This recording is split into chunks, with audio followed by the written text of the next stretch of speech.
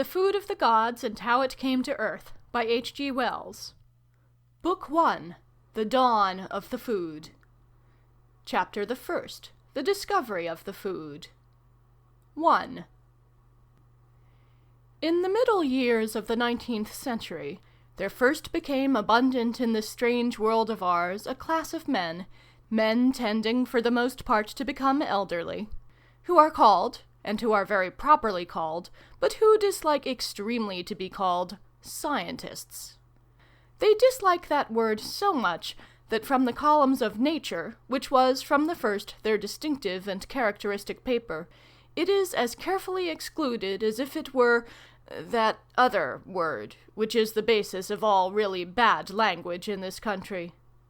But the great public and its press know better, and scientists they are, and when they emerge to any sort of publicity, distinguished scientists, and eminent scientists, and well-known scientists, is the very least we call them.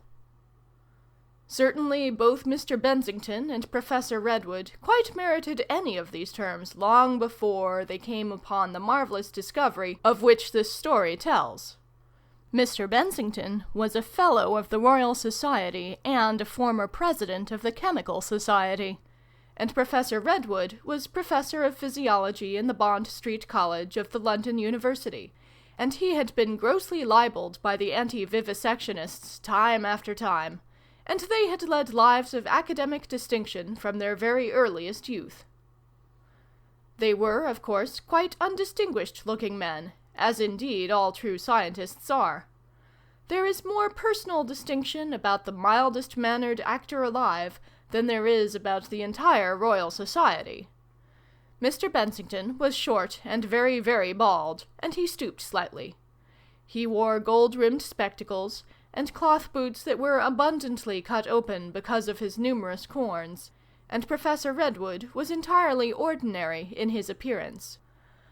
Until they happened upon the food of the gods, as I must insist upon calling it, they led lives of such eminent and studious obscurity that it is hard to find anything whatever to tell the reader about them. Mr. Bensington won his spurs, if one may use such an expression of a gentleman in boots of slashed cloth, by his splendid researches upon the more toxic alkaloids, and Professor Redwood rose to eminence. I do not clearly remember how he rose to eminence. I know he was very eminent, and that's all. Things of this sort grow.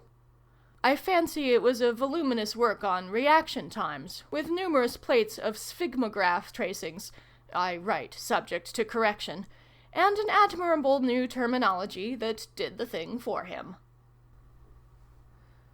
The general public saw little or nothing of either of these gentlemen. Sometimes at places like the Royal Institution and the Society of Arts, it did in a sort of way see Mr. Bensington, or at least his blushing baldness, and something of his collar and coat, and hear fragments of a lecture or paper that he imagined himself to be reading audibly. And once I remember, one midday in the vanished past, when the British Association was at Dover, coming on Section C or D or some such letter, which had taken up its quarters in a public-house, and following two serious-looking ladies with paper parcels, out of mere curiosity through a door labeled billiards and pool into a scandalous darkness, broken only by a magic lantern circle of Redwood's tracings.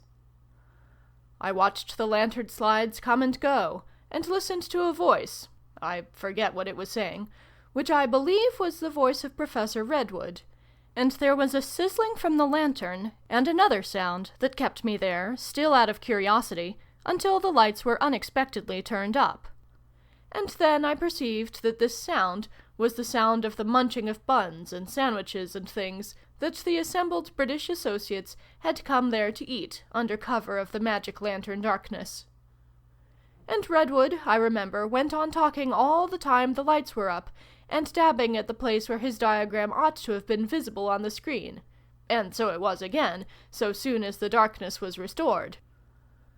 I remember him then as a most ordinary, slightly nervous-looking dark man, with an air of being preoccupied with something else, and doing what he was doing just then under an unaccountable sense of duty.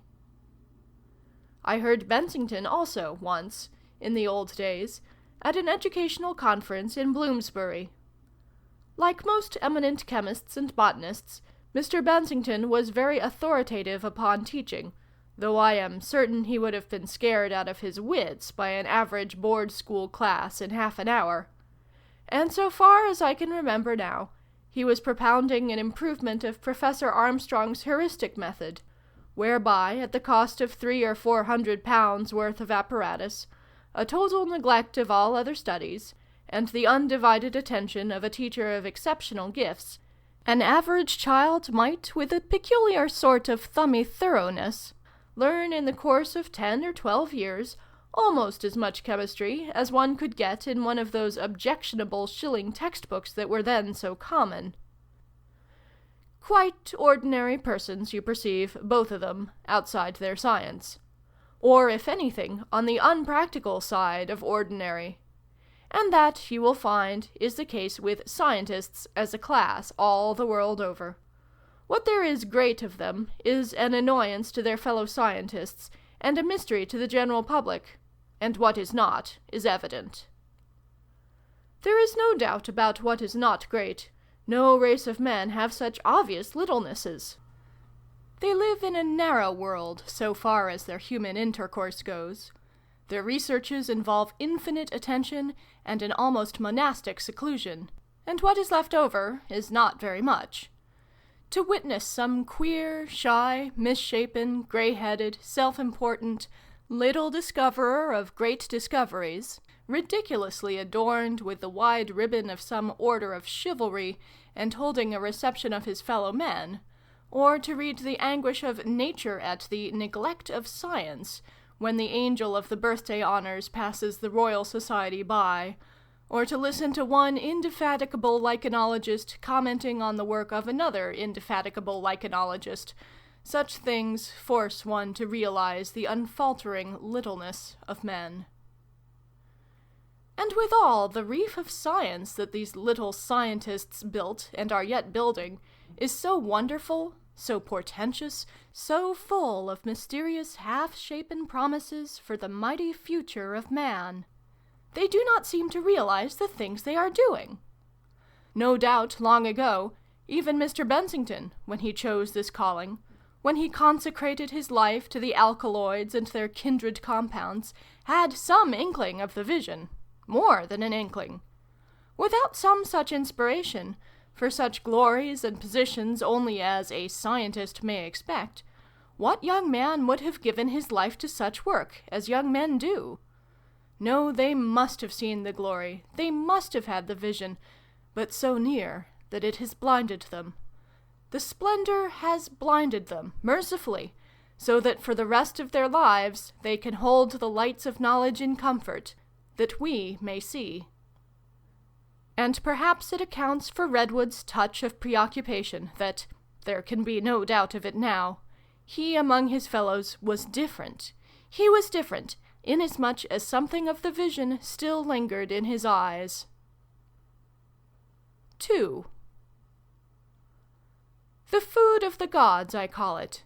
This substance that Mr. Bensington and Professor Redwood made between them, and, having regard now to what it has already done, and all that it is certainly going to do, there is surely no exaggeration in the name. So I shall continue to call it, therefore, throughout my story. But Mr. Bensington would no more have called it that in cold blood than he would have gone out from his flat in Sloane Street, clad in regal scarlet and with a wreath of laurel. The phrase was a mere cry of astonishment from him. He called it the food of the gods in his enthusiasm, and for an hour or so at the most altogether. After that he decided he was being absurd. When he first thought of the thing, he saw, as it were, a vista of enormous possibilities, literally enormous possibilities, but upon this dazzling vista, after one stare of amazement, he resolutely shut his eyes, even as a conscientious scientist should. After that, the food of the gods sounded blatant to the pitch of indecency. He was surprised he had used the expression. Yet, for all that, something of the clear-eyed moment hung about him, and broke out ever and again. Really, you know," he said, rubbing his hands together and laughing nervously, "it has more than a theoretical interest.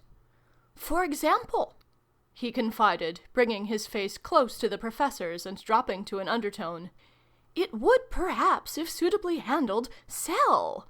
Precisely," he said, walking away, "as a food, or at least a food ingredient. Assuming, of course, that it is palatable, a thing we cannot know till we have prepared it." He turned upon the hearthrug and studied the carefully designed slits upon his cloth shoes. "Name?" he said, looking up in response to an inquiry. "For my part, I incline to the good old classical illusion. It makes science gives it a touch of old-fashioned dignity. I have been thinking, I don't know if you will think it absurd of me. A little fancy is surely occasionally permissible. Heracleophobia. The nutrition of a possible Hercules. You know it might. Of course, if you think not." Redwood reflected with his eyes on the fire, and made no objection. "You think it would do?" Redwood moved his head gravely. "It might be titanophobia, you know. Food of titans. You prefer the former?" "You're quite sure you don't think it a little too—" "No." "Ah, I'm glad." And so they called it Heracleophobia throughout their investigations, and in their report, the report that was never published, because of the unexpected developments that upset all their arrangements, it is invariably written in that way. There were 3 kindred substances prepared before they hit on the one their speculations had foretold, and these they spoke of as Heracleophobia 1, Heracleophobia 2, and Heracleophobia 3. It is Heracleophobia 4 which I, insisting upon Bensington's original name, call here the food of the gods. 3. The idea was Mr. Bensington's, but as it was suggested to him by one of Professor Redwood's contributions to the Philosophical Transactions, he very properly consulted that gentleman before he carried it further. Besides which, it was, as a research, a physiological, quite as much as a chemical, inquiry. Professor Redwood was one of those scientific men who are addicted to tracings and curves. You are familiar, if you are at all the sort of reader I like, with the sort of scientific paper I mean. It is a paper you cannot make head nor tail of, and at the end come 5 or 6 long folded diagrams that open out and show peculiar zigzag tracings, flashes of lightning overdone, or sinuous inexplicable things called smoothed curves, set up on ordinates and rooting in abscissae, and things like that. You puzzle over the thing for a long time, and end with a suspicion that not only do you not understand it, but that the author does not understand it either. But really, you know, many of these scientific people understand the meaning of their own papers quite well. It is simply a defect of expression that raises the obstacle between us. I am inclined to think that Redwood thought in tracings and curves. And after his monumental work upon reaction times, the unscientific reader is exhorted to stick to it for a little bit longer, and everything will be clear as daylight. Redwood began to turn out smoothed curves and sphygmographeries upon growth, and it was one of his papers upon growth that really gave Mr. Bensington his idea. Redwood, you know, had been measuring growing things of all sorts: kittens, puppies, sunflowers, mushrooms, bean plants, and, until his wife put a stop to it, his baby, and he showed that growth went on, not at a regular pace, or as he put it, so. Diagram of a straight line going gently upwards. But with bursts and intermissions of this sort. Diagram of a line going gently up by steps. And that apparently nothing grew regularly and steadily, and so far as he could make out, nothing could grow regularly and steadily. It was as if every living thing had just to accumulate force to grow, grew with vigor only for a time, and then had to wait for a space before it could go on growing again. And in the muffled and highly technical language of the really careful scientist, Redwood suggested that the process of growth probably demanded the presence of a considerable quantity of some necessary substance in the blood that was only formed very slowly, and that when this substance was used up by growth, it was only very slowly replaced, and that meanwhile the organism had to mark time. He compared his unknown substance to oil in machinery. A growing animal was rather like an engine, he suggested, that can move a certain distance and must then be oiled before it can run again. "But why shouldn't one oil the engine from without?" said Mr. Bensington when he read the paper. And all this, said Redwood, with the delightful nervous inconsecutiveness of his class, might very probably be found to throw a light upon the mystery of certain of the ductless glands, as though they had anything to do with it at all. In a subsequent communication, Redwood went further. He gave a perfect Brock's benefit of diagrams, exactly like rocket trajectories they were, and the gist of it, so far as it had any gist, was that the blood of puppies and kittens, and the sap of sunflowers, and the juice of mushrooms in what he called the growing phase, differed in the proportion of certain elements from their blood and sap on the days when they were not particularly growing. And when Mr. Bensington, after holding the diagrams sideways and upside down, began to see what this difference was, a great amazement came upon him. Because, you see, the difference might probably be due to the presence of just the very substance he had recently been trying to isolate in his researches upon such alkaloids as are most stimulating to the nervous system.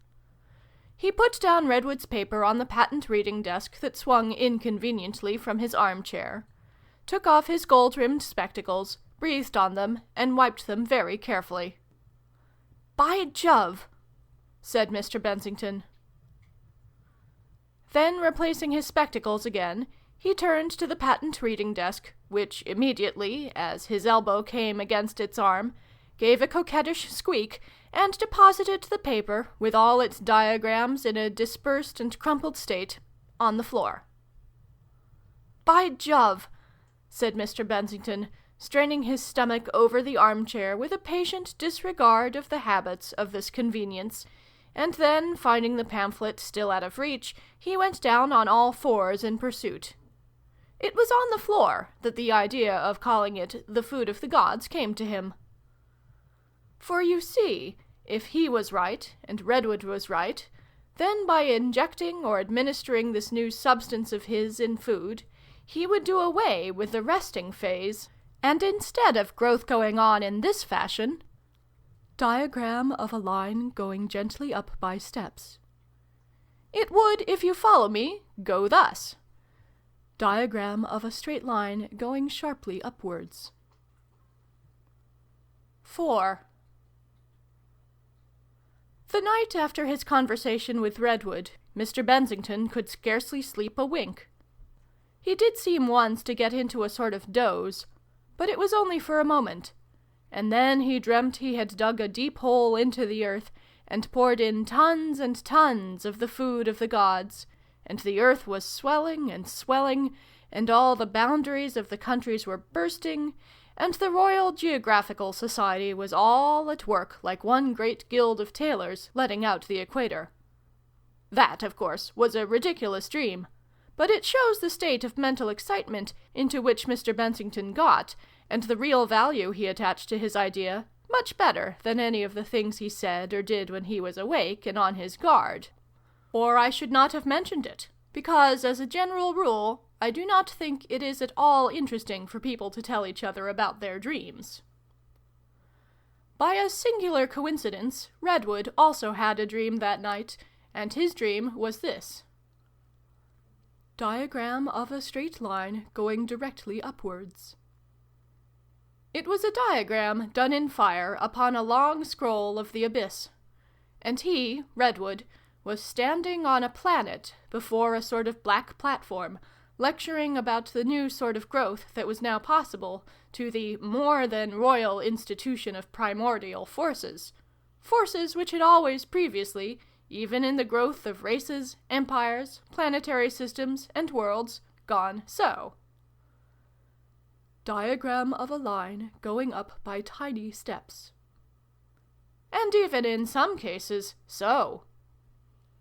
Diagram of a line going gently up by steps, then curving downwards again.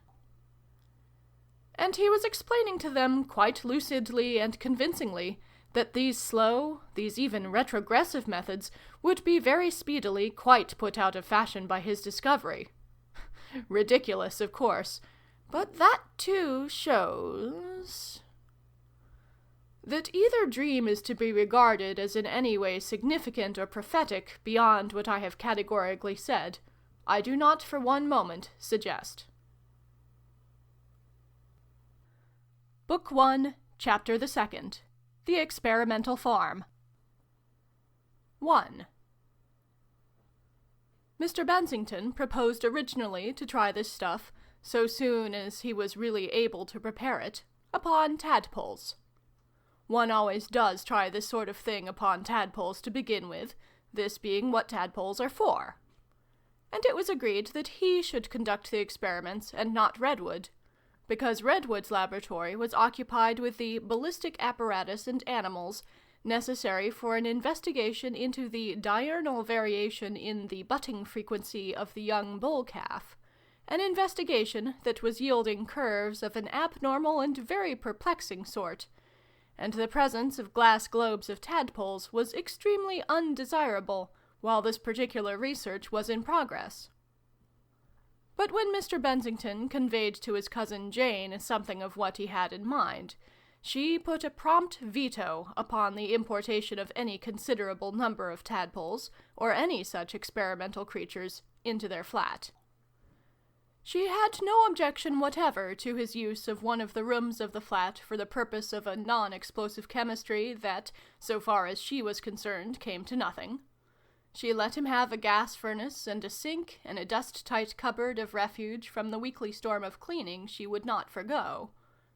And, having known people addicted to drink, she regarded his solicitude for distinction in learned societies as an excellent substitute for the coarser form of depravity. But any sort of living things in quantity, wriggly, as they were bound to be alive, and smelly, dead, she could not and would not abide. She said these things were certain to be unhealthy, and Bensington was notoriously a delicate man. It was nonsense to say he wasn't. And when Bensington tried to make the enormous importance of all this possible discovery clear, she said that it was all very well, but if she consented to his making everything nasty and unwholesome in the place, and that was what it all came to, then she was certain he would be the first to complain. And Mr. Bensington went up and down the room, regardless of his corns, and spoke to her quite firmly and angrily, without the slightest effect. He said that nothing ought to stand in the way of the advancement of science, and she said that the advancement of science was one thing, and having a lot of tadpoles in a flat was another. He said that in Germany it was an ascertained fact that a man with an idea like his would at once have 20,000 properly fitted cubic feet of laboratory placed at his disposal, and she said she was glad and always had been glad that she was not a German. He said that it would make him famous forever, and she said it was much more likely to make him ill to have a lot of tadpoles in a flat like theirs. He said he was master in his own house, and she said that rather than wait on a lot of tadpoles, she'd go as matron to a school. And then he asked her to be reasonable, and she asked him to be reasonable then, and give up all this about tadpoles. And he said she might respect his ideas, and she said not if they were smelly she wouldn't. And then he gave way completely, and said, in spite of the classical remarks of Huxley upon the subject, a bad word. Not a very bad word it was, but bad enough. And after that she was greatly offended and had to be apologized to, and the prospect of ever trying the food of the gods upon tadpoles in their flat, at any rate, vanished completely in the apology. So Bensington had to consider some other way of carrying out these experiments in feeding that would be necessary to demonstrate his discovery, so soon as he had his substance isolated and prepared. For some days he meditated upon the possibility of boarding out his tadpoles with some trustworthy person, and then the chance sight of the phrase in a newspaper turned his thoughts to an experimental farm. And chicks. Directly he thought of it as a poultry farm. He was suddenly taken with a vision of wildly growing chicks. He conceived a picture of coops and runs, outsize and still more outsize coops, and runs progressively larger. Chicks are so accessible, so easily fed and observed, so much drier to handle and measure, that for his purpose tadpoles seemed to him now, in comparison with them, quite wild and uncontrollable beasts. He was quite puzzled to understand why he had not thought of chicks instead of tadpoles from the beginning. Among other things, it would have saved all this trouble with his cousin Jane. And when he suggested this to Redwood, Redwood quite agreed with him. Redwood said that in working so much upon needlessly small animals, he was convinced experimental physiologists made a great mistake. It is exactly like making experiments in chemistry with an insufficient quantity of material. Errors of observation and manipulation become disproportionately large. It was of extreme importance just at present that scientific men should assert their right to have their material big. That was why he was doing his present series of experiments at the Bond Street College upon bull calves, in spite of a certain amount of inconvenience to the students and professors of other subjects, caused by their incidental levity in the corridors. But the curves he was getting were quite exceptionally interesting, and would, when published, amply justify his choice. For his own part, were it not for the inadequate endowment of science in this country, he would never, if he could avoid it, work on anything smaller than a whale. But a public vivarium on a sufficient scale to render this possible was, he feared at present, in this country at any rate, a utopian demand. In Germany, etc. As Redwood's bull calves needed his daily attention, the selection and equipment of the experimental farm fell largely on Bensington. The entire cost also was, it was understood, to be defrayed by Bensington, at least until a grant could be obtained. Accordingly, he alternated his work in the laboratory of his flat with farm hunting up and down the lines that run southward out of London, and his peering spectacles, his simple baldness, and his lacerated cloth shoes filled the owners of numerous undesirable properties with vain hopes. And he advertised in several daily papers and Nature for a responsible couple, married, punctual, active, and used to poultry, to take entire charge of an experimental farm of 3 acres. He found the place he seemed in need of at Hickley-brow, near Ershot, in Kent. It was a queer little isolated place, in a dell surrounded by old pine woods that were black and forbidding at night. A humped shoulder of down cut it off from the sunset, and a gaunt well with a shattered penthouse dwarfed the dwelling. The little house was creeperless, several windows were broken, and the cart shed had a black shadow at midday. It was 1.5 miles from the end house of the village, and its loneliness was very doubtfully relieved by an ambiguous family of echoes. The place impressed Bensington as being eminently adapted to the requirements of scientific research. He walked over the premises, sketching out coops and runs with a sweeping arm, and he found the kitchen capable of accommodating a series of incubators and foster mothers with the very minimum of alteration. He took the place there and then. On his way back to London, he stopped at Dunton Green, and closed with an eligible couple that had answered his advertisements, and that same evening he succeeded in isolating a sufficient quantity of Heracleophobia 1 to more than justify these engagements. The eligible couple, who were destined under Mr. Bensington to be the first almoners on earth of the food of the gods, were not only very perceptibly aged, but also extremely dirty. This latter point Mr. Bensington did not observe, because nothing destroys the powers of general observation quite so much as a life of experimental science. They were named Skinner, Mr. and Mrs. Skinner, and Mr. Bensington interviewed them in a small room with hermetically sealed windows, a spotted overmantel looking-glass, and some ailing calceolarias. Mrs. Skinner was a very little old woman, capless, with dirty white hair drawn back very, very tightly from a face that had begun by being chiefly, and was now, through the loss of teeth and chin, and the wrinkling up of everything else, ended by being almost exclusively nose. She was dressed in slate color, so far as her dress had any color, slashed in one place with red flannel. She let him in and talked to him guardedly, and peered at him round and over her nose, while Mr. Skinner, she alleged, made some alteration in his toilette. She had one tooth that got into her articulation, and she held her two long wrinkled hands nervously together. She told Mr. Bensington that she had managed fowls for years, and knew all about incubators. In fact, they themselves had run a poultry farm at one time, and it had only failed at last through the want of pupils. "It's the pupils as pay," said Mrs. Skinner. Mr. Skinner, when he appeared, was a large-faced man, with a lisp, and a squint that made him look over the top of your head, slashed slippers that appealed to Mr. Bensington's sympathies, and a manifest shortness of buttons. He held his coat and shirt together with one hand, and traced patterns on the black and gold tablecloth with the index finger of the other, while his disengaged eye watched Mr. Bensington's sword of Damocles, so to speak, with an expression of sad detachment. "You don't want to run this farm for profit. No, sir. It's all the same, sir. Experiments, precisely." He said they could go to the farm at once. He was doing nothing at Dunton Green except a little tailoring.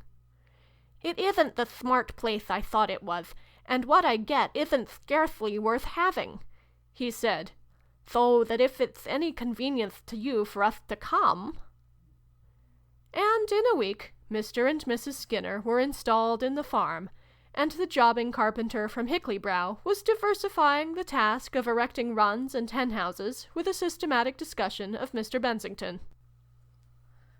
"I haven't seen much of him yet," said Mr. Skinner. "But as far as I can make him out, he seems to be a stupid old fool." "I thought he seemed a bit dotty," said the carpenter from Hickley-Brow. "He fancies himself about poultry," said Mr. Skinner. "Oh, my goodness, you'd think nobody knew nothing about poultry except him." "He looks like a hen," said the carpenter from Hickley-Brow. "What with them spectacles of his?" Mr. Skinner came closer to the carpenter from Hickley-Brow, and spoke in a confidential manner, and one sad eye regarded the distant village, and one was bright and wicked. "Got to be methered every blessed day, every blessed un, he says, so as to see they grow properly. What-o, hey? Every blessed un, every blessed day." And Mr. Skinner put up his hand to laugh behind it in a refined and contagious manner, and humped his shoulders very much, and only the other eye of him failed to participate in his laughter. Then, doubting if the carpenter had quite got the point of it, he repeated in a penetrating whisper, "Methered." "He's worse than our old governor. I'm dratted if he ain't," said the carpenter from Hickley-Brow. 2. Experimental work is the most tedious thing in the world, unless it be the reports of it in the Philosophical Transactions, and it seemed a long time to Mr. Bensington before his first dream of enormous possibilities was replaced by a crumb of realization. He had taken the experimental farm in October, and it was May before the first inklings of success began. Heracleophobia 1 and 2 and 3 had to be tried, and failed. There was trouble with the rats of the experimental farm, and there was trouble with the Skinners. The only way to get Skinner to do anything he was told to do was to dismiss him. Then he would rub his unshaven chin. He was always unshaven, most miraculously, and yet never bearded, with a flattened hand, and look at Mr. Bensington with one eye and over him with the other, and say, "Ooh, of course, sir, if you're serious." But at last success dawned, and its herald was a letter in the long, slender handwriting of Mr. Skinner. "The new brood are out," wrote Mr. Skinner, "and don't quite like the look of them. Growing very rank, quite unlike what the similar lot was before your last directions was given. The last, before the cat got them, was a very nice stocky chick, but these are growing like thistles. I never saw. They peck so hard, striking above boot top, that am unable to give exact measures as requested. They are regular giants, and eating as such. We shall want more corn very soon, for you never saw such chicks to eat. Bigger than bantams. Going on at this rate, they ought to be a bird for show, rank as they are. Plymouth Rocks won't be in it. Had a scare last night, thinking that cat was at them, and when I looked out at the window, could have sworn I see her getting in under the wire. The chicks was all awake and pecking about hungry when I went out, but could not see anything of the cat, so gave them a peck of corn and fastened up safe. Shall be glad to know if the feeding to be continued as directed. Food you mixed is pretty near all gone, and do not like to mix any more myself on account of the accident with the pudding. With best wishes from us both, and soliciting continuance of esteemed favours, respectfully yours, Alfred Newton Skinner. The allusion towards the end referred to a milk pudding with which some Heracleophobia too had got itself mixed, with painful and very nearly fatal results to the Skinners. But Mr. Bensington, reading between the lines, saw in this rankness of growth the attainment of his long-sought goal. The next morning he alighted at Ershot Station, and in the bag in his hand he carried, sealed in 3 tins, a supply of the food of the gods sufficient for all the chicks in Kent. It was a bright and beautiful morning late in May, and his corns were so much better that he resolved to walk through Hickley-brow to his farm. It was 3 miles and a half altogether, through the park and village, and then along the green glades of the Hickley-brow preserves. The trees were all dusted with the green spangles of high spring, the hedges were full of stitchwort and campion, and the woods of blue hyacinths and purple orchid. And everywhere there was a great noise of birds, thrushes, blackbirds, robins, finches, and many more. And in one warm corner of the park some bracken was unrolling, and there was a leaping and rushing of fallow deer. These things brought back to Mr. Bensington his early and forgotten delight in life. Before him the promise of his discovery grew bright and joyful, and it seemed to him that, indeed, he must have come upon the happiest day in his life. And when, in the sunlit run by the sandy bank, under the shadow of the pine trees, he saw the chicks that had eaten the food he had mixed for them, gigantic and gawky, bigger already than many a hen that is married and settled, and still growing, still in their first soft yellow plumage, just faintly marked with brown along the back, he knew indeed that his happiest day had come. At Mr. Skinner's urgency, he went into the run. But after he had been pecked through the cracks in his shoes once or twice, he got out again, and watched these monsters through the wire netting. He peered close to the netting, and followed their movements as though he had never seen a chick before in his life. "What they'll be when they're grown up is impossible to think," said Mr. Skinner. "Big as a horse," said Mr. Bensington. "Pretty near," said Mr. Skinner. "Several people could dine off a wing," said Mr. Bensington. "They'd cut up into joints like butcher's meat." "They won't go on growing at this pace, though," said Mr. Skinner. "No?" said Mr. Bensington. "No," said Mr. Skinner. "I know this sort. They begin rank, but they don't go on, bless you. No." There was a pause. "It's management," said Mr. Skinner modestly. Mr. Bensington turned his glasses on him suddenly.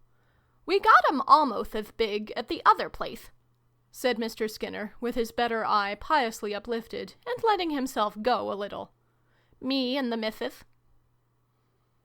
Mr. Bensington made his usual general inspection of the premises, but he speedily returned to the new run. It was, in truth, ever so much more than he had dared to expect. The course of science is so tortuous and so slow. After the clear promises and before the practical realization arrives, there comes almost always year after year of intricate contrivance, and here was the food of the gods arriving after less than a year of testing. It seemed too good, too good. The hope deferred, which is the daily food of the scientific imagination, was to be his no more. So at least it seemed to him then. He came back and stared at these stupendous chicks of his, time after time. "Let me see," he said. "They're 10 days old. And by the side of an ordinary chick, I should fancy about 6 or 7 times as big." "It's about time we arst for a rise in screw," said Mr. Skinner to his wife. "He's as pleased as punts about the way we got those chicks on in the further run. Pleased as punts, he is." He bent confidentially towards her. "Thinks it's that old food of his," he said behind his hand, and made a noise of suppressed laughter in his pharyngeal cavity. Mr. Bensington was indeed a happy man that day. He was in no mood to find fault with details of management. The bright day certainly brought out the accumulating slovenliness of the Skinner couple more vividly than he had ever seen it before, but his comments were of the gentlest. The fencing of many of the runs was out of order, but he seemed to consider it quite satisfactory when Mr. Skinner explained that it was a fox or a dog or something did it. He pointed out that the incubator had not been cleaned. "That it hasn't, sir," said Mrs. Skinner, with her arms folded, smiling coyly behind her nose. "We don't seem to have had time to clean it, not since we been here." He went upstairs to see some rat holes that Skinner said would justify a trap. They certainly were enormous. And discovered that the room in which the food of the gods was mixed with meal and bran was in a quite disgraceful disorder. The Skinners were the sort of people who find a use for cracked saucers and old cans and pickle jars and mustard boxes, and the place was littered with these. In one corner, a great pile of apples that Skinner had saved was decaying, and from a nail in the sloping part of the ceiling hung several rabbit skins, upon which he proposed to test his gift as a furrier. "There isn't much about furs and things that I don't know," said Skinner. Mr. Bensington certainly sniffed critically at this disorder, but he made no unnecessary fuss, and even when he found a wasp regaling itself in a gallipot half full of Heracleophobia 4, he simply remarked mildly that his substance was better sealed from the damp than exposed to the air in that manner. And he turned from these things at once to remark what had been for some time in his mind. "I think, Skinner, I shall kill one of these chicks as a specimen. I think we will kill it this afternoon, and I will take it back with me to London." He pretended to peer into another gallipot, and then took off his spectacles to wipe them. "I should like," he said, "I should like very much to have some relic, some memento of this particular brood at this particular day. By the by," he said, "you don't give those little chicks meat." "Oh, no, sir," said Skinner. "I can assure you, sir, we know far too much about the management of fowls of all descriptions to do anything of that sort." "Quite sure you don't throw your dinner refuse? I thought I noticed the bones of a rabbit scattered about the far corner of the run." But when they came to look at them, They found they were the larger bones of a cat, picked very clean and dry. 3. "That's no chick," said Mr. Bensington's cousin Jane. "Well, I should think I knew a chick when I saw it," said Mr. Bensington's cousin Jane hotly. "It's too big for a chick, for one thing, and besides, you can see perfectly well it isn't a chick. It's more like a bustard than a chick." "For my part," said Redwood, reluctantly allowing Bensington to drag him into the argument, "I must confess that, considering all the evidence—" "Oh, if you do that," said Mr. Bensington's cousin Jane, "instead of using your eyes like a sensible person—" "Well, but really, Miss Bensington—" "Oh, go on," said cousin Jane. "You men are all alike." "Considering all the evidence, this certainly falls within the definition. No doubt it's abnormal and hypertrophied, but still, especially since it was hatched from the egg of a normal hen. Yes, I think, Miss Bensington, I must admit, this, so far as one can call it anything, is a sort of chick." "You mean it's a chick?" said cousin Jane. "I think it's a chick," said Redwood. "What nonsense!" said Mr. Bensington's cousin Jane, and, directed at Redwood's head. "I haven't patience with you." And then suddenly she turned about and went out of the room with a slam. "And it's a very great relief for me to see it too, Bensington," said Redwood, when the reverberation of the slam had died away. "In spite of its being so big." Without any urgency from Mr. Bensington, he sat down in the low armchair by the fire, and confessed to proceedings that, even in an unscientific man, would have been indiscreet. "You will think it very rash of me, Bensington, I know," he said. "But the fact is, I put a little, not very much of it, but some, into baby's bottle very nearly a week ago." "But suppose—" cried Mr. Bensington. "I know," said Redwood, and glanced at the giant chick upon the plate on the table. "It's turned out all right, thank goodness." And he felt in his pockets for his cigarettes. He gave fragmentary details. "Poor little chap wasn't putting on weight. Desperately anxious. Winkle's a frightful duffer. Former pupil of mine. No good. Mrs. Redwood, unmitigated confidence in Winkle's. You know, man with a manner like a cliff, towering. No confidence in me, of course. Taught Winkle's. Scarcely allowed in the nursery. Something had to be done. Slipped in while the nurse was at breakfast. Got at the bottle." "But he'll grow," said Mr. Bensington. "He's growing. 27 ounces last week. You should hear Winkle's. It's management, he said." "Dear me, that's what Skinner says." Redwood looked at the chick again. "The bother is to keep it up," he said. "They won't trust me in the nursery alone, because I tried to get a growth curve out of Georgina Phyllis, you know. And how I'm to give him a second dose—" "Need you?" "He's been crying 2 days. Can't get on with his ordinary food again anyhow. He wants some more now." "Tell Winkles!" "Hang Winkles," said Redwood. "You might get at Winkles and give him powders to give the child."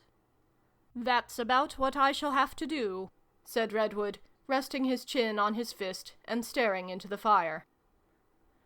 Bensington stood for a space, smoothing the down on the breast of the giant chick. "They will be monstrous fowls," he said. "They will," said Redwood, still with his eyes on the glow. "Big as horses," said Bensington. "Bigger," said Redwood. "That's just it." Bensington turned away from the specimen. "Redwood," he said, "these fowls are going to create a sensation." Redwood nodded his head at the fire. "And by Jove," said Bensington, coming round suddenly with a flash in his spectacles, "so will your little boy." "That's just what I'm thinking of," said Redwood. He sat back, sighed, threw his unconsumed cigarette into the fire, and thrust his hands deep into his trousers pockets. That's precisely what I'm thinking of. This Heracleophobia is going to be queer stuff to handle. The pace that chick must have grown at. A little boy growing at that pace, said Mr. Bensington slowly, and stared at the chick as he spoke. I say, said Bensington, he'll be big. I shall give him diminishing doses, said Redwood, or at any rate Winkles will. It's rather too much of an experiment. Much. Yet still, you know, I must confess, some baby will sooner or later have to try it.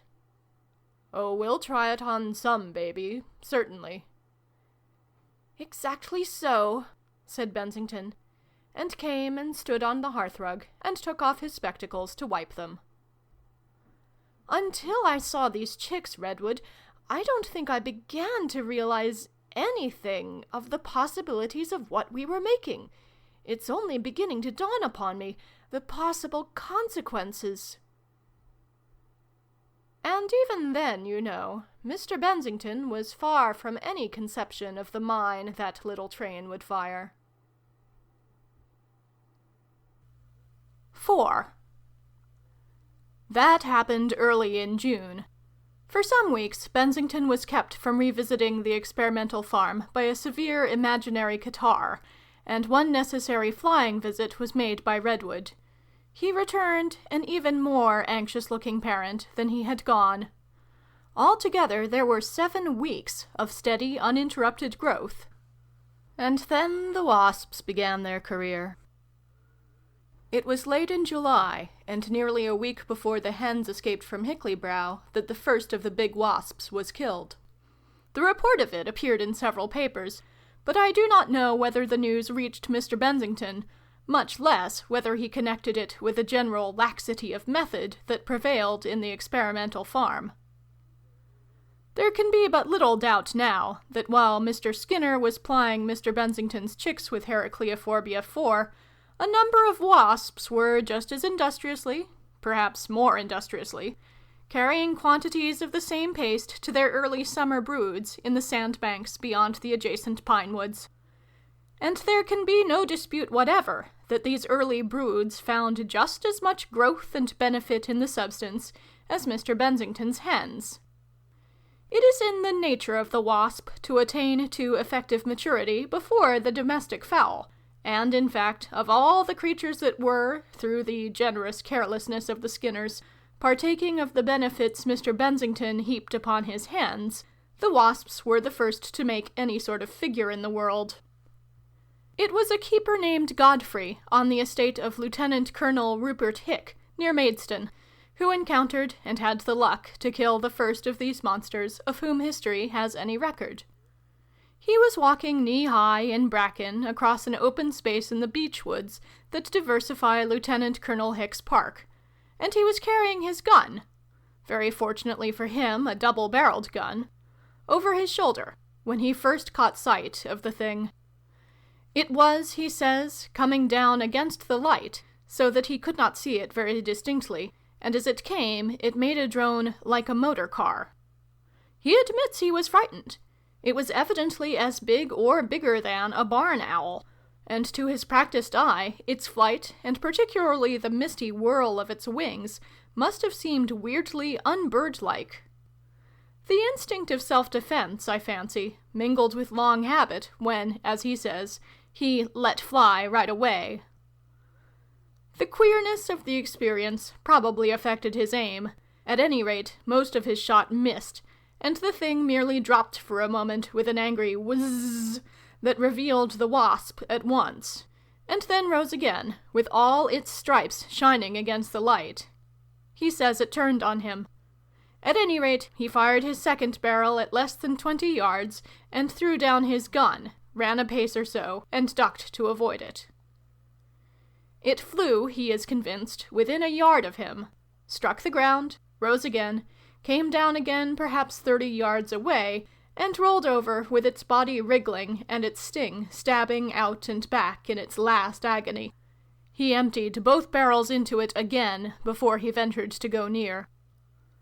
When he came to measure the thing, he found it was 27.5 inches across its open wings, and its sting was 3 inches long. The abdomen was blown clean off from its body, but he estimated the length of the creature from head to sting as 18 inches, which is very nearly correct. Its compound eyes were the size of penny pieces. That is the first authenticated appearance of these giant wasps. The day after, a cyclist riding, feet up, down the hill between Sevenoaks and Tonbridge, very narrowly missed running over a second of these giants that was crawling across the roadway. His passage seemed to alarm it, and it rose with a noise like a sawmill. His bicycle jumped the footpath in the emotion of the moment, and when he could look back, the wasp was soaring away above the woods towards Westerham. After riding unsteadily for a little time, he put on his brake, dismounted. He was trembling so violently that he fell over his machine in doing so, and sat down by the roadside to recover. He had intended to ride to Ashford, but he did not get beyond Tonbridge that day. After that, curiously enough, there is no record of any big wasps being seen for 3 days. I find on consulting the meteorological record of those days that they were overcast and chilly, with local showers, which may perhaps account for this intermission. Then on the 4th day came blue sky and brilliant sunshine, and such an outburst of wasps as the world had surely never seen before. How many big wasps came out that day, it is impossible to guess. There were at least 50 accounts of their apparition. There was one victim, a grocer, who discovered one of these monsters in a sugar cask, and very rashly attacked it with a spade as it rose. He struck it to the ground for a moment, and it stung him through the boot as he struck at it again and cut its body in half. He was first dead of the 2. The most dramatic of the 50 appearances was certainly that of the wasp that visited the British Museum about midday, dropping out of the blue serene upon one of the innumerable pigeons that feed in the courtyard of that building, and flying up to the cornice to devour its victim at leisure. After that it crawled for a time over the museum roof, entered the dome of the reading room by a skylight, buzzed about inside it for some little time, there was a stampede among the readers, and at last found another window and vanished again with a sudden silence from human observation. Most of the other reports were of mere passings or descents. A picnic party was dispersed at Aldington Knoll, and all its sweets and jam consumed, and a puppy was killed and torn to pieces near Whitstable, under the very eyes of its mistress. The streets that evening resounded with the cry. The newspaper placards gave themselves up exclusively in the biggest of letters to the gigantic wasps in Kent.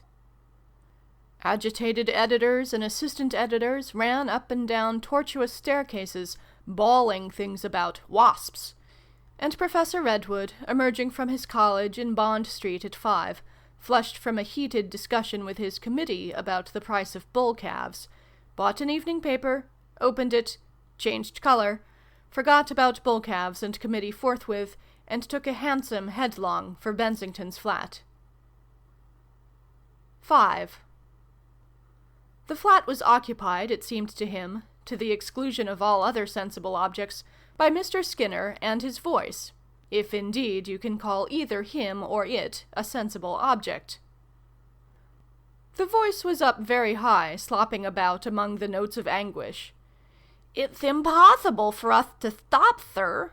We've stopped on, hoping things would get better, and they've only got worse, sir. It isn't only the wasps, sir. There's big earwigs, sir. Big as that, sir." He indicated all his hand and about 3 inches of fat, dirty wrist. "They pretty near give Mrs. Skinner fits, sir. And the stinging nettles by the run, sir, they're growing, sir. And the canary creeper, sir, what we sowed near the sink, sir, it puts its tendrils through the window in the night, sir, and very nearly caught Mrs. Skinner by the legs, sir. It's that food of yours, sir. Wherever we splashed it about, sir, a bit, it's that everything growing ranker, sir, than I ever thought anything could grow. It's impossible to stop a month, sir. It's more than our lives are worth, sir. Even if the wasps don't sting us, we shall be suffocated by the creeper, sir. You can't imagine, sir, unless you come down to see, sir. He turned his superior eye to the cornice above Redwood's head. How do we know the rats haven't got it, sir? That's what I think of most, sir. I haven't seen any big rats, sir, but how do I know, sir? We've been frightened for days because of the earwigs we've seen. Like lobsters they was. 2 of 'em, sir. And the frightful way the canary creeper was growing. And directly I heard the wasps, directly I heard 'em, sir, I understood. I didn't wait for nothing except to throw on a button I'd lost, and then I came on up. Even now, sir, I'm 'arf wild with anxiety, sir. How do I know what's happening to Mrs. Skinner, sir? There's a creeper growing all over the place like a snake, sir. So help me, but you have to watch it, sir, and jump out of its way. And the earwig's getting bigger and bigger, and the wasps, she hasn't even got a blue bag, sir. If anything should happen, sir. But the hens, said Mr. Bensington. How are the hens? We fed 'em up to yesterday, so help me, said Mr. Skinner. But this morning we didn't dare, sir. The noise of the wasps was something awful, sir. They was coming out, dozens, as big as ends. I says to her, I says, you'd just sew me on a button or 2, I says, for I can't go to London like this, I says, and I'll go up to Mr. Bensington, I says, and explain things to him. And you stop in this room till I come back to you, I says, and keep the windows shut just as tight as ever you can, I says. If you hadn't been so confoundedly untidy, began Redwood. Oh, don't say that, sir, said Skinner. Not now, sir. Not with me so distressed, sir, about Mrs. Skinner, sir. Oh, don't, sir. I haven't the art to argue with you. So help me, sir, I haven't. It's the rats I keep a-thinking of. How do I know they haven't got at Mrs. Skinner while I've been up here? And you haven't got a solitary measurement of all these beautiful growth curves, said Redwood. I been too upset, sir, said Mr. Skinner.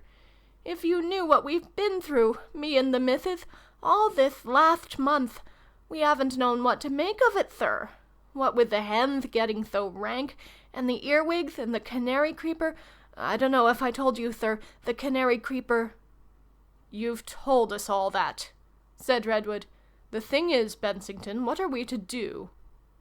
What are we to do? Said Mr. Skinner. You'll have to go back to Mrs. Skinner, said Redwood. You can't leave her there alone all night. Not alone, sir, I don't. Not if there was a dozen Mrs. Skinners. It's Mr. Bensington. Nonsense, said Redwood. The wasps will be all right at night, and the earwigs will get out of your way. But about the rats? There aren't any rats, said Redwood. 6. Mr. Skinner might have forgone his chief anxiety. Mrs. Skinner did not stop out her day. About 11, the canary creeper, which had been quietly active all the morning, began to clamber over the window and darken it very greatly, and the darker it got, the more and more clearly Mrs. Skinner perceived that her position would speedily become untenable, and also that she had lived many ages since Skinner went. She peered out of the darkling window, through the stirring tendrils, for some time, and then went very cautiously and opened the bedroom door and listened. Everything seemed quiet, and so, tucking her skirts high about her, Mrs. Skinner made a bolt for the bedroom, and, having first looked under the bed and locked herself in, proceeded with the methodical rapidity of an experienced woman to pack for departure. The bed had not been made, and the room was littered with pieces of the creeper that Skinner had hacked off in order to close the window overnight, but these disorders she did not heed. She packed in a decent sheet. She packed all her own wardrobe and a velveteen jacket that Skinner wore in his finer moments, and she packed a jar of pickles that had not been opened, and so far she was justified in her packing. But she also packed 2 of the hermetically closed tins containing Heracleophobia 4 that Mr. Bensington had brought on his last visit. She was honest, good woman, but she was a grandmother, and her heart had burned within her to see such good growth lavished on a lot of dratted chicks. And having packed all these things, she put on her bonnet, took off her apron, tied a new bootlace round her umbrella, and, after listening for a long time at door and window, opened the door and sallied out into a perilous world. The umbrella was under her arm, and she clutched the bundle with 2 gnarled and resolute hands. It was her best Sunday bonnet, and the 2 poppies that reared their heads amidst its splendors of band and bead seemed instinct with the same tremulous courage that possessed her. The features about the roots of her nose wrinkled with determination. She had had enough of it. All alone there! Skinner might come back there if he liked. She went out by the front door, going that way not because she wanted to go to Hickley-Brow — her goal was Cheesing Eyebright, where her married daughter resided, but because the back door was impassable on account of the canary creeper that had been growing so furiously ever since she upset the can of food near its roots. She listened for a space and closed the front door very carefully behind her. At the corner of the house, she paused and reconnoitered. An extensive sandy scar upon the hillside beyond the pine woods marked the nest of the giant wasps, and this she studied very earnestly. The coming and going of the morning was over. Not a wasp chanced to be in sight then, and except for a sound scarcely more perceptible than a steam wood-saw at work amidst the pines would have been, everything was still. As for earwigs, she could not see one. Down among the cabbage, indeed, something was stirring, but it might just as probably be a cat stalking birds. She watched this for a time. She went a few paces past the corner, came in sight of the run containing the giant chicks, and stopped again. "Ah!" she said, and shook her head slowly at the sight of them. They were at that time about the height of emus, but of course much thicker in the body, a larger thing altogether. They were all hens, and 5 all told, now that the 2 cockerels had killed each other. She hesitated at their drooping attitudes. "Poor dears," she said, and put down her bundle. "They've got no water, and they've had no food these 24 hours. And such appetites, too, as they have." She put a lean finger to her lips and communed with herself. Then this sturdy old woman did what seems to me a quite heroic deed of mercy. She left her bundle and umbrella in the middle of the brick path, and went to the well and drew no fewer than 3 pailfuls of water for the chicken's empty trough, and then while they were all crowding about that, she undid the door of the run very softly.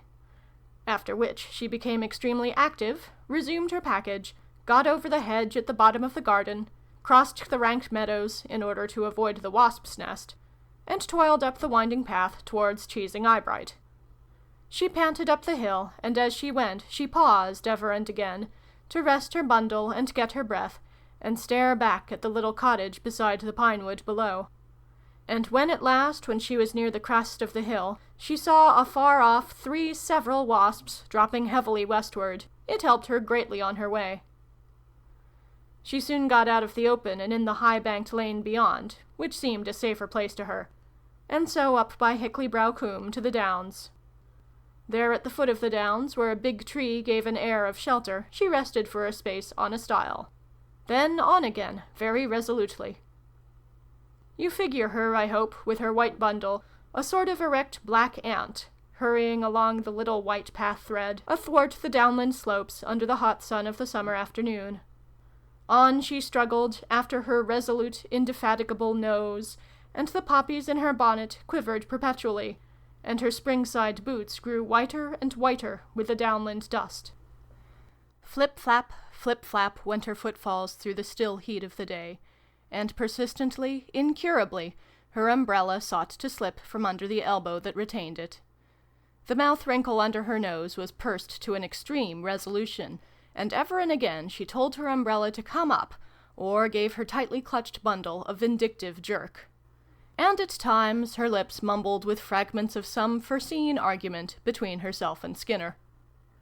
And far away, miles and miles away, a steeple and a hangar grew insensibly out of the vague blue to mark more and more distinctly the quiet corner where Cheesing Eyebright sheltered from the tumult of the world, recking little or nothing of the Heracleophobia concealed in that white bundle that struggled so persistently towards its orderly retirement.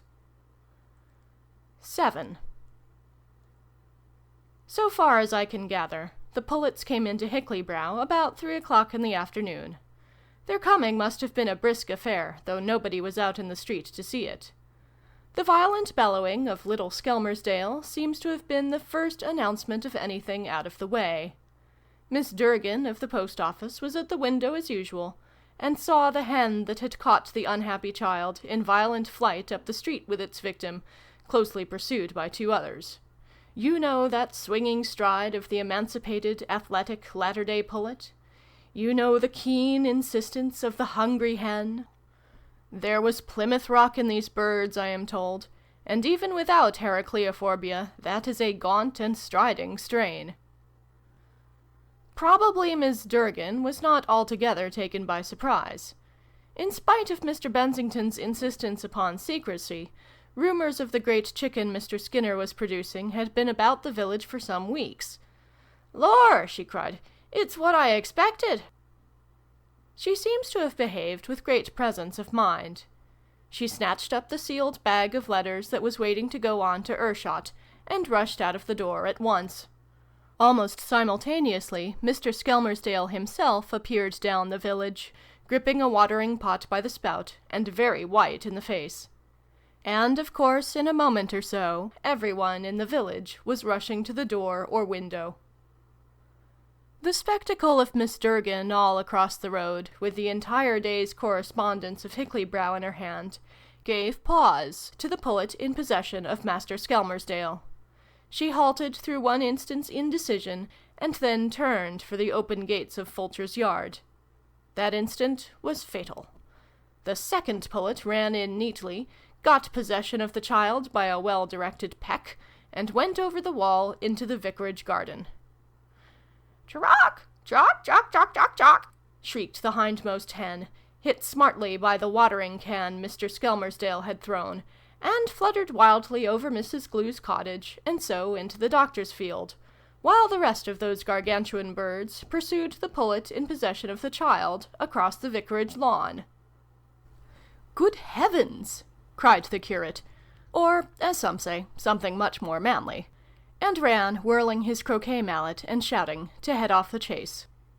"Stop, you wretch!" cried the curate, as though giant hands were the commonest facts in life.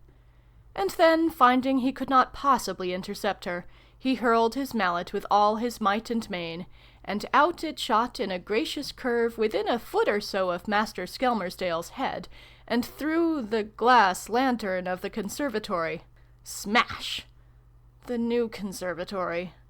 The vicar's wife's beautiful new conservatory. It frightened the hen. It might have frightened anyone. She dropped her victim into a Portugal laurel, from which he was presently extracted, disordered, but, save for his less delicate garments, uninjured, made a flapping leap for the roof of Fulcher's stables, put her foot through a weak place in the tiles, and descended, so to speak, out of the infinite into the contemplative quiet of Mr. Bumps the paralytic, who, it is now proved beyond all cavil, did on this one occasion in his life get down the entire length of his garden and indoors without any assistance whatever, bolt the door after him, and immediately relapse again into Christian resignation and helpless dependence upon his wife. The rest of the pullets were headed off by the other croquet players, and went through the vicar's kitchen garden into the doctor's field, to which rendezvous the fifth also came at last, clucking disconsolately after an unsuccessful attempt to walk on the cucumber frames in Mr. Witherspoon's place. They seemed to have stood about in a hen-like manner for a time, and scratched a little and "chirrocked" meditatively, and then one pecked at and pecked over a hive of the doctor's bees, and after that they set off in a gawky, jerky, feathery, fitful sort of way across the fields towards Ershot, and Ticklybrow Street saw them no more. Near Ershot they really came upon commensurate food in a field of Swedes, and pecked for a space with gusto, until their fame overtook them. The chief immediate reaction of this astonishing eruption of gigantic poultry upon the human mind was to arouse an extraordinary passion to whoop and run and throw things, and in quite a little time almost all the available manhood of Hicklybrow, and several ladies, were out with a remarkable assortment of flappish and wangable articles in hand, to commence the scooting of the giant hens. They drove them into Ershot, where there was a rural fete, and Ershot took them as the crowning glory of a happy day. They began to be shot at near Findon Beeches, but at first only with a rook rifle. Of course, birds of that size could absorb an unlimited quantity of small shot without inconvenience. They scattered somewhere near Sevenoaks, and near Tonbridge one of them fled clucking for a time in excessive agitation, somewhat ahead of and parallel with the afternoon boat express, to the great astonishment of everyone therein. And about 5:30, 2 of them were caught very cleverly by a circus proprietor at Tunbridge Wells, who lured them into a cage, rendered vacant through the death of a widowed dromedary, by scattering cakes and bread. 8. When the unfortunate Skinner got out of the southeastern train at Ershot that evening, it was already nearly dusk. The train was late, but not inordinately late, and Mr. Skinner remarked as much to the station-master. Perhaps he saw a certain pregnancy in the station-master's eye. After the briefest hesitation, and with a confidential movement of his hand to the side of his mouth, he asked if anything had happened that day. "How do you mean?" said the station-master, a man with a hard, emphatic voice. "Wie wir wasp then thinkth." "We haven't had much time to think of wasps," said the station-master agreeably. "We've been too busy with your brasted ends." And he broke the news of the pullets to Mr. Skinner, as one might break the window of an adverse politician. "You ain't heard anything of Mrs. Skinner?" asked Skinner, amidst that missile shower of pithy information and comment. "No fear," said the station-master, as though even he drew the line somewhere in the matter of knowledge. "I must make inquiries about this," said Mr. Skinner, edging out of reach of the station-master's concluding generalizations about the responsibility attaching to the excessive nurture of hens. Going through Ershot, Mr. Skinner was hailed by a lime-burner from the pits over by Hankey, and asked if he was looking for his hens. "You ain't heard anything of Mrs. Skinner?" he asked. The lime-burner, his exact phrases need not concern us, expressed his superior interest in hens.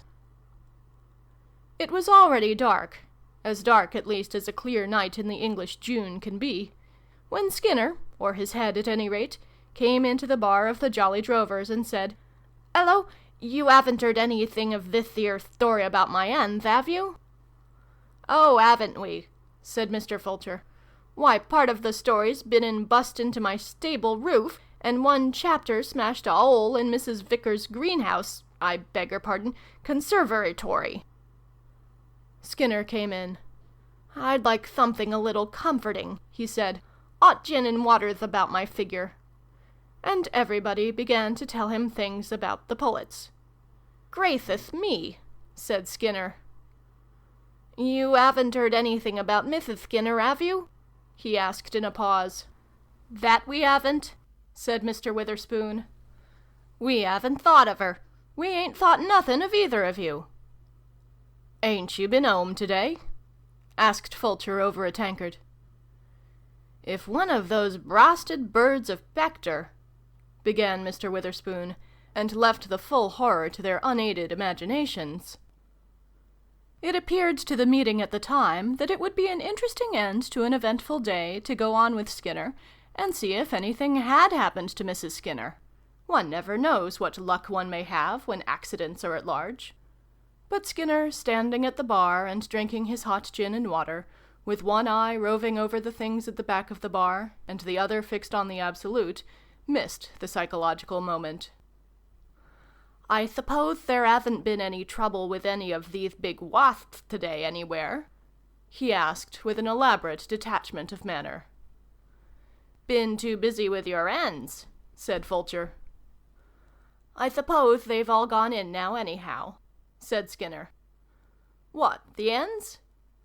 "I was thinking of the wasps more particularly," said Skinner. And then, with an air of circumspection that would have awakened suspicion in a week-old baby, and laying the accent heavily on most of the words he chose, he asked, "I suppose nobody hasn't heard of any other big things about, have they?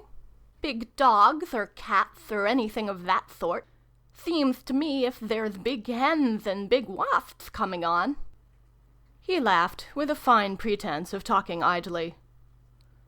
But a brooding expression came upon the faces of the Hickley-brow men. Fulcher was the first to give their condensing thought the concrete shape of words. "A cat to match them ends," said Fulcher. "Aye," said Witherspoon, "a cat to match they ends." "'Twould be a tiger," said Fulcher. "More'n a tiger," said Witherspoon.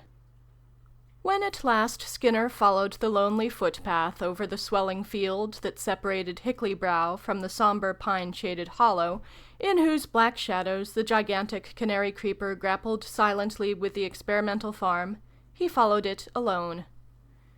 He was distinctly seen to rise against the skyline, against the warm, clear immensity of the northern sky, for so far public interest followed him, and to descend again into the night, into an obscurity from which it would seem he will never more emerge. He passed into a mystery. No one knows to this day what happened to him after he crossed the brow. When later on the two Fulchers and Witherspoon, moved by their own imaginations, came up the hill and stared after him, the night had swallowed him up altogether. The three men stood close. There was not a sound out of the wooded blackness that hid the farm from their eyes.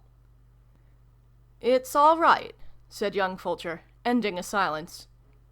"Don't see any lights," said Witherspoon. "You wouldn't from here." "It's misty," said the elder Fulcher. They meditated for a space. "He'd have come back if anything was wrong," said young Fulcher. And this seemed so obvious and conclusive that presently old Fulcher said, "Well," and the three went home to bed, thoughtfully, I will admit. A shepherd out by Huckster's farm heard a squealing in the night that he thought was foxes, and in the morning one of his lambs had been killed, dragged halfway towards Hickley-brow, and partially devoured. The inexplicable part of it all is the absence of any indisputable remains of Skinner. Many weeks after, amidst the charred ruins of the experimental farm, there was found something which may or may not have been a human shoulder blade, and in another part of the ruins a long bone greatly gnawed and equally doubtful. Near the stile going up towards Eyebright there was found a glass eye, and many people discovered thereupon that Skinner owed much of his personal charm to such a possession. It stared out upon the world with that same inevitable effect of detachment, that same severe melancholy that had been the redemption of his else-worldly countenance. And among the ruins, industrious research discovered the metal rings and charred coverings of 2 linen buttons, 3 shanked buttons entire, and one of that metallic sort which is used in the less conspicuous sutures of the human economy. These remains have been accepted by persons in authority as conclusive of a destroyed and scattered Skinner, but for my own entire conviction, and in view of his distinctive idiosyncrasy, I must confess I should prefer fewer buttons and more bones. The glass eye, of course, has an air of extreme conviction, but if it really is Skinner's, and even Mrs. Skinner did not certainly know if that immobile eye of his was glass, something has changed it from a liquid brown to a serene and confident blue. That shoulder blade is an extremely doubtful document, and I would like to put it side by side with the gnawed scapulae of a few of the commoner domestic animals, before I admitted its humanity.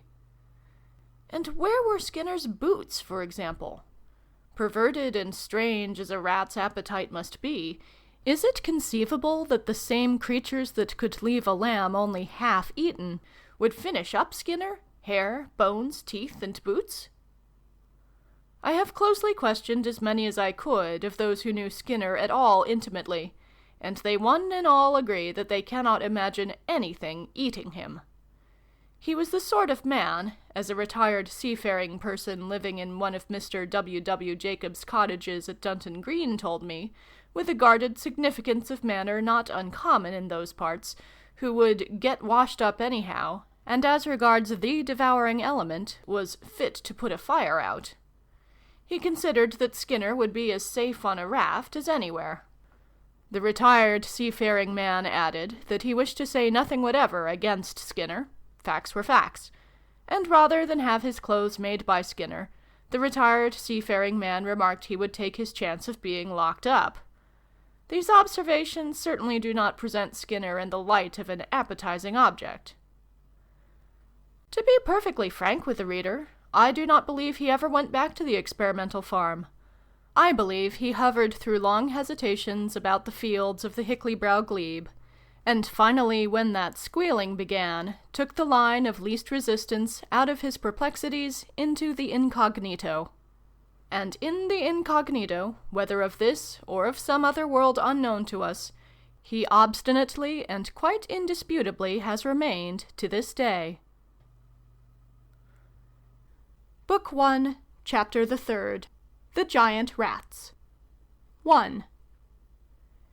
It was 2 nights after the disappearance of Mr. Skinner that the Podbourne doctor was out late near Hankey, driving in his buggy. He had been up all night assisting another undistinguished citizen into this curious world of ours, and his task accomplished, he was driving homeward, in a drowsy mood enough. It was about 2 o'clock in the morning, and the waning moon was rising. The summer night had gone cold, and there was a low-lying whitish mist that made things indistinct. He was quite alone, for his coachman was ill in bed, and there was nothing to be seen on either hand but a drifting mystery of hedge running athwart the yellow glare of his lamps, and nothing to hear but the clitter-clatter of his horse, and the gride and hedge echo of his wheels. His horse was as trustworthy as himself, and one does not wonder that he dozed. You know that intermittent drowsing as one sits, the drooping of the head, the nodding to the rhythm of the wheels, then chin upon the breast, and at once the sudden start up again. Pitter, litter, patter. What was that? It seemed to the doctor that he had heard a thin, shrill squeal close at hand. For a moment he was quite awake. He said a word or two of undeserved rebuke to his horse, and looked about him. He tried to persuade himself that he had heard the distant squeal of a fox, or perhaps a young rabbit gripped by a ferret. Swish, swish, swish, pitter-patter, swish. What was that? He felt he was getting fanciful. He shook his shoulders and told his horse to get on. He listened and heard nothing. Or was it nothing? He had the queerest impression that something had just peeped over the hedge at him, a queer big head, with round ears. He peered hard, but he could see nothing. Nonsense, said he. He sat up with an idea that he had dropped into a nightmare, gave his horse the slightest touch of the whip, spoke to it, and peered again over the hedge. The glare of his lamp, however, together with the mist, rendered things indistinct, and he could distinguish nothing. It came into his head, he says, that there could be nothing there, because if there was, his horse would have shied at it. Yet, for all that, his senses remained nervously awake. Then he heard quite distinctly a soft pattering of feet in pursuit along the road. He would not believe his ears about that. He could not look round, for the road had a sinuous curve just there. He whipped up his horse and glanced sideways again, and then he saw quite distinctly where a ray from his lamp leapt a low stretch of hedge, the curved back of some big animal, he couldn't tell what, going along in quick convulsive leaps. He says he thought of the old tales of witchcraft. The thing was so utterly unlike any animal he knew, and he tightened his hold on the reins for fear of his horse. Educated man as he was, he admits he asked himself if this could be something that his horse could not see. Ahead, and drawing near in silhouette against the rising moon, was the outline of the little hamlet of Hankey, comforting, though it showed never a light, and he cracked his whip and spoke again, and then, in a flash, the rats were at him. He had passed a gate, and as he did so, the foremost rat came leaping over into the road. The thing sprang upon him out of vagueness into the utmost clearness, the sharp, eager, round-eared face, the long body exaggerated by its movement, and what particularly struck him, the pink-webbed forefeet of the beast. What must have made it more horrible to him at the time was that he had no idea the thing was any created beast he knew. He did not recognize it as a rat because of the size. His horse gave a bound as the thing dropped into the road beside it. The little lane woke into tumult at the report of the whip and the doctor's shout. The whole thing suddenly went fast. Rattle, clatter, clash, clatter. The doctor, one gathers, stood up, shouted to his horse, and slashed with all his strength. The rat winced and swerved most reassuringly at his blow.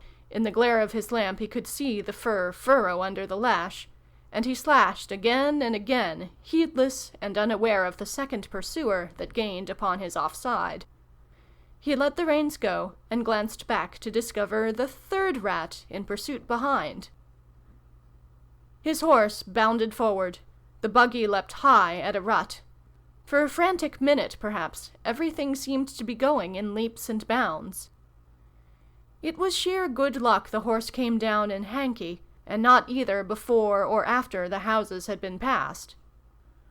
No one knows how the horse came down, whether it stumbled, or whether the rat on the offside really got home with one of those slashing downstrokes of the teeth, given with the full weight of the body, and the doctor never discovered that he himself was bitten until he was inside the brickmaker's house, much less did he discover when the bite occurred, though bitten he was, and badly, a long slash like the slash of a double tomahawk that had cut 2 parallel ribbons of flesh from his left shoulder. He was standing up in his buggy at one moment, and in the next he had leapt to the ground, with his ankle, though he did not know it, badly sprained, and he was cutting furiously at a third rat that was flying directly at him. He scarcely remembers the leap he must have made over the top of the wheel as the buggy came over, so obliteratingly hot and swift did his impressions rush upon him. I think myself the horse reared up with a rat biting again at its throat, and fell sideways, and carried the whole affair over, and that the doctor sprang, as it were, instinctively. As the buggy came down, the receiver of the lamp smashed, and suddenly poured a flare of blazing oil, a thud of white flame, into the struggle. That was the first thing the brickmaker saw. He had heard the clatter of the doctor's approach, and, though the doctor's memory has nothing of this, wild shouting. He had got out of bed hastily, and as he did so came the terrific smash, and up shot the glare outside the rising blind. It was brighter than day, he says. He stood, blind cord in hand, and stared out of the window at a nightmare transformation of the familiar road before him. The black figure of the doctor with its whirling whip danced out against the flame. The horse kicked indistinctly, half hidden by the blaze, with a rat at its throat. In the obscurity against the churchyard wall, the eyes of a second monster shone wickedly. Another, a mere dreadful blackness with red-lit eyes and flesh-colored hands, clutched unsteadily on the wall coping to which it had leapt at the flash of the exploding lamp. You know the keen face of a rat, those 2 sharp teeth, those pitiless eyes. Seen magnified to near 6 times its linear dimensions, and still more magnified by darkness and amazement and the leaping fancies of a fitful blaze, it must have been an ill sight for the brickmaker, still more than half asleep. Then the doctor had grasped the opportunity, that momentary respite the flare afforded, and was out of the brickmaker's sight below, battering the door with the butt of his whip. The brickmaker would not let him in until he had got a light. There are those who have blamed the man for that, but until I know my own courage better, I hesitate to join their number. The doctor yelled and hammered. The brickmaker says he was weeping with terror when at last the door was open. "Bolt!" said the doctor. "Bolt!" He could not say, "Bolt the door." He tried to help and was of no service. The brickmaker fastened the door, and the doctor had to sit on the chair beside the clock for a space before he could go upstairs. "I don't know what they are," he repeated several times. "I don't know what they are," with a high note on the R. The brickmaker would have got him whiskey, but the doctor would not be left alone with nothing but a flickering light just then. It was long before the brickmaker could get him to go upstairs. And when the fire was out, the giant rats came back, took the dead horse, dragged it across the churchyard into the brickfield, and ate at it until it was dawn, none even then daring to disturb them. 2. Redwood went round to Bensington about 11 the next morning with the second editions of 3 evening papers in his hand. Bensington looked up from a despondent meditation over the forgotten pages of the most distracting novel the Brompton Road librarian had been able to find him. "Anything fresh?" he asked. 2 men stung near Chartham. "They ought to let us smoke out that nest. They really did. It's their own fault." "It's their own fault, certainly," said Redwood. "Have you heard anything about buying the farm?" "The house agent," said Redwood, "is a thing with a big mouth and made of dense wood. It pretends someone else is after the house. It always does, you know, and won't understand there's a hurry. This is a matter of life and death, I said. Don't you understand? It drooped its eyes half shut and said, 'Then why don't you go the other £200? I'd rather live in a world of solid wasps than give in to the stonewalling stupidity of that offensive creature. He paused, feeling that a sentence like that might very easily be spoiled by its context. "It's too much to hope," said Bensington, "that one of the wasps—" "The wasp has no more idea of public utility than a house agent," said Redwood. He talked for a little while about house agents and solicitors and people of that sort, in the unjust, unreasonable way that so many people do somehow get to talk of these business calculi. Of all the cranky things in this cranky world, it is the most cranky to my mind of all that while we expect honor, courage, efficiency from a doctor or a soldier as a matter of course, a solicitor or a house agent is not only permitted, but expected, to display nothing but a sort of greedy, greasy, obstructive, overreaching imbecility, etc. And then, greatly relieved, he went to the window and stared out at the Sloane Street traffic. Bensington had put the most exciting novel conceivable on the little table that carried his electric standard. He joined the fingers of his opposed hands very carefully and regarded them. "Redwood," he said, "do they say much about us?" "Not so much as I should expect." "They don't denounce us at all?" "Not a bit. But on the other hand, they don't back up what I point out must be done. I've written to the Times, you know, explaining the whole thing." "We take the Daily Chronicle," said Bensington. "And the Times has a long leader on the subject, a very high-class, well-written leader, with 3 pieces of Times Latin, status quo is one, and it reads like the voice of somebody impersonal of the greatest importance, suffering from influenza headache, and talking through sheets and sheets of felt without getting any relief from it whatever. Reading between the lines, you know, it's pretty clear that the Times considers that it is useless to mince matters, and that something, indefinite of course, has to be done at once. Otherwise, still more undesirable consequences. Times English, you know, for more wasps and stings. Thoroughly statesmanlike article. And meanwhile this bigness is spreading in all sorts of ugly ways." "Precisely." "I wonder if Skinner was right about those big rats?" "Oh no, that would be too much," said Redwood. He came and stood by Bensington's chair. "By the by," he said with a slightly lowered voice, "how does she—" He indicated the closed door. Cousin Jane, she simply knows nothing about it, doesn't connect us with it, and won't read the articles. Gigantic wasps, she says. I haven't patience to read the papers. That's very fortunate, said Redwood. I suppose Mrs. Redwood? No, said Redwood. Just at present it happens she's terribly worried about the child. You know, he keeps on. Growing? Yes. Put on 41 ounces in 10 days. Weighs nearly 4 stone. And only 6 months old. Naturally, rather alarming. Healthy? Vigorous. His nurse is leaving because he kicks so forcibly. And everything, of course, shockingly outgrown. Everything, you know, has had to be made fresh. Clothes and everything. Perambulator, light affair, broke one wheel, and the youngster had to be brought home on the milkman's hand truck. Yes, quite a crowd. And we've put Georgina Phyllis back into his cot, and put him into the bed of Georgina Phyllis. His mother, naturally alarmed, proud at first, and inclined to praise Winkles. Not now, feels the thing can't be wholesome. You know. I imagined you were going to put him on diminishing doses. I tried it. Didn't it work? Howls.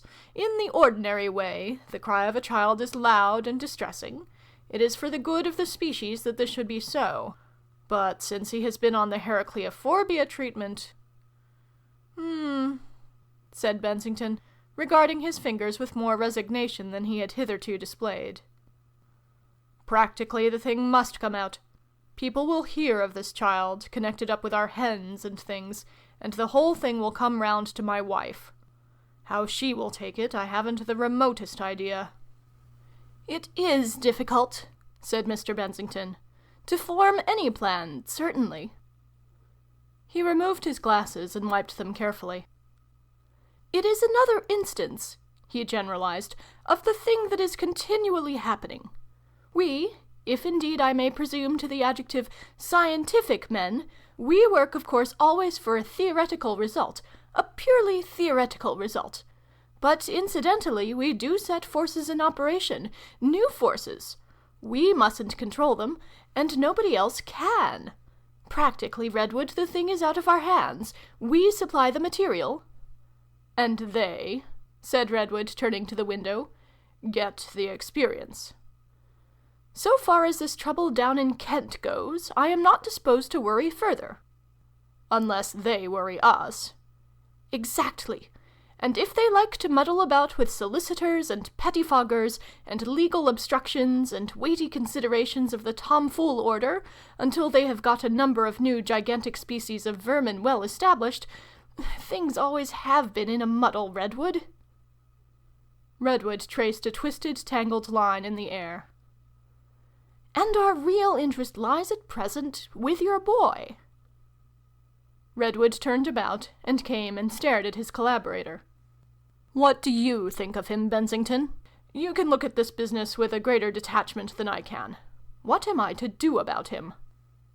Go on feeding him. On Heracleophobia. On Heracleophobia. And then he'll grow. He'll grow, as far as I can calculate from the hens and the wasps, to the height of about 35 feet, with everything in proportion. And then what'll he do? That, said Mr. Bensington, is just what makes the whole thing so interesting. Confound it, man, think of his clothes. And when he's grown up, said Redwood, he'll only be one solitary Gulliver in a pygmy world. Mr. Bensington's eye over his gold rim was pregnant. Why solitary? He said, and repeated still more darkly, Why solitary? But you don't propose. I said, said Mr. Bensington, with the self-complacency of a man who has produced a good, significant saying, why solitary? Meaning that one might bring up other children. Meaning nothing beyond my inquiry. Redwood began to walk about the room. Of course, he said, one might... But still, what are we coming to? Bensington evidently enjoyed his line of high intellectual detachment. The thing that interests me most, Redwood, of all this, is to think that his brain at the top of him will also, so far as my reasoning goes, be 35 feet or so above our level. What's the matter?" Redwood stood at the window and stared at a news placard on a paper cart that rattled up the street. "What's the matter?" repeated Bensington, rising. Redwood exclaimed violently. "What is it?" said Bensington. "Get a paper," said Redwood, moving doorward. "Why?" "Get a paper. Something I didn't quite catch. Gigantic rats." "Rats?" "Yes, rats. Skinner was right after all." "What do you mean?" "How the deuce am I to know till I see a paper? Great rats! Good Lord, I wonder if he's eaten." He glanced for his hat, and decided to go hatless. As he rushed downstairs 2 steps at a time, he could hear along the street the mighty howlings to and fro of the hooligan paper sellers making a boom. "'Orrible affair in Kent! 'Orrible affair in Kent! Doctor eaten by rats! 'Orrible affair! 'Orrible affair! Rats! Eaten by stupendous rats! Full particulars! 'Orrible affair!" 3. Cossor, the well-known civil engineer, found them in the great doorway of the flat mansions, Redwood holding out the damp pink paper, and Bensington on tiptoe, reading over his arm. Cossor was a large-bodied man, with gaunt inelegant limbs casually placed at convenient corners of his body, and a face like a carving abandoned at an early stage as altogether too unpromising for completion. His nose had been left square, and his lower jaw projected beyond his upper. He breathed audibly. Few people considered him handsome. His hair was entirely tangential, and his voice, which he used sparingly, was pitched high, and had commonly a quality of bitter protest. He wore a grey cloth jacket suit and a silk hat on all occasions. He plumbed an abysmal trouser pocket with a vast red hand, paid his cabman, and came panting resolutely up the steps, a copy of the pink paper clutched about the middle, like Jov's thunderbolt in his hand. "Skinner?" Bensington was saying, regardless of his approach. "Nothing about him," said Redwood. "Bound to be eaten. Both of them. It's too terrible. Hullo, Cossor." "This your stuff?" asked Cossor, waving the paper. "Well, why don't you stop it?" he demanded. "Can't be jiggered," said Cossor. "Buy the place!" he cried. "What nonsense! Burn it? I knew you chaps would fumble this. What are you to do? Why, what I tell you." "You do? Why, go up the street to the gunsmith's, of course. Why? For guns! Yes, there's only one shop.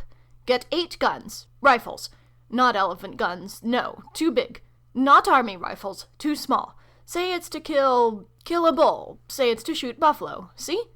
Rats? No, how the deuce are they to understand that? Because we want 8. Get a lot of ammunition. Don't get guns without ammunition. No, take the lot in a cab to... Where's the place? Ershot? Charing Cross, then. There's a train. Well, the first train that starts after 2. Think you can do it? All right. License? Get 8 at a post office, of course. Gun licenses, you know, not game. Why? It's rats, man. You, Bensington, got a telephone? Yes, I'll ring up 5 of my chaps from Ealing. Why 5? Because it's the right number. Where are you going, Redwood? Get a hat? Nonsense! Have mine. You want guns, man, not hats. Got money? Enough? All right, so long. Where's the telephone, Bensington? Bensington wheeled about obediently and led the way. Cossor used and replaced the instrument. Then there's the wasps, he said. Sulphur and nitr'll do that. Obviously. Plaster of Paris. You're a chemist. Where can I get sulphur by the ton in portable sacks? What for? Why, Lord bless my heart and soul. To smoke out the nest, of course. I suppose it must be sulphur, eh? You're a chemist. Sulphur best, eh? Yes, I should think sulphur. Nothing better? Right, that's your job. That's all right. Get as much sulfur as you can, saltpeter to make it burn. Sent? Charing Cross. Right away. See they do it. Follow it up. Anything? He thought a moment. Plaster of Paris. Any sort of plaster. Bung up nest holes, you know. That I'd better get. How much? How much what? Sulfur. Ton. See? Bensington tightened his glasses with a hand tremulous with determination. Right, he said, very curtly. Money in your pocket? Asked Cossar. Hang checks, they may not know you. Pay cash, obviously. Where's your bank? All right, stop on the way and get £40, notes and gold. Another meditation. If we leave this job for public officials, we shall have all Kent in tatters, said Cossar. Now is there anything? No. Hi! He stretched a vast hand towards a cab that became convulsively eager to serve him. Cab, sir? Said the cabman. Obviously, said Cossar. And Bensington, still hatless, paddled down the steps and prepared to mount. I think, he said, with his hand on the cab apron, and a sudden glance up at the windows of his flat, I ought to tell my cousin Jane. More time to tell her when you come back, said Cossar, thrusting him in with a vast hand expanded over his back. Clever chaps, remarked Cossar, but no initiative whatever. Cousin Jane, indeed. I know her. Rot, these Cousin Janes. Country infested with them. I suppose I shall have to spend the whole blessed night seeing they do what they know perfectly well they ought to do all along. I wonder if it's research makes 'em like that, or Cousin Jane, or what? He dismissed this obscure problem, meditated for a space upon his watch, and decided there would be just time to drop into a restaurant and get some lunch, before he hunted up the plaster of Paris and took it to Charing Cross. The train started at 3:05, and he arrived at Charing Cross at 2:45 to find Bensington in heated argument between two policemen and his van driver outside, and Redwood in the luggage office involved in some technical obscurity about his ammunition. Everybody was pretending not to know anything or to have any authority, in the way dear to southeastern officials when they catch you in a hurry. Pity they can't shoot all these officials and get a new lot, remarked Cossar with a sigh. But the time was too limited for anything fundamental, and so he swept through these minor controversies, disinterred what may or may not have been the station-master from some obscure hiding-place, walked about the premises holding him and giving orders in his name, and was out of the station with everybody and everything aboard before that official was fully awake to the breaches in the most sacred routines and regulations that were being committed. "Who was he?"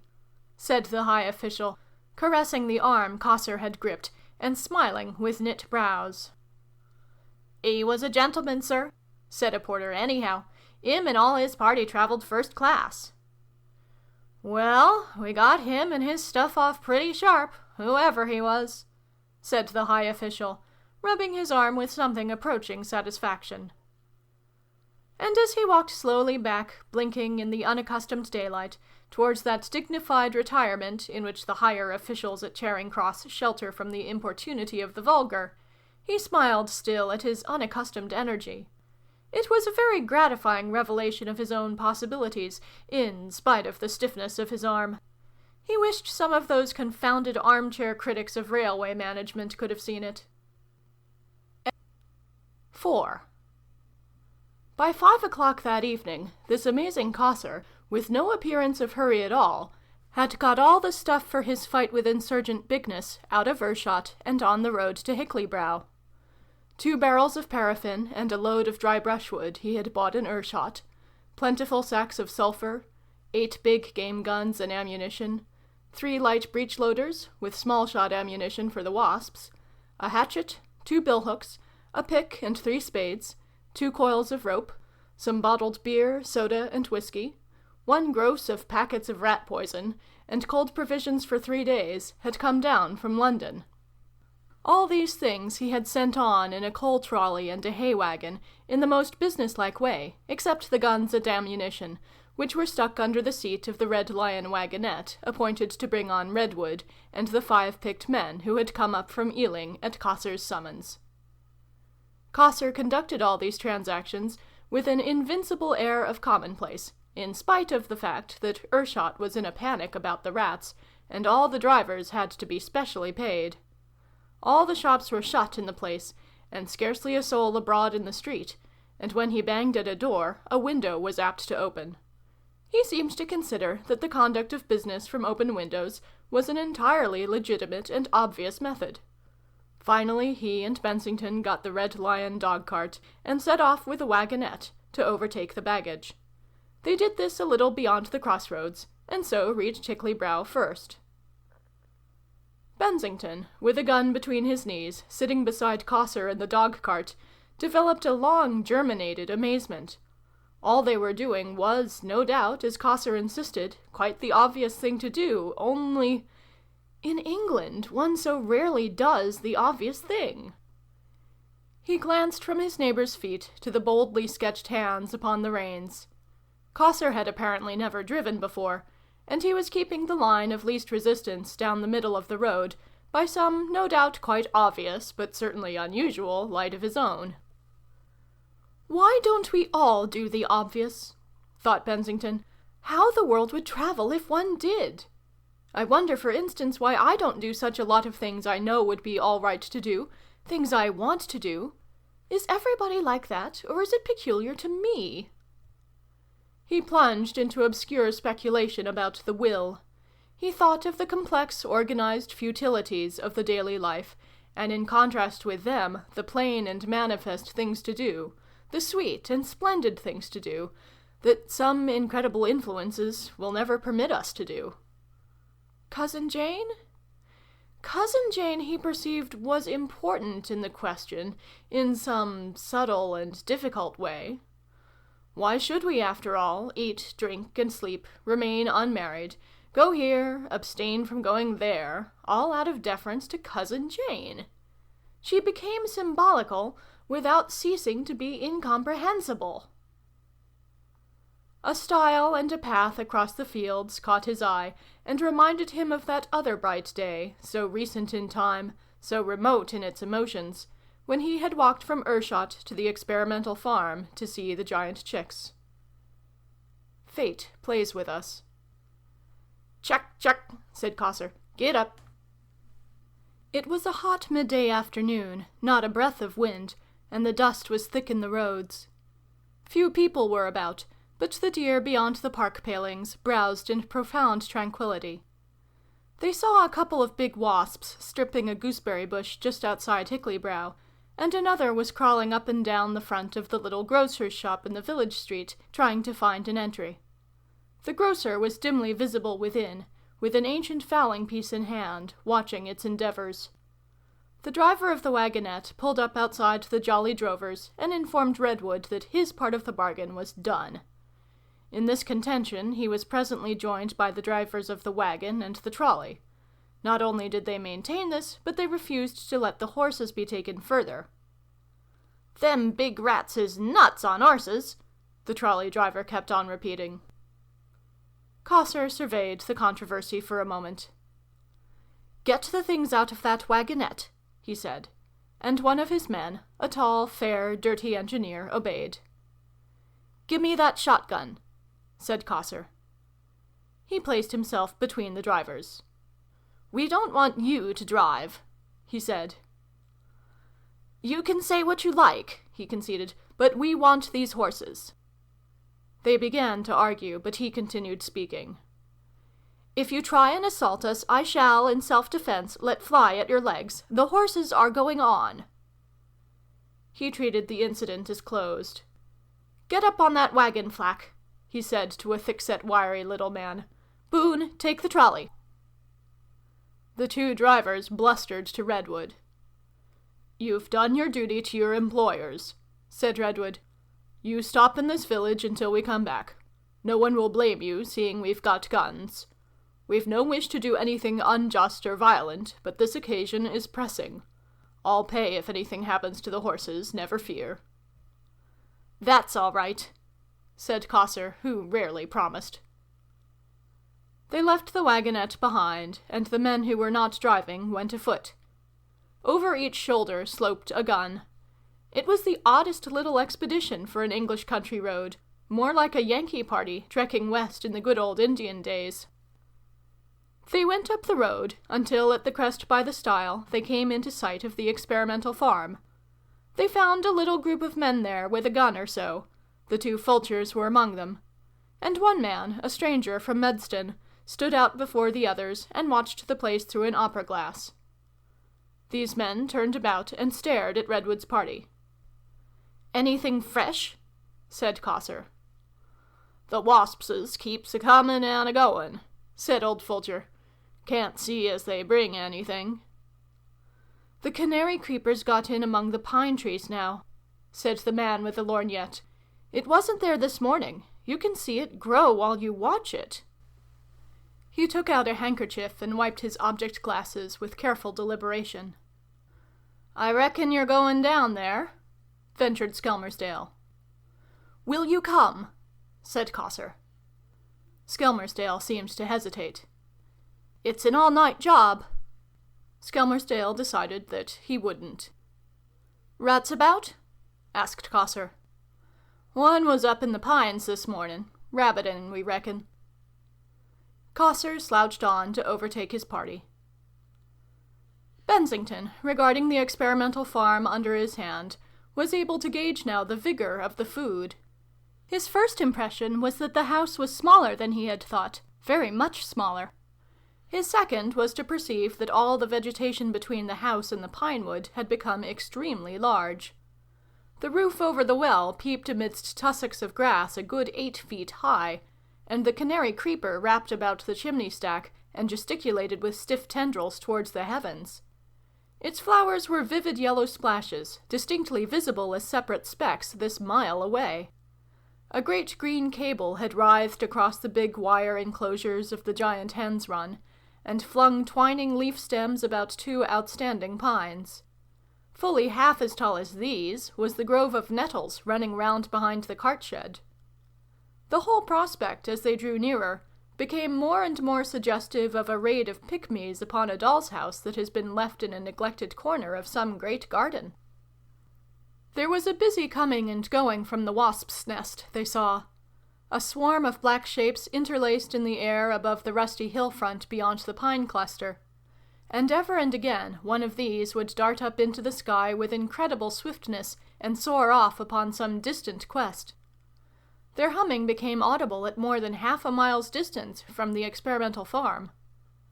Once a yellow-striped monster dropped towards them and hung for a space, watching them with its great compound eyes, but at an ineffectual shot from Cossor it darted off again.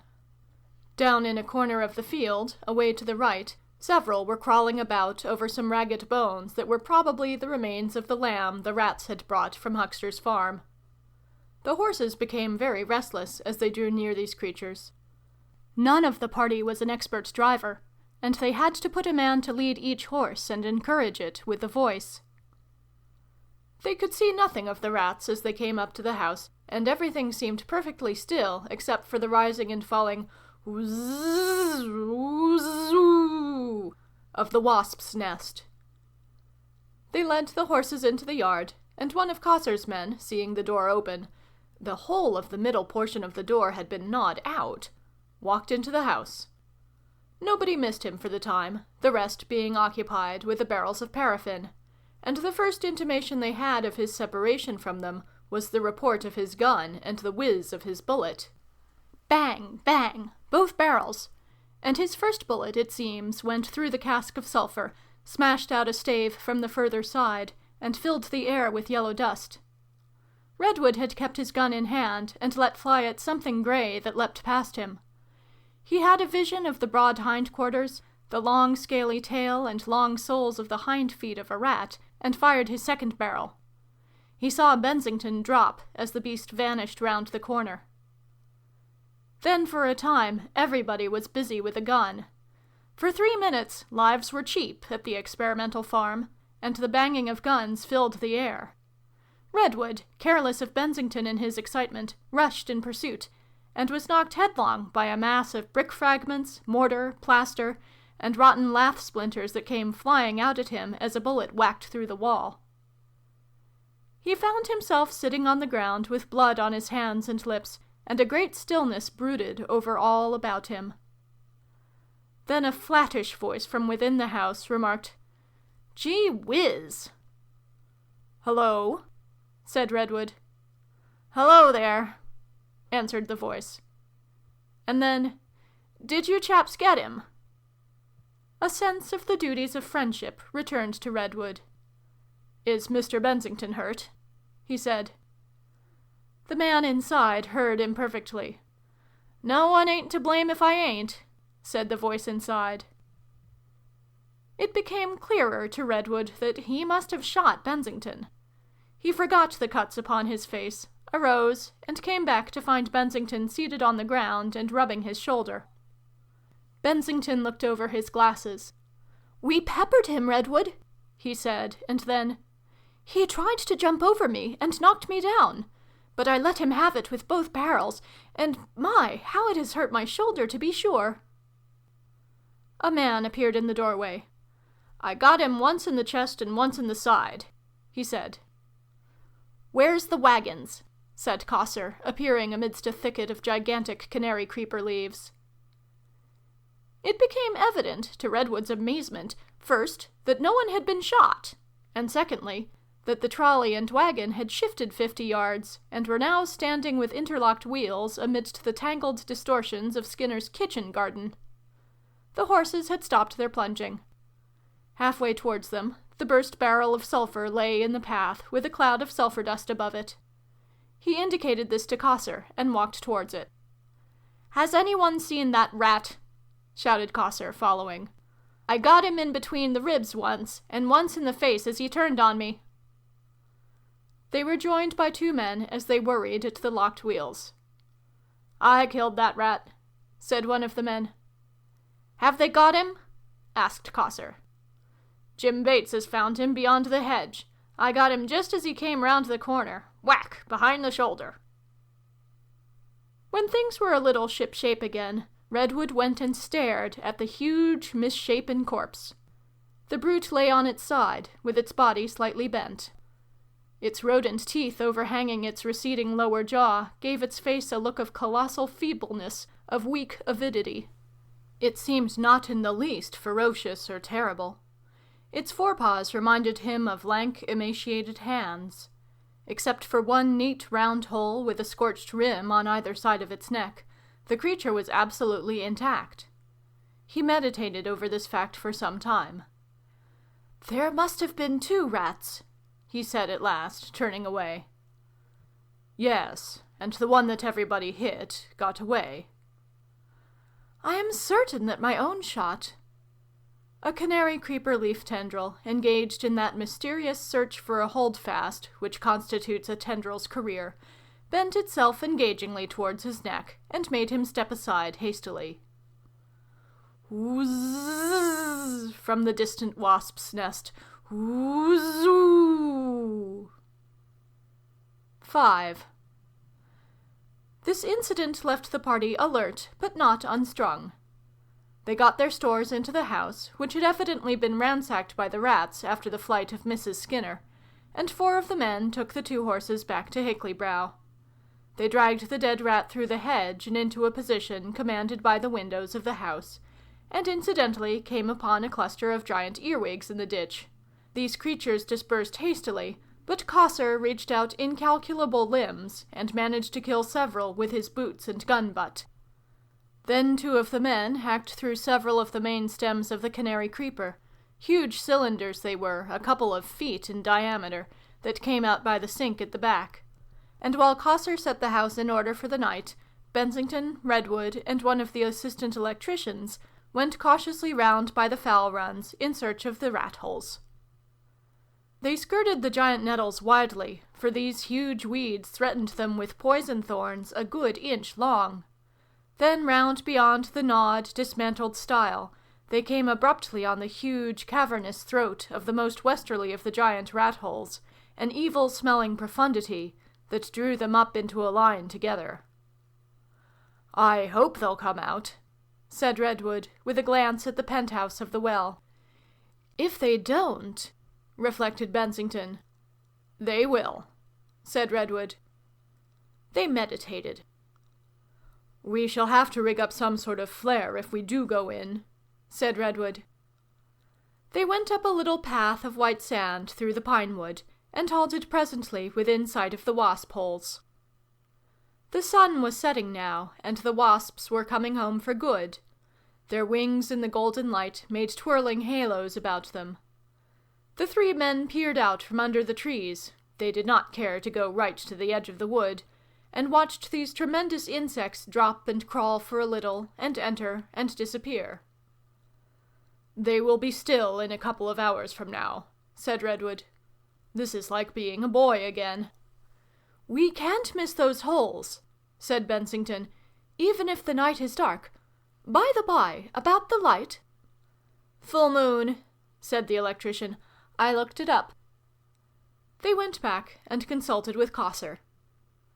He said that, obviously, they must get the sulphur, niter, and plaster of Paris through the wood before twilight, and for that they broke bulk and carried the sacks. After the necessary shouting of the preliminary directions, never a word was spoken, and as the buzzing of the wasp's nest died away, there was scarcely a sound in the world but the noise of footsteps, the heavy breathing of burdened men, and the thud of the sacks. They all took turns at that labor, except Mr. Bensington, who was manifestly unfit. He took post in the Skinner's bedroom with a rifle, to watch the carcass of the dead rat, and of the others, they took turns to rest from sack-carrying, and to keep watch 2 at a time upon the rat-holes behind the nettle grove.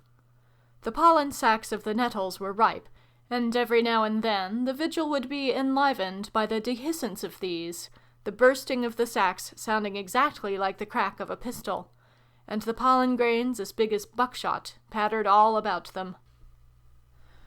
Mr. Bensington sat at his window on a hard horsehair-stuffed armchair, covered by a grubby antimacassar that had given a touch of social distinction to the Skinner sitting-room for many years. His unaccustomed rifle rested on the sill, and his spectacles anon watched the dark bulk of the dead rat in the thickening twilight, anon wandered about him in curious meditation. There was a faint smell of paraffin without, for one of the casks leaked, and it mingled with a less unpleasant odor arising from the hacked and crushed creeper. Within, when he turned his head, a blend of faint domestic scents, beer, cheese, rotten apples, and old boots as the leading motifs, was full of reminiscences of the vanished Skinners. He regarded the dim room for a space. The furniture had been greatly disordered, perhaps by some inquisitive rat, but a coat upon a clothes-peg on the door, a razor and some dirty scraps of paper, and a piece of soap that had hardened through years of disuse into a horny cube, were redolent of Skinner's distinctive personality. It came to Bensington's mind with a complete novelty of realization that in all probability the man had been killed and eaten, at least in part, by the monster that now lay dead there in the darkling. To think of all that a harmless-looking discovery in chemistry may lead to! Here he was, in homely England, and yet in infinite danger, sitting out alone with a gun, in a twilight-ruined house, remote from every comfort, his shoulder dreadfully bruised from a gun-kick, and... by Jove! He grasped now how profoundly the order of the universe had changed for him. He had come right away to this amazing experience without even saying a word to his cousin Jane. What must she be thinking of him? He tried to imagine it, and he could not. He had an extraordinary feeling that she and he were parted forever and would never meet again. He felt he had taken a step and come into a world of new immensities. What other monsters might not those deepening shadows hide? The tips of the giant nettles came out sharp and black against the pale green and amber of the western sky. Everything was very still indeed. He wondered why he could not hear the others away there around the corner of the house. The shadow in the cart-shed was now an abysmal black. Bang! Bang! Bang! A sequence of echoes and a shout. A long silence. Bang! And a diminuendo of echoes. Stillness. Then, thank goodness, Redwood and Cossor were coming out of the inaudible darknesses, and Redwood was calling, "Bensington! Bensington, we've bagged another of the rats! Cossor's bagged another of the rats!" 6. When the expedition had finished refreshment, the night had fully come.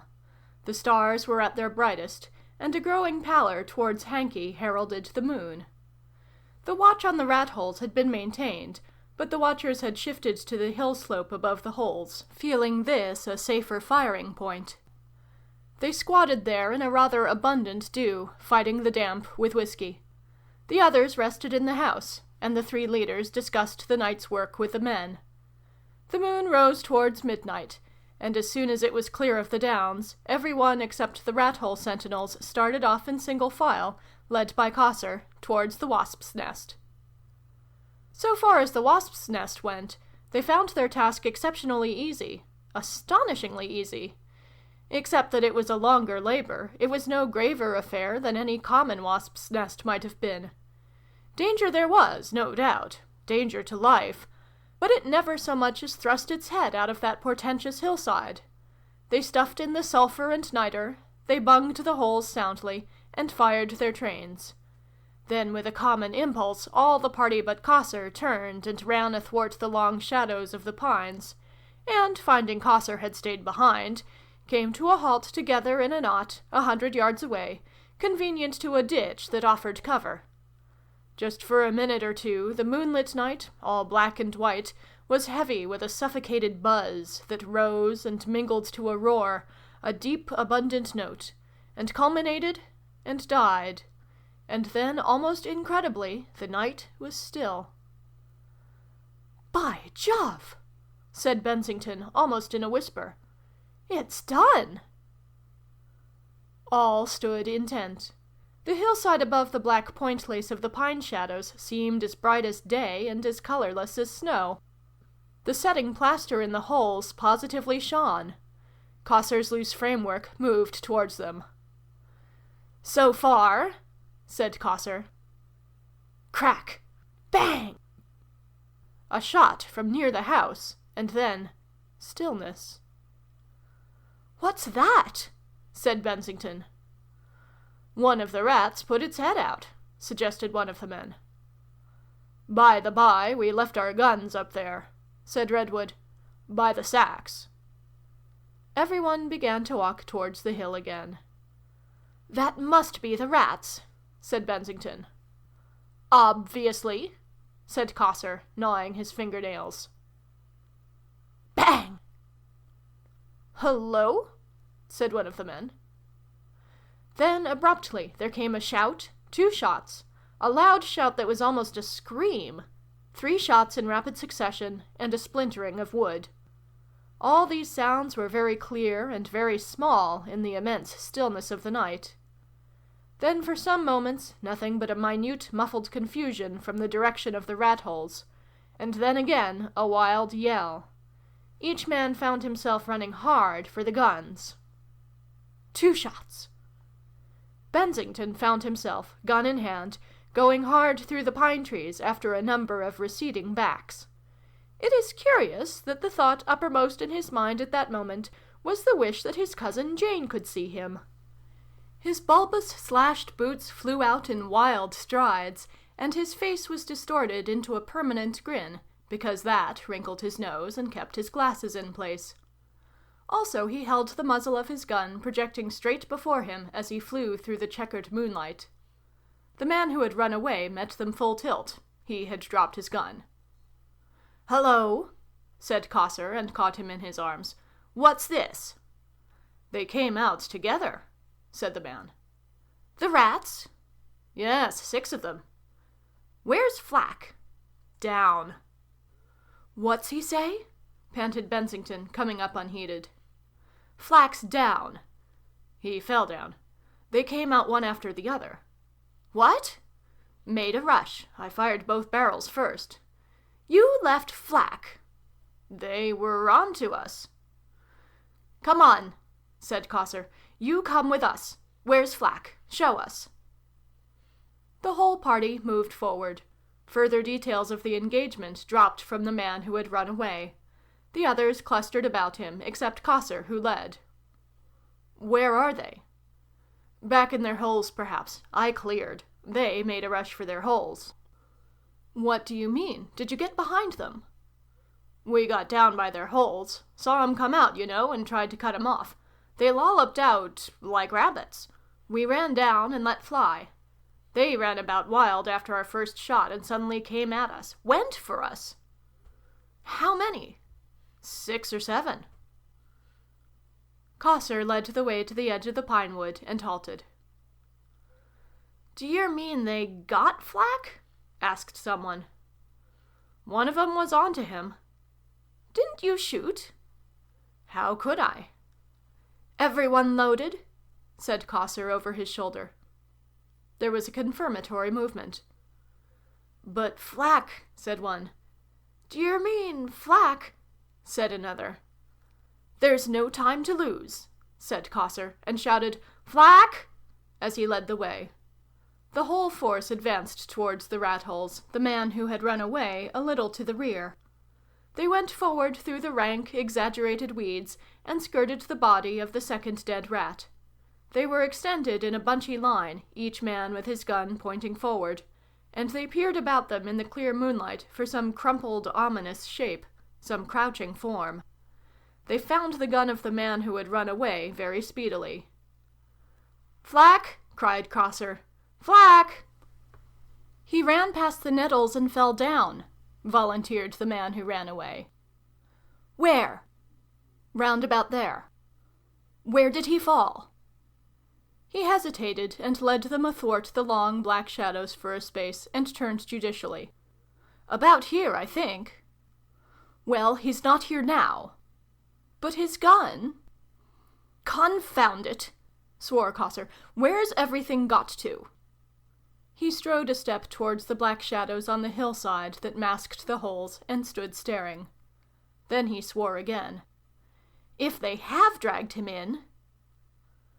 So they hung for a space, tossing each other the fragments of thoughts. Bensington's glasses flashed like diamonds as he looked from one to the other.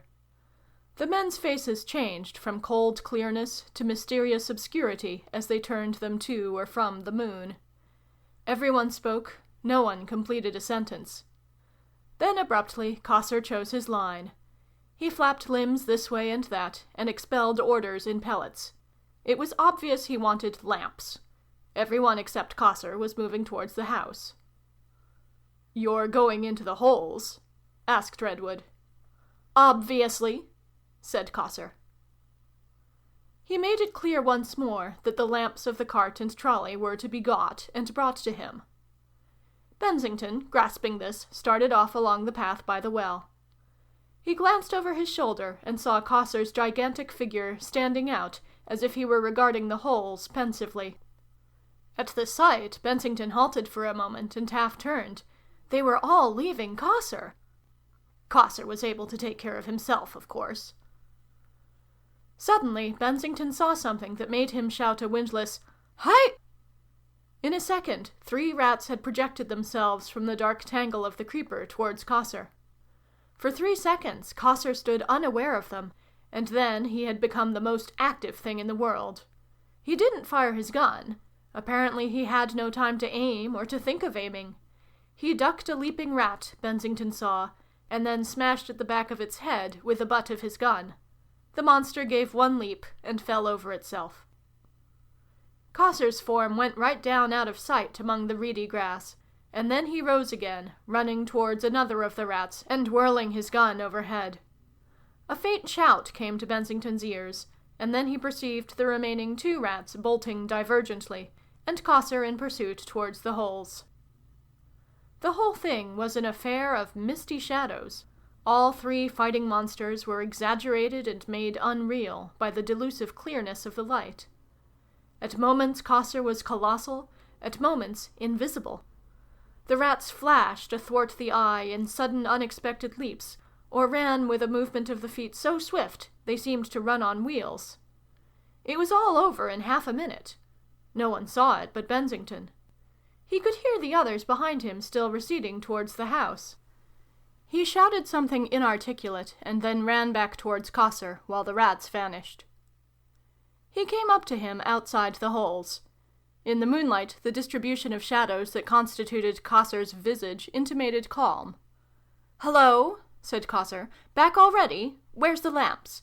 They're all back now in their holes. One I broke the neck of as it ran past me. See? There." And he pointed a gaunt finger. Bensington was too astonished for conversation. The lamps seemed an interminable time in coming. At last they appeared, first one unwinking luminous eye, preceded by a swaying yellow glare, and then, winking now and then shining out again, two others. About them came little figures with little voices, and then enormous shadows. This group made, as it were, a spot of inflammation upon the gigantic dreamland of moonshine. "Flack," said the voices. "Flack." An illuminating sentence floated up. "Locked himself in the attic." Cossor was continually more wonderful. He produced great handfuls of cotton wool and stuffed them in his ears. Bensington wondered why. Then he loaded his gun with a quarter charge of powder. Who else could have thought of that? Wonderland culminated with the disappearance of Cossor's twin realms of boot sole up the central hole. Cossor was on all fours with two guns, one trailing on each side from a string under his chin, and his most trusted assistant, a little dark man with a grave face, was to go in stooping behind him, holding a lantern over his head. Everything had been made as sane and obvious and proper as a lunatic's dream. The wool, it seems, was on account of the concussion of the rifle. The man had some too, obviously. So long as the rats turned tail on Cossor, no harm could come to him, and directly they headed for him, he would see their eyes and fire between them. Since they would have to come down the cylinder of the hole, Cossor could hardly fail to hit them. It was, Cossor insisted, the obvious method, a little tedious perhaps, but absolutely certain. As the assistant stooped to enter, Bensington saw that the end of a ball of twine had been tied to the tail of his coat. By this he was to draw in the rope, if it should be needed, to drag out the bodies of the rats. Bensington perceived that the object he held in his hand was Cossor's silk hat. How had it got there? It would be something to remember him by, anyhow. At each of the adjacent holes stood a little group with a lantern on the ground shining up the hole, and with one man kneeling and aiming at the round void before him, waiting for anything that might emerge. There was an interminable suspense. Then they heard Cossor's first shot, like an explosion in a mine. Everyone's nerves and muscles tightened at that, and bang, bang, bang! The rats had tried a bolt, and two more were dead. Then the man who held the ball of twine reported a twitching. "He's killed one in there," said Bensington, "and he wants the rope." He watched the rope creep into the hole, and it seemed as though it had become animated by a serpentine intelligence, for the darkness made the twine invisible. At last it stopped crawling, and there was a long pause. Then what seemed to Bensington the queerest monster of all crept slowly from the hole, and resolved itself into the little engineer, emerging backwards. After him, and ploughing deep furrows, Cossor's boots thrust out, and then came his lantern-illuminated back. Only one rat was left alive now, and this poor, doomed wretch cowered in the inmost recesses until Cossor and the lantern went in again and slew it, and finally Cossor, that human ferret, went through all the runs to make sure. "We got 'em," he said to his nearly awe-stricken company at last.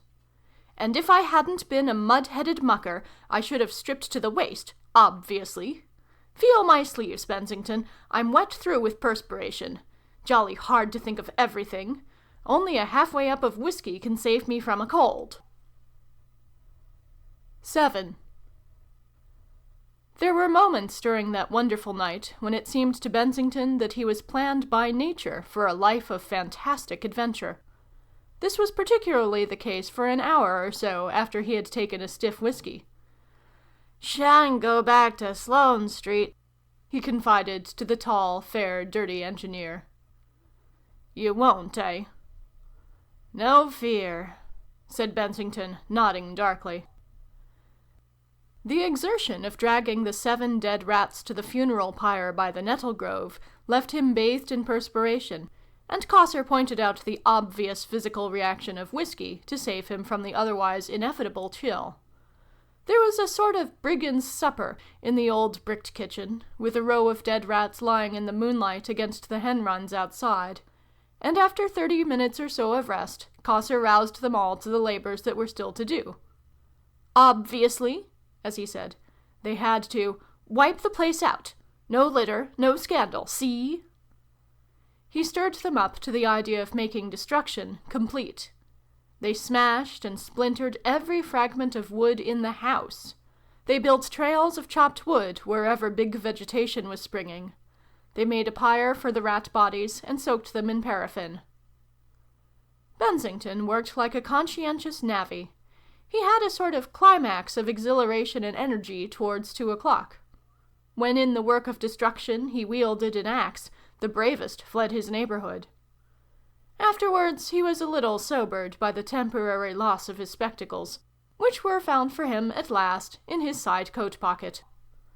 Men went to and fro about him, grimy, energetic men. Cossar moved amongst them like a god. Bensington drank that delight of human fellowship that comes to happy armies, to sturdy expeditions, never to those who live the life of the sober citizen in cities. After Cossar had taken his axe away and set him to carry wood, he went to and fro, saying they were all good fellows. He kept on, long after he was aware of fatigue. At last all was ready, and the broaching of the paraffin began. The moon, robbed now of all its meagre night retinue of stars, shone high above the dawn. "Burn everything," said Cossar, going to and fro. "Burn the ground and make a clean sweep of it. See?" Bensington became aware of him, looking now very gaunt and horrible in the pale beginnings of the daylight, hurrying past with his lower jaw projected and a flaring torch of touchwood in his hand. "Come away," said someone, pulling Bensington's arm. The still dawn, no birds were singing there, was suddenly full of a tumultuous crackling. A little dull red flame ran about the base of the pyre, changed to blue upon the ground, and set out to clamber, leaf by leaf, up the stem of a giant nettle. A singing sound mingled with the crackling. They snatched their guns from the corner of the Skinners' living room, and then everyone was running. Cossar came after them with heavy strides. Then they were standing, looking back at the experimental farm. It was boiling up. The smoke and flames poured out like a crowd in a panic, from doors and windows and from 1,000 cracks and crevices in the roof. Trust Cossar to build a fire! A great column of smoke, shot with blood-red tongues and darting flashes, rushed up into the sky. It was like some huge giant suddenly standing up, straining upward and abruptly spreading his great arms out across the sky. It cast the night back upon them, utterly hiding and obliterating the incandescence of the sun that rose behind it. All Hickley Brow was soon aware of that stupendous pillar of smoke, and came out upon the crest, in various déshabillés, to watch them coming. Behind, like some fantastic fungus, this smoke pillar swayed and fluctuated, up, up, into the sky, making the downs seem low and all other objects petty, and in the foreground, led by Cossar, the makers of this mischief followed the path, 8 little black figures coming wearily, guns shouldered, across the meadow. As Bensington looked back, there came into his jaded brain and echoed there a familiar formula. What was it? "You have lit today. You have lit today." Then he remembered Latimer's words. "We have lit this day such a candle in England as no man may ever put out again." What a man Cossar was, to be sure! He admired his back view for a space, and was proud to have held that hat. Proud! Although he was an eminent investigator, and Cossar only engaged in applied science. Suddenly he fell shivering and yawning enormously, and wishing he was warmly tucked away in bed in his little flat that looked out upon Sloane Street. It didn't do even to think of Cousin Jane. His legs became cotton strands, his feet lead. He wondered if anyone would get them coffee in Hickley Brow. He had never been up all night for 33 years. 8. And while these 8 adventurers fought with rats about the experimental farm, 9 miles away, in the village of Cheesing Eyebright, an old lady with an excessive nose struggled with great difficulties by the light of a flickering candle. She gripped a sardine tin opener in one gnarled hand, and in the other she held a tin of Heracleophobia, which she had resolved to open or die. She struggled indefatigably, grunting at each fresh effort, while through the flimsy partition the voice of the Caddles infant wailed. "Bless his poor heart," said Mrs. Skinner, and then, with her solitary tooth biting her lip in an ecstasy of determination, "Come up!"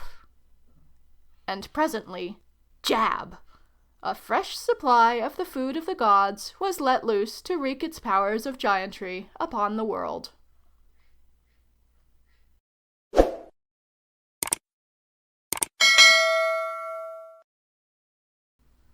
Book 1, Chapter the 4th.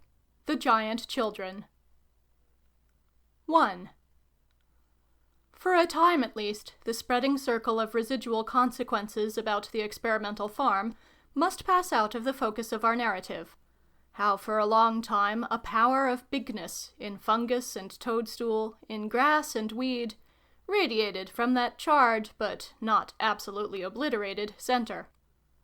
Nor can we tell here at any length how those mournful spinsters, the 2 surviving hens, made a wonder of and a show, spent their remaining years in eggless celebrity.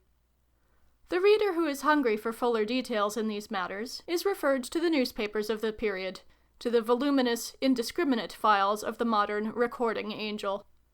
Our business lies with Mr. Bensington at the focus of the disturbance. He had come back to London to find himself a quite terribly famous man. In a night the whole world had changed with respect to him. Everybody understood. Cousin Jane, it seemed, knew all about it. The people in the streets knew all about it. The newspapers, all, and more. To meet Cousin Jane was terrible, of course. But when it was over, not so terrible after all. The good woman had limits even to her power over facts. It was clear that she had communed with herself and accepted the food as something in the nature of things. She took the line of huffy dutifulness. She disapproved highly, it was evident, but she did not prohibit. The flight of Bensington, as she must have considered it, may have shaken her, and her worst was to treat him with bitter persistence for a cold he had not caught, and fatigue he had long since forgotten, and to buy him a new sort of hygienic, all-wool combination underwear that was as apt to get involved and turned partially inside out and partially not, and as difficult to get into for an absent-minded man as society. And so, for a space, and as far as this convenience left him leisure, he still continued to participate in the development of this new element in human history, the food of the gods. The public mind, following its own mysterious laws of selection, had chosen him as the one and only responsible inventor and promoter of this new wonder. It would hear nothing of Redwood, and without a protest it allowed Cossar to follow his natural impulse into a terribly prolific obscurity. Before he was aware of the drift of these things, Mr. Bensington was, so to speak, stark and dissected upon the hoardings. His baldness, his curious general pinkness, and his golden spectacles had become a national possession. Resolute young men with large, expensive-looking cameras and a general air of complete authorization took possession of the flat for brief but fruitful periods, let off flashlights in it that filled it for days with dense, intolerable vapor, and retired to fill the pages of the syndicated magazines with their admirable photographs of Mr. Bensington, complete and at home, in his second-best jacket and his slashed shoes. Other resolute-mannered persons of various ages and sexes dropped in and told him things about boom food — it was Punch first called the stuff boom food — and afterwards reproduced what they had said as his own original contribution to the interview. The thing became quite an obsession with Broadbeam, the popular humorist. He scented another confounded thing he could not understand, and he fretted dreadfully in his efforts to laugh the thing down. One saw him in clubs, a great clumsy presence with the evidences of his midnight oil burning manifest upon his large, unwholesome face, explaining to everyone he could buttonhole. "These scientific chaps, you know, haven't a sense of humor, you know. That's what it is. This science kills it." His jests at Bensington became malignant libels. An enterprising press-cutting agency sent Bensington a long article about himself from a sixpenny weekly, entitled A New Terror, and offered to supply 100 such disturbances for a guinea. And 2 extremely charming young ladies, totally unknown to him, called, and to the speechless indignation of Cousin Jane, had tea with him, and afterwards sent him their birthday books for his signature. He was speedily quite hardened to seeing his name associated with the most incongruous ideas in the public press, and to discover in the reviews articles written about boom food and himself in a tone of the utmost intimacy by people he had never heard of.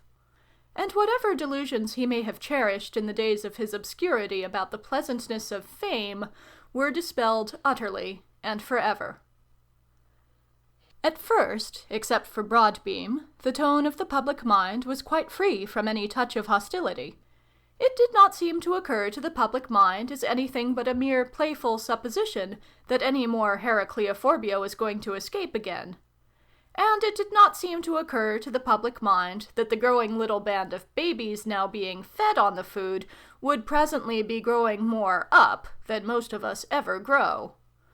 The sort of thing that pleased the public mind was caricatures of eminent politicians after a course of boom feeding, uses of the idea on hoardings, and such edifying exhibitions as the dead wasps that had escaped the fire and the remaining hens. Beyond that, the public did not care to look, until very strenuous efforts were made to turn its eyes to the remoter consequences, and even then, for a while, its enthusiasm for action was partial.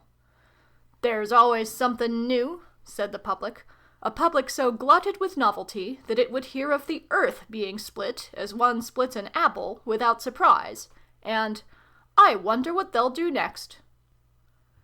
But there were 1 or 2 people outside the public, as it were, who did already take that further glance, and some, it seems, were frightened by what they saw there.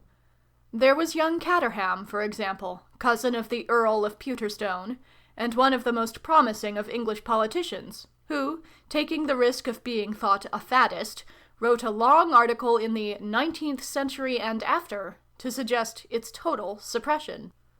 And, in certain of his moods, there was Bensington. "They don't seem to realize," he said to Cossar. "No, they don't." "And do we? Sometimes, when I think of what it means, this poor child of Redwood's, and of course you're 3, 40 feet high, perhaps. After all, ought we to go on with it?" "Go on with it?" cried Cossar, convulsed with inelegant astonishment, and pitching his note higher than ever. "Of course you'll go on with it! What do you think you were made for, just to loaf about between mealtimes?" "Serious consequences?" he screamed. "Of course! Enormous! Obviously! Why, man, it's the only chance you'll ever get of a serious consequence, and you want to shirk it!" For a moment his indignation was speechless.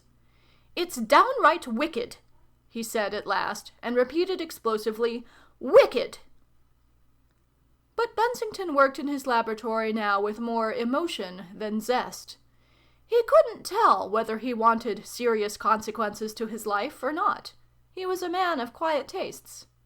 It was a marvelous discovery, of course, quite marvelous, but he had already become the proprietor of several acres of scorched, discredited property near Hickley-brow at a price of nearly £90 an acre, and at times he was disposed to think this as serious a consequence of speculative chemistry as any unambitious man could wish.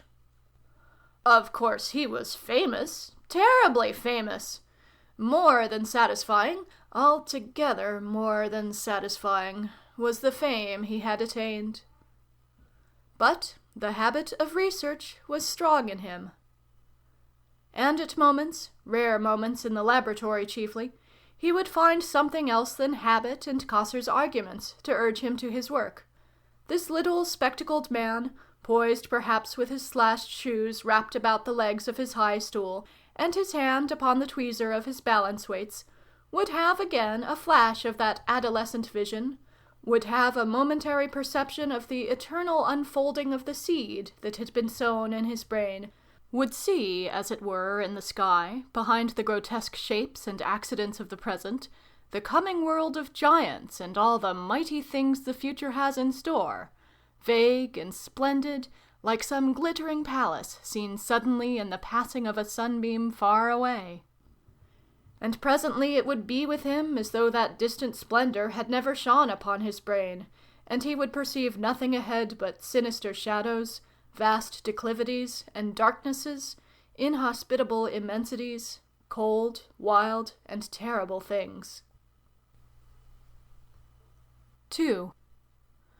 Amidst the complex and confused happenings, the impacts from the great outer world that constituted Mr. Bensington's fame, a shining and active figure presently became conspicuous, became almost, as it were, a leader and marshal of these externalities in Mr. Bensington's eyes.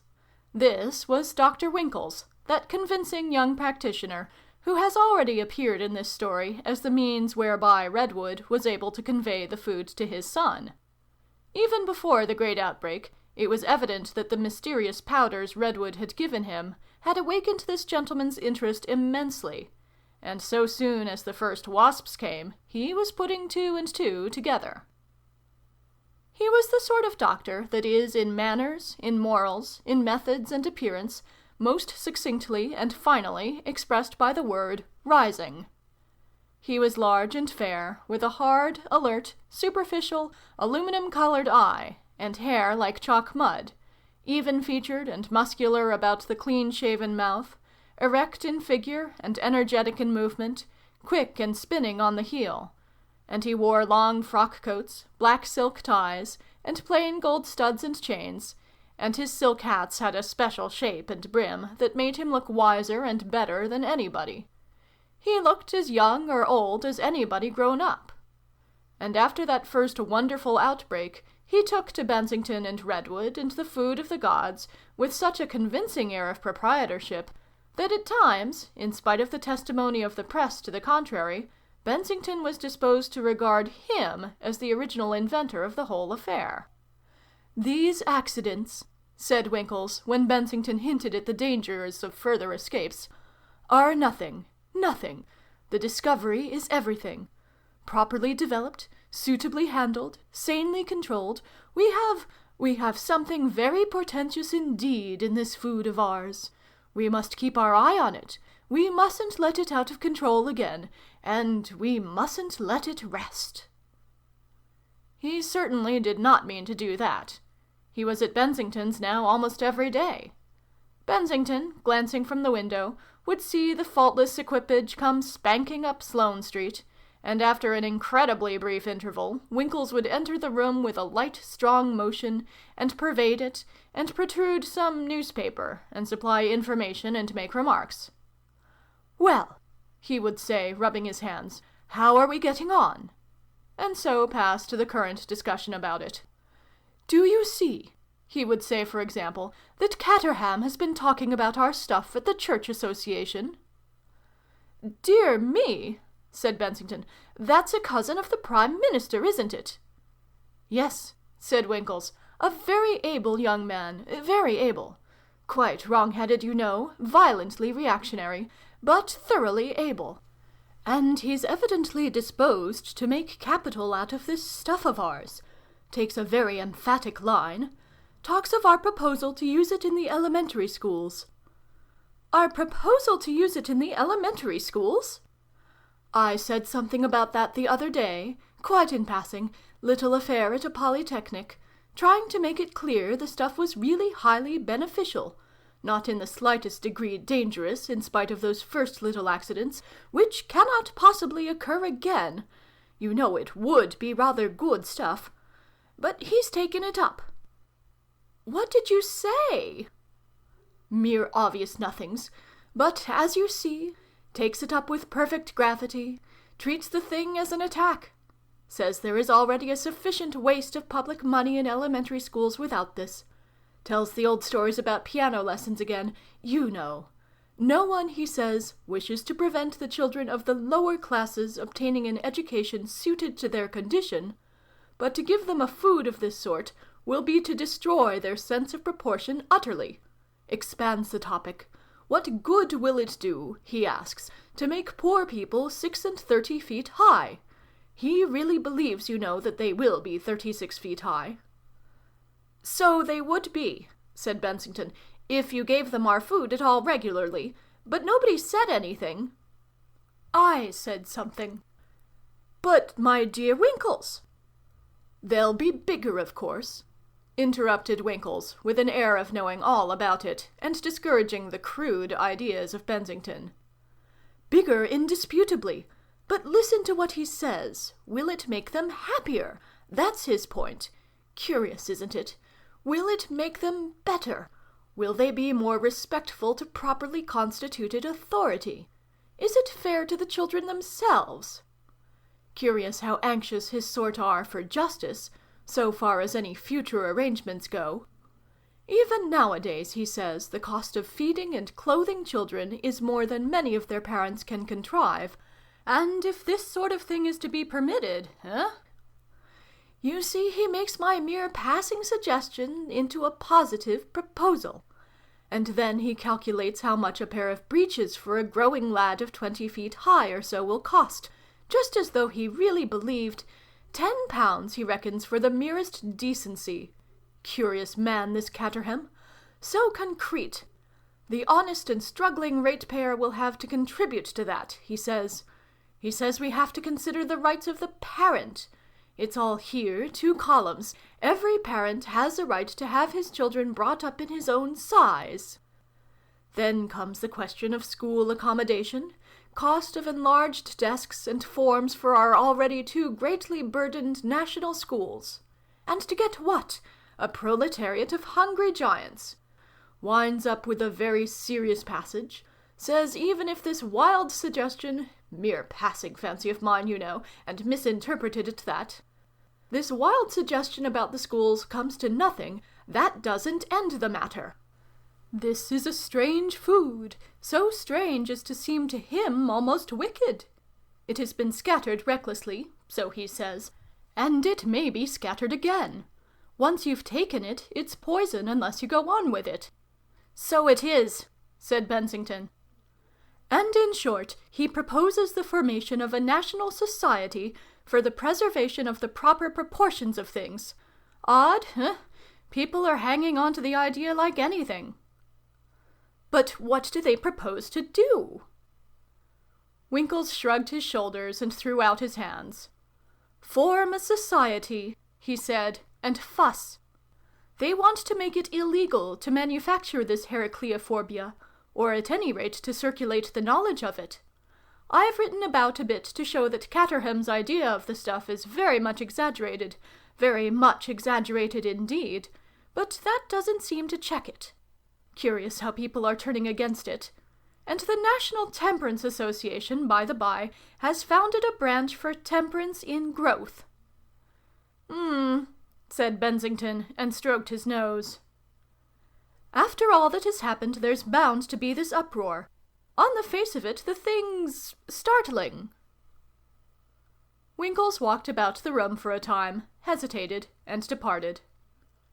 It became evident that there was something at the back of his mind, some aspect of crucial importance to him that he waited to display.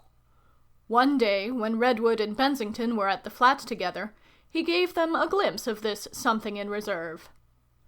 "How is it all going?" he said, rubbing his hands together. "We're getting together a sort of report." "For the Royal Society?" "Yes." Said Winkles very profoundly, and walked to the hearthrug. But here's the point. Ought you?" "Ought we what?" "Ought you to publish?" "We're not in the Middle Ages," said Redwood. "I know."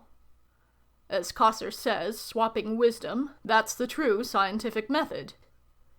"In most cases, certainly. But this is exceptional." "We shall put the whole thing before the Royal Society in the proper way," said Redwood. Winkles returned to that on a later occasion. "It's in many ways an exceptional discovery." "That doesn't matter," said Redwood. "It's the sort of knowledge that could easily be subject to grave abuse, grave dangers, as Caterham puts it." Redwood said nothing. "Even carelessness, you know. If we were to form a committee of trustworthy people to control the manufacture of boom food, Heracleophobia, I should say, we might—" He paused, and Redwood, with a certain private discomfort, pretended that he did not see any sort of interrogation. Outside the apartments of Redwood and Bensington, Winkles, in spite of the incompleteness of his instructions, became a leading authority upon boom food. He wrote letters defending its use. He made notes and articles explaining its possibilities. He jumped up irrelevantly at the meetings of the scientific and medical associations to talk about it. He identified himself with it. He published a pamphlet called The Truth About Boom Food, in which he minimized the whole of the Hickley-Brow affair to almost nothing. He said that it was absurd to say boom food would make people 37 feet high. That was obviously exaggerated. It would make them bigger, of course, but that was all. Within that intimate circle of two, it was chiefly evident that Winkles was extremely anxious to help in the making of Heracleophobia, help in correcting any proofs there might be of any paper there might be in preparation upon the subject, do anything, indeed, that might lead up to his participation in the details of the making of Heracleophobia. He was continually telling them both that he felt it was a big thing, that it had big possibilities. If only they were safeguarded in some way. And at last, one day, he asked outright to be told just how it was made. "I've been thinking over what you said," said Redwood. "Well?" said Winkles brightly. "It's the sort of knowledge that could easily be subject to grave abuse," said Redwood. "But I don't see how that applies," said Winkles. "It does," said Redwood. Winkles thought it over for a day or so. Then he came to Redwood and said that he doubted if he ought to give powders about which he knew nothing to Redwood's little boy. It seemed to him it was uncommonly like taking responsibility in the dark. That made Redwood thoughtful. "You've seen that the Society for the Total Suppression of Boom Food claims to have several thousand members," said Winkles, changing the subject. "They've drafted a bill," said Winkles. "They've got young Caterham to take it up, readily enough. They're in earnest. They're forming local committees to influence candidates. They want to make it penal to prepare and store Heracleophobia without special license, and felony, matter of imprisonment without option, to administer boom food, that's what they call it, you know, to any person under 21. But there's collateral societies, you know, all sorts of people. The Society for the Preservation of Ancient Statures is going to have Mr. Frederick Harrison on the council, they say. You know he's written an essay about it, says it is vulgar and entirely inharmonious with that revelation of humanity that is found in the teachings of Comte. It is the sort of thing the 18th century couldn't have produced, even in its worst moments. The idea of the food never entered the head of Comte, which shows how wicked it really is. No one, he says, who really understood Comte." "But you don't mean to say," said Redwood, alarmed out of his disdain for Winkles.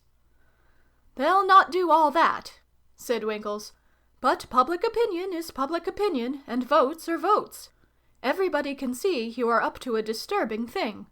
And the human instinct is all against disturbance, you know. Nobody seems to believe Caterham's idea of people 37 feet high, who won't be able to get inside a church or a meeting house or any social or human institution. But for all that, they're not so easy in their minds about it. They see there's something more than a common discovery." "There is," said Redwood, "in every discovery." "Anyhow, they're getting restive. Caterham keeps harping on what may happen if it gets loose again.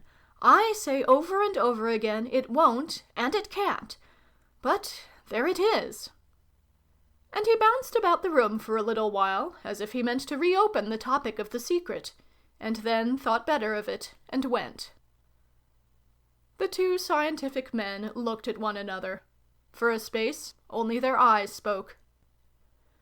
"If the worst comes to the worst," said Redwood at last, in a strenuously calm voice, "I shall give the food to my little Teddy with my own hands." 3. It was only a few days after this that Redwood opened his paper to find that the Prime Minister had promised a royal commission on boom food. This sent him, newspaper in hand, round to Bensington's flat. "Winkles, I believe, is making mischief for the stuff. He plays into the hands of Caterham. He keeps on talking about it and what it is going to do, and alarming people. If he goes on, I really believe he'll hamper our inquiries. Even as it is, with this trouble about my little boy." Bensington wished Winkles wouldn't. "Do you notice how he has dropped into the way of calling it boom food?" "I don't like that name," said Bensington with a glance over his glasses. "It is just so exactly what it is, to Winkles." "Why does he keep on about it? It isn't his." "It's something called booming," said Redwood. "I don't understand. If it isn't his, everybody is getting to think it is. Not that that matters."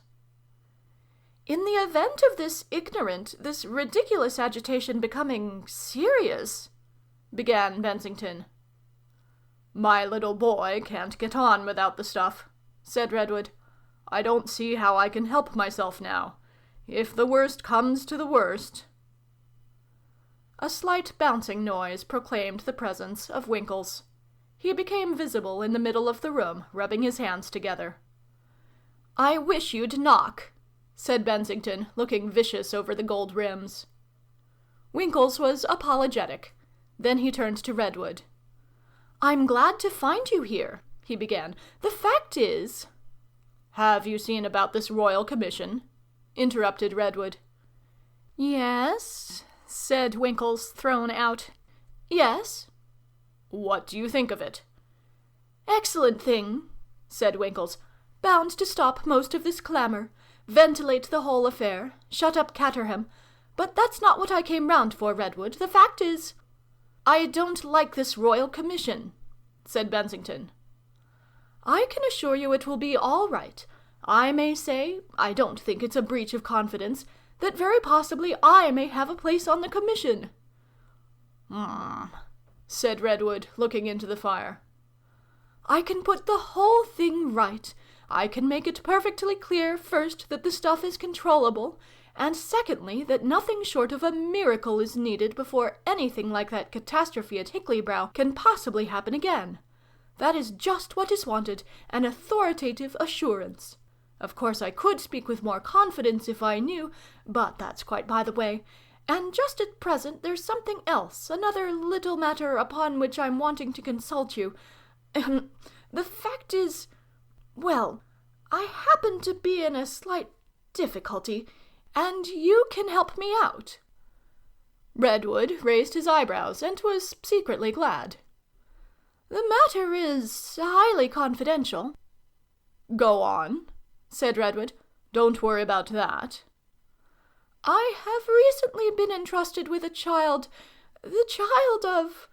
of an exalted personage. Winkles coughed. You're getting on, said Redwood.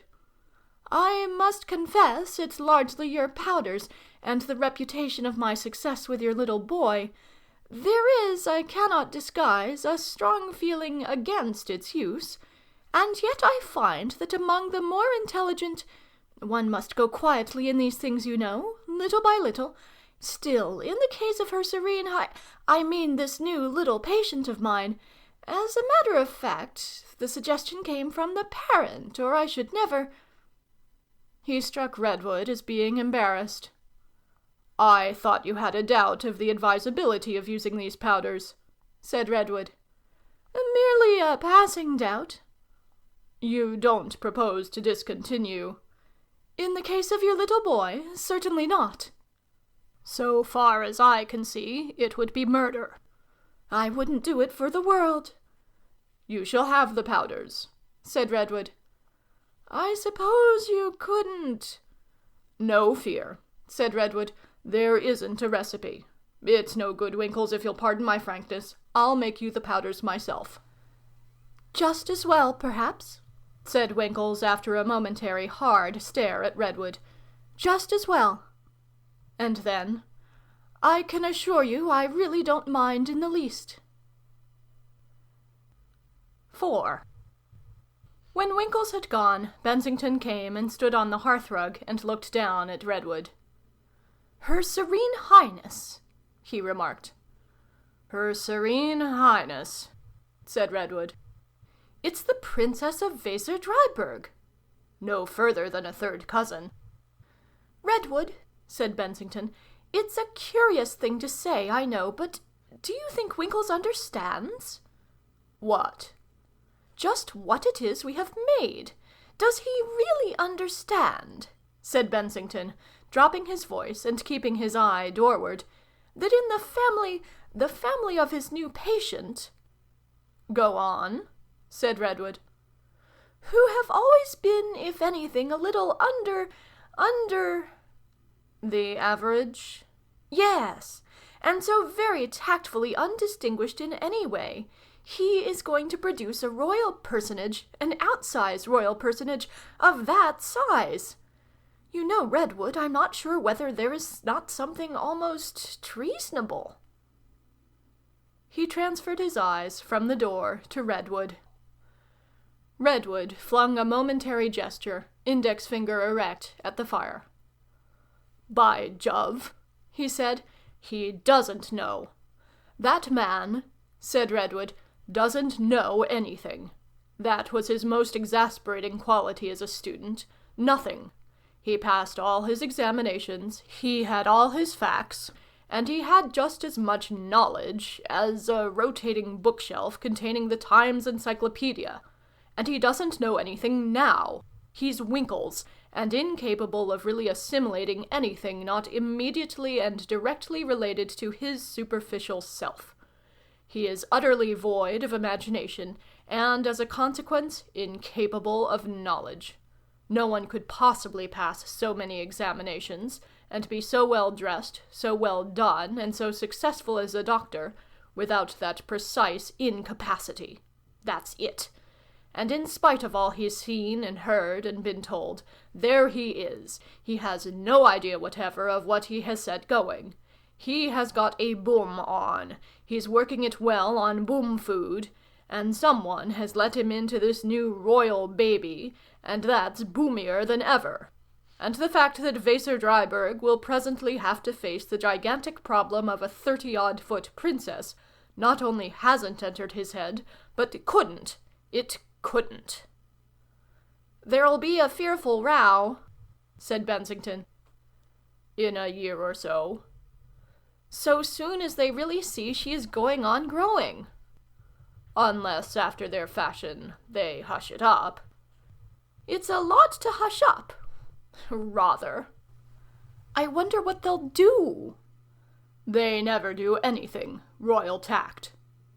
They're bound to do something. Perhaps she will. Oh, Lord, yes. They'll suppress her. Such things have been known. Redwood burst into desperate laughter. The redundant royalty, the bouncing babe in the iron mask, he said. They'll have to put her in the tallest tower of the old Dreiberg castle, and make holes in the ceilings as she grows from floor to floor. Well, I'm in the very same pickle, and Cosser and his 3 boys, and... well, well. There'll be a fearful row, Bensington repeated, not joining in the laughter. A fearful row. I suppose, he argued, you've really thought it out thoroughly, Redwood. You're quite sure it wouldn't be wiser to warn Winkles, wean your little boy gradually, and rely upon the theoretical triumph? I wish to goodness you'd spend half an hour in my nursery when the food's a little late, said Redwood, with a note of exasperation in his voice. Then you wouldn't talk like that, Bensington. Besides, fancy warning Winkles. Now, the tide of this thing has caught us unawares, and whether we're frightened or whether we're not, we've got to swim. I suppose we have, said Bensington, staring at his toes. Yes, we've got to swim. And your boy will have to swim, and Cosser's boys. He's given it to all 3 of them. Nothing partial about Cosser, all or nothing. And Her Serene Highness, and everything. We are going on making the food, Cosser also. We're only just in the dawn of the beginning, Redwood.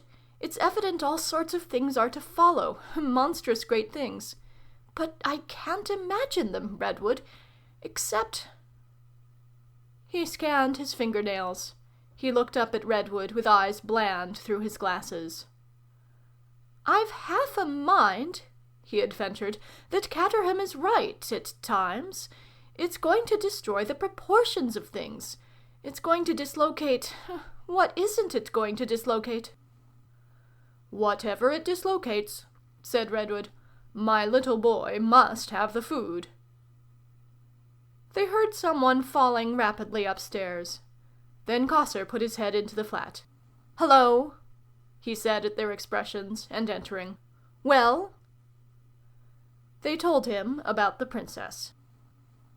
Difficult question, he remarked. Not a bit of it. She'll grow. Your boy'll grow. All the others you give it to'll grow. Everything. Like anything. What's difficult about that? That's all right. A child could tell you that.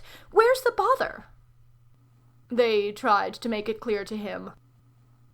Not go on with it, he shrieked. But you can't help yourselves now. It's what you're for. It's what Winkles is for. It's all right. Often wondered what Winkles was for. Now it's obvious. What's the trouble? Disturbance? Obviously. Upset things? Upset everything. Finally, upset every human concern. Plain as a pikestaff. They're going to try and stop it, but they're too late. It's their way to be too late. You go on and start as much of it as you can. Thank God he has a use for you.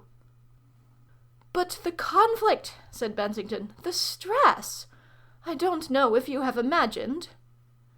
You ought to have been some sort of little vegetable, Bensington, said Cosser. That's what you ought to have been. Something growing over a rockery. Here you are, fearfully and wonderfully made, and all you think you're made for is just to sit about and take your victuals. Do you think this world was made for old women to mop about in?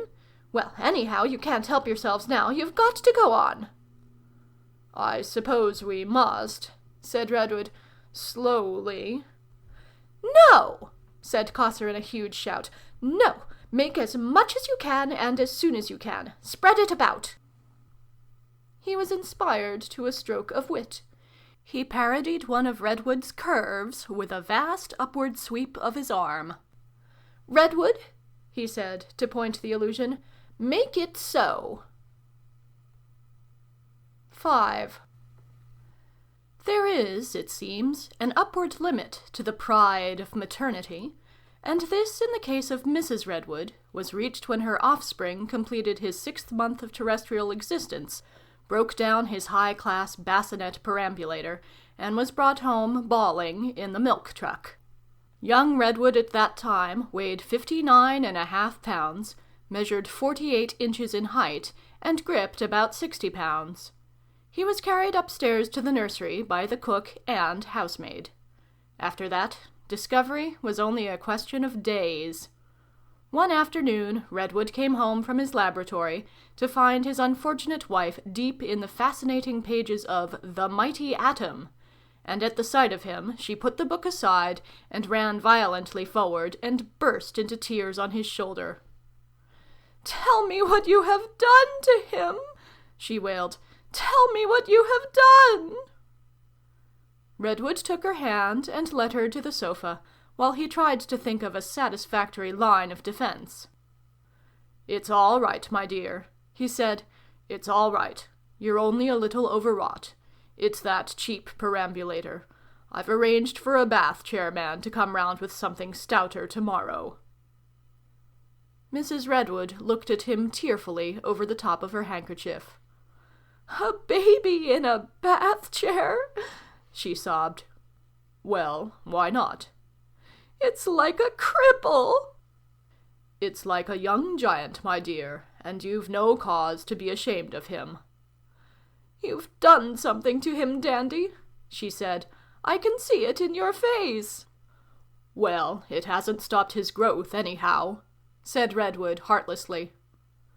"I knew," said Mrs. Redwood, and clenched her pocket handkerchief ball fashion in one hand. She looked at him with a sudden change to severity. "What have you done to our child, Dandy?" "What's wrong with him?" "He's so big! He's a monster!" "Nonsense! He's as straight and clean a baby as ever a woman had. What's wrong with him?" "Look at his size!" "That's all right. Look at the puny little brutes about us. He's the finest baby." "He's too fine," said Mrs. Redwood. "It won't go on," said Redwood reassuringly. "It's just a start he's taken." But he knew perfectly well it would go on. And it did. By the time this baby was 12 months old, he tottered just 1 inch under 5 feet high, and scaled 8 stone 3. He was as big, in fact, as a St. Peter's in Vaticano cherub, and his affectionate clutch at the hair and features of visitors became the talk of West Kensington. They had an invalid's chair to carry him up and down to his nursery, and his special nurse, a muscular young person just out of training, used to take him for his airings in a Panhard 8 HP hill-climbing perambulator specially made to meet his requirements. It was lucky in every way that Redwood had his expert witness connection in addition to his professorship. When one got over the shock of little Redwood's enormous size, he was, I am told by people who used to see him, almost daily toifing slowly about Hyde Park, a singularly bright and pretty baby. He rarely cried or needed a comforter. Commonly he clutched a big rattle, and sometimes he went along hailing the bus drivers and policemen along the road outside the railings as "Dada" and "Baba" in a sociable, democratic way. "There goes that there great boom food baby," the bus driver used to say. "Looks healthy," the forward passenger would remark. "Bottle fed," the bus driver would explain. "They say it holds a gallon and had to be specially made for him." "Very healthy child, anyhow," the forward passenger would conclude. When Mrs. Redwood realized that his growth was indeed going on indefinitely and logically, and this she really did for the first time when the motor perambulator arrived, she gave way to a passion of grief.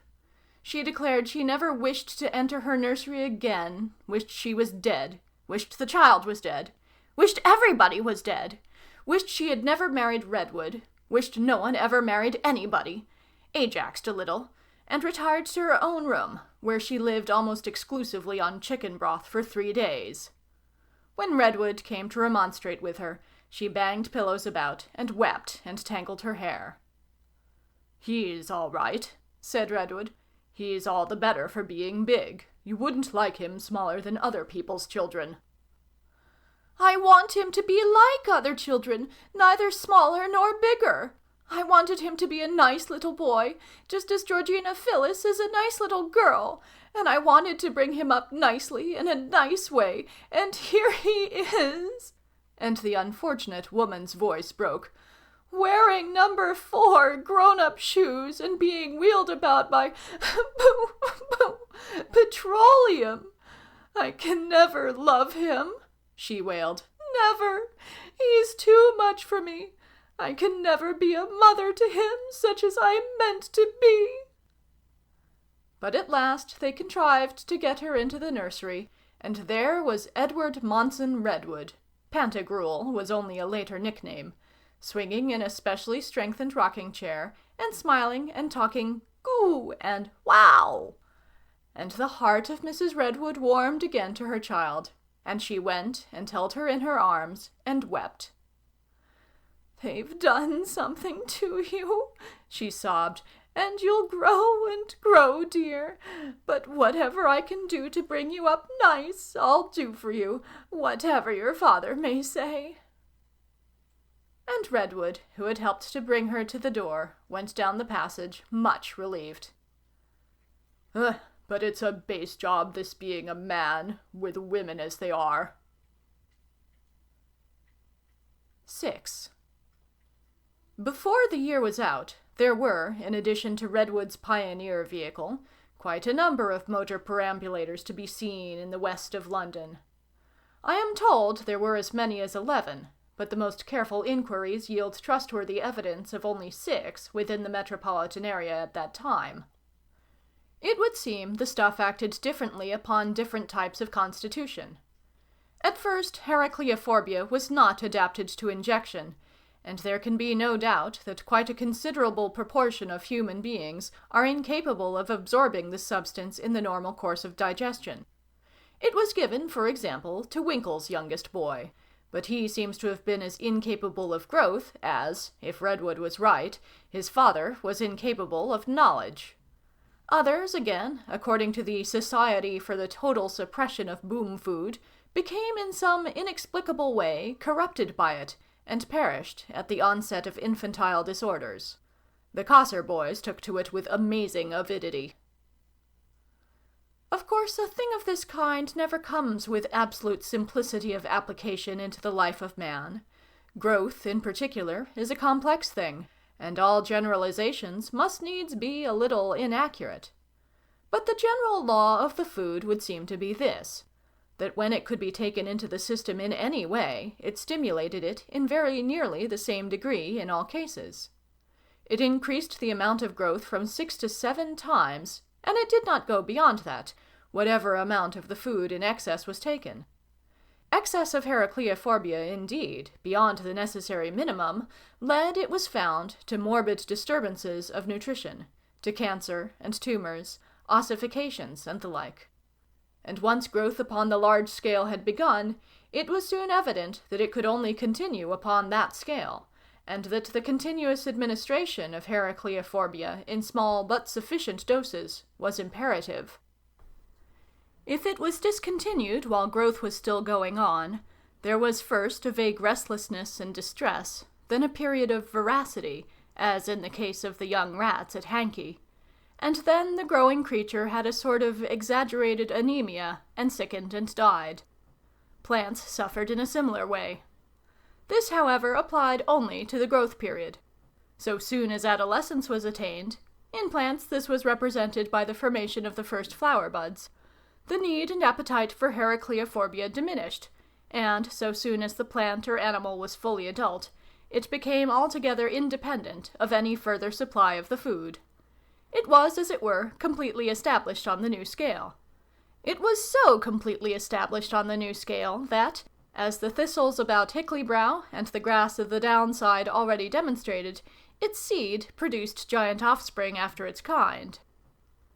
And presently little Redwood, pioneer of the new race, first child of all who ate the food, was crawling about his nursery, smashing furniture, biting like a horse, pinching like a vice, and bawling gigantic baby talk at his nanny and mammy, and the rather scared and awe-stricken daddy who had set this mischief going.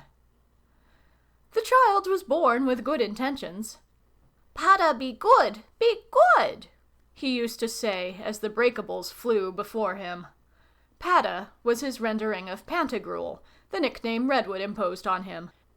And Cossor, disregarding certain ancient lights that presently led to trouble, did, after a conflict with the local building regulations, get building on a vacant piece of ground adjacent to Redwood's home, a comfortable, well-lit playroom, schoolroom, and nursery for their 4 boys. 60 feet square, about, this room was, and 40 feet high.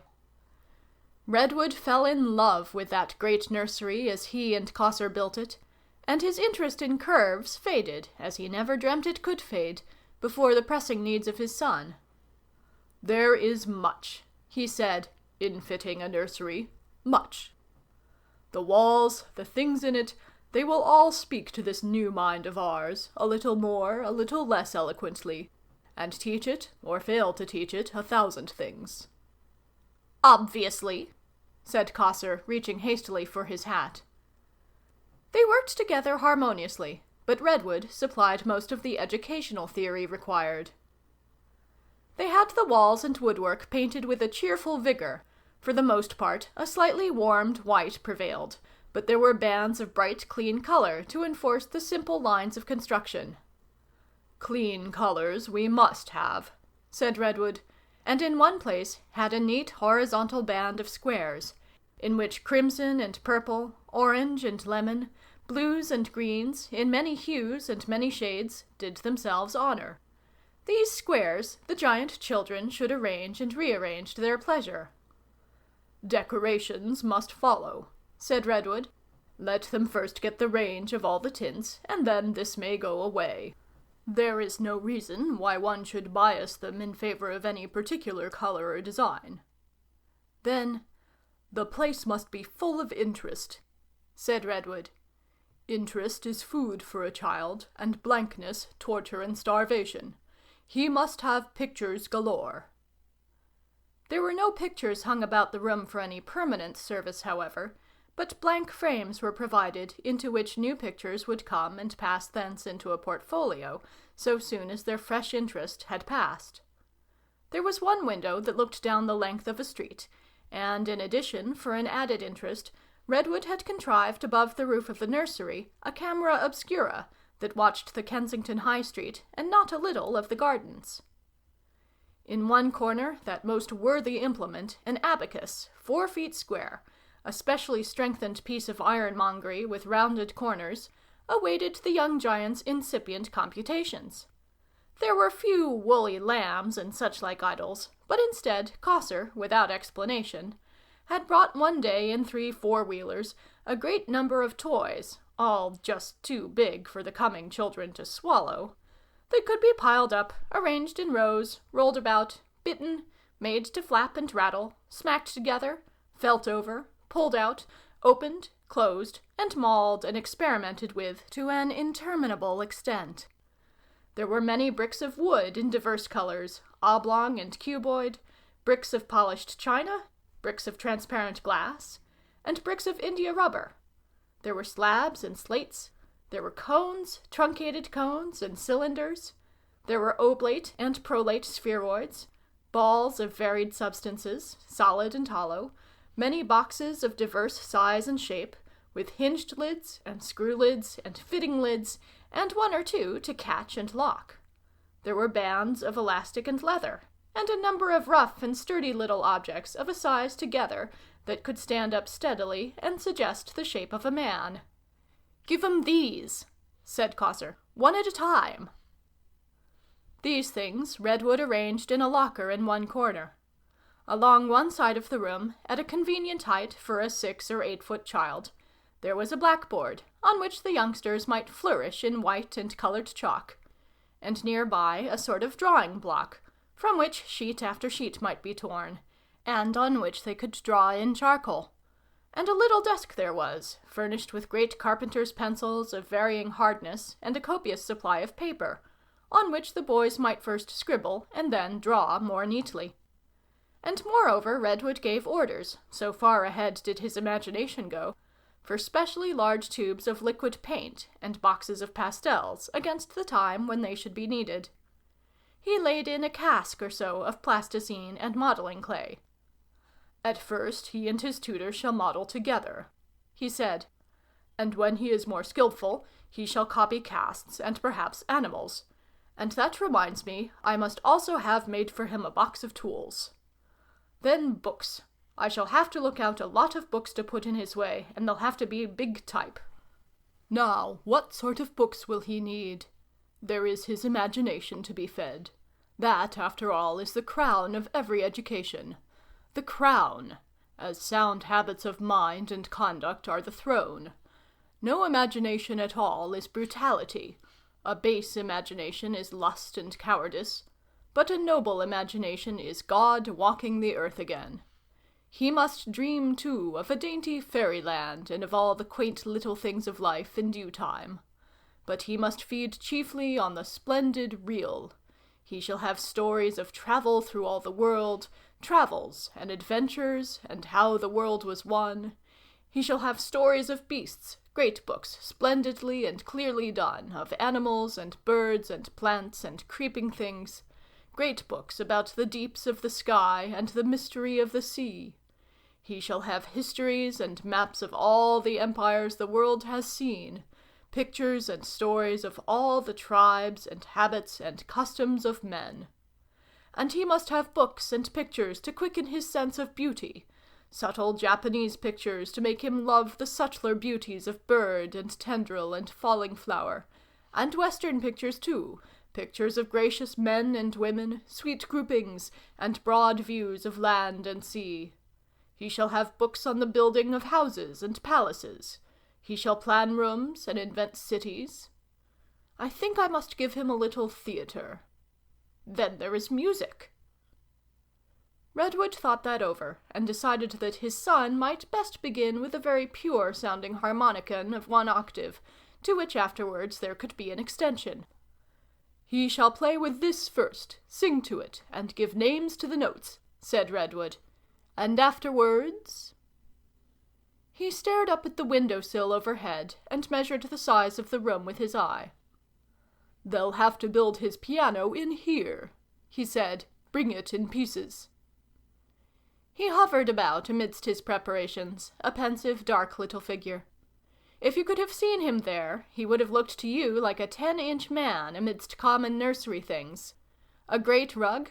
Indeed, it was a Turkey carpet, 400 square feet of it, upon which young Redwood was soon to crawl, stretched to the grill-guarded electric radiator that was to warm the whole place. A man from Cossar's hung amidst scaffolding overhead, fixing the great frame that was to hold the transitory pictures. A blotting-paper book for plant specimens as big as a house door leant against the wall, and from it projected a gigantic stalk, a leaf-edge or so, and 1 flower of chickweed, all of that gigantic size that was soon to make Ershot famous throughout the botanical world. A sort of incredulity came to Redwood as he stood among these things. "If it really is going on," said Redwood, staring up at the remote ceiling. From far away came a sound like the bellowing of a mathicking bull, almost as if in answer. "It's going on, all right," said Redwood. "Evidently." There followed resounding blows upon a table, followed by a vast crowing shout, "Gulu! Boozoo! Bzzz!" "The best thing I can do," said Redwood, following out some divergent line of thought, "is to teach him myself." That beating became more insistent. For a moment it seemed to Redwood that it caught the rhythm of an engine's throbbing, the engine he could have imagined of some great train of events that bore down upon him. Then a descendant flight of sharper beats broke up that effect, and were repeated. "Come in," he cried, perceiving that someone rapped, and the door that was big enough for a cathedral opened slowly a little way. The new winch ceased to creak, and Bensington appeared in the crack, gleaming benevolently under his protruded baldness and over his glasses. "I've ventured round to see," he whispered in a confidentially furtive manner. "Come in," said Redwood, and he did, shutting the door behind him. He walked forward, hands behind his back, advanced a few steps, and peered up with a bird-like movement at the dimensions about him. He rubbed his chin thoughtfully. "Every time I come in," he said, with a subdued note in his voice, it strikes me as big." "Yes," said Redwood, surveying it all again also, as if in an endeavour to keep hold of the visible impression. "Yes, they're going to be big too, you know." "I know," said Bensington, with a note that was nearly awe. "Very big." They looked at one another, almost as it were, apprehensively. "Very big indeed," said Bensington, stroking the bridge of his nose, and with one eye that watched Redwood doubtfully for a confirmatory expression. "All of them, you know. Fearfully big. I don't seem able to imagine, even with this, just how big they're all going to be." Chapter the 5th. The Minimificence of Mr. Bensington. 1. It was while the Royal Commission on Boom Food was preparing its report that Heracleophobia really began to demonstrate its capacity for leakage. And the earliness of this second outbreak was the more unfortunate, from the point of view of Cossor at any rate, since the draft report, still in existence, shows that the Commission had, under the tutelage of that most able member, Dr. Stephen Winkles, F.R.S., M.D., F.R.C.P., D.Sc., J.P., D.L., etc., already quite made up its mind that accidental leakages were impossible, and was prepared to recommend that to entrust the preparation of boom food to a qualified committee, Winkles chiefly, with an entire control over its sale, was quite enough to satisfy all reasonable objections to its free diffusion. This committee was to have an absolute monopoly. And it is no doubt to be considered as a part of the irony of life that the first and most alarming of this second series of leakages occurred within 50 yards of a little cottage at Keston occupied during the summer months by Dr. Winkles. There can be little doubt now that Redwood's refusal to acquaint Winkles with the composition of Heracleophobia 4 had aroused in that gentleman a novel and intense desire towards analytical chemistry. He was not a very expert manipulator, and for that reason probably he saw fit to do his work not in the excellently equipped laboratories that were at his disposal in London, but without consulting anyone, and almost with an air of secrecy, in a rough little garden laboratory at the Keston establishment. He does not seem to have shown either very great energy or very great ability in this quest. Indeed, one gathers he dropped the inquiry after working at it intermittently for about a month. This garden laboratory, in which the work was done, was very roughly equipped, supplied by a standpipe tap with water, and draining into a pipe that ran down into a swampy, rush-bordered pool under an alder tree in a secluded corner of the common just outside the garden hedge.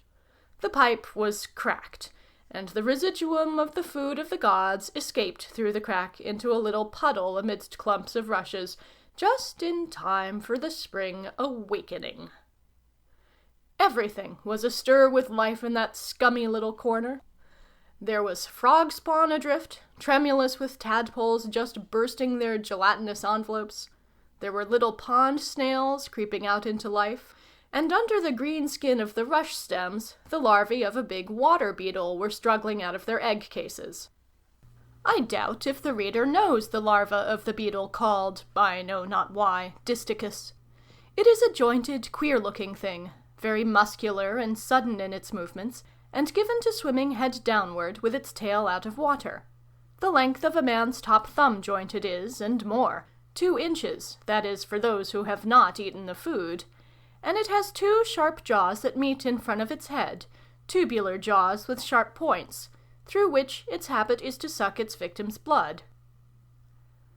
The first things to get at the drifting grains of the food were the little tadpoles and the little water snails.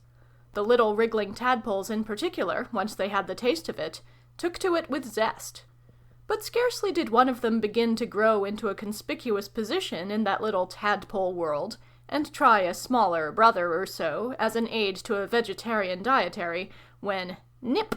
One of the beetle larvae had its curved, blood-sucking prongs gripping into his heart, and with that red stream went Heracleophobia 4 in a state of solution, into the being of a new client.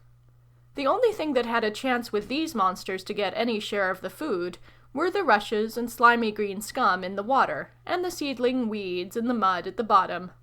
A clean-up of the study presently washed a fresh spate of the food into the puddle and overflowed it, and carried all this sinister expansion of the struggle for life into the adjacent pool under the roots of the alder.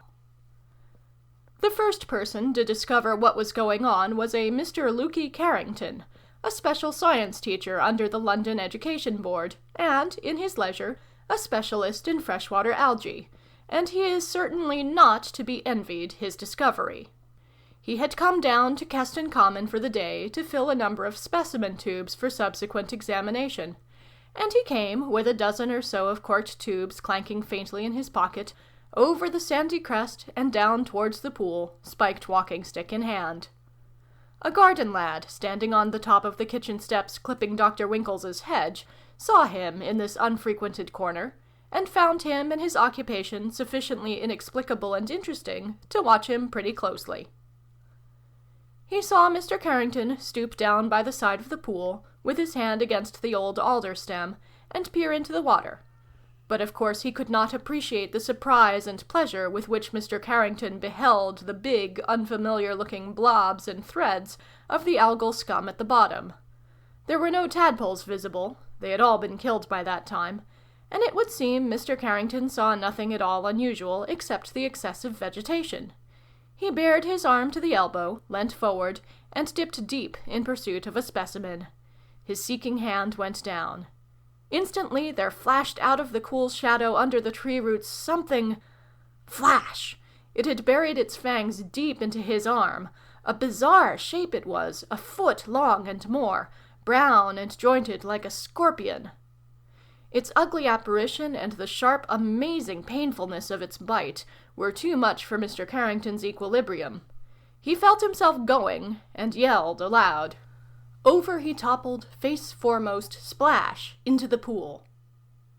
The boy saw him vanish, and heard the splashing of his struggle in the water. The unfortunate man emerged again into the boy's field of vision, hatless and streaming with water, and screaming. Never before had the boy heard screams from a man. This astonishing stranger appeared to be tearing at something on the side of his face. There appeared streaks of blood there. He flung out his arms as if in despair, leapt in the air like a frantic creature, ran violently 10 or 12 yards, and then fell and rolled on the ground and over, and out of sight of the boy. The lad was down the steps and through the hedge in a trice, happily with the garden shears still in hand. As he came crashing through the gorse bushes, he says he was half-minded to turn back, fearing he had to deal with a lunatic, but the possession of the shears reassured him.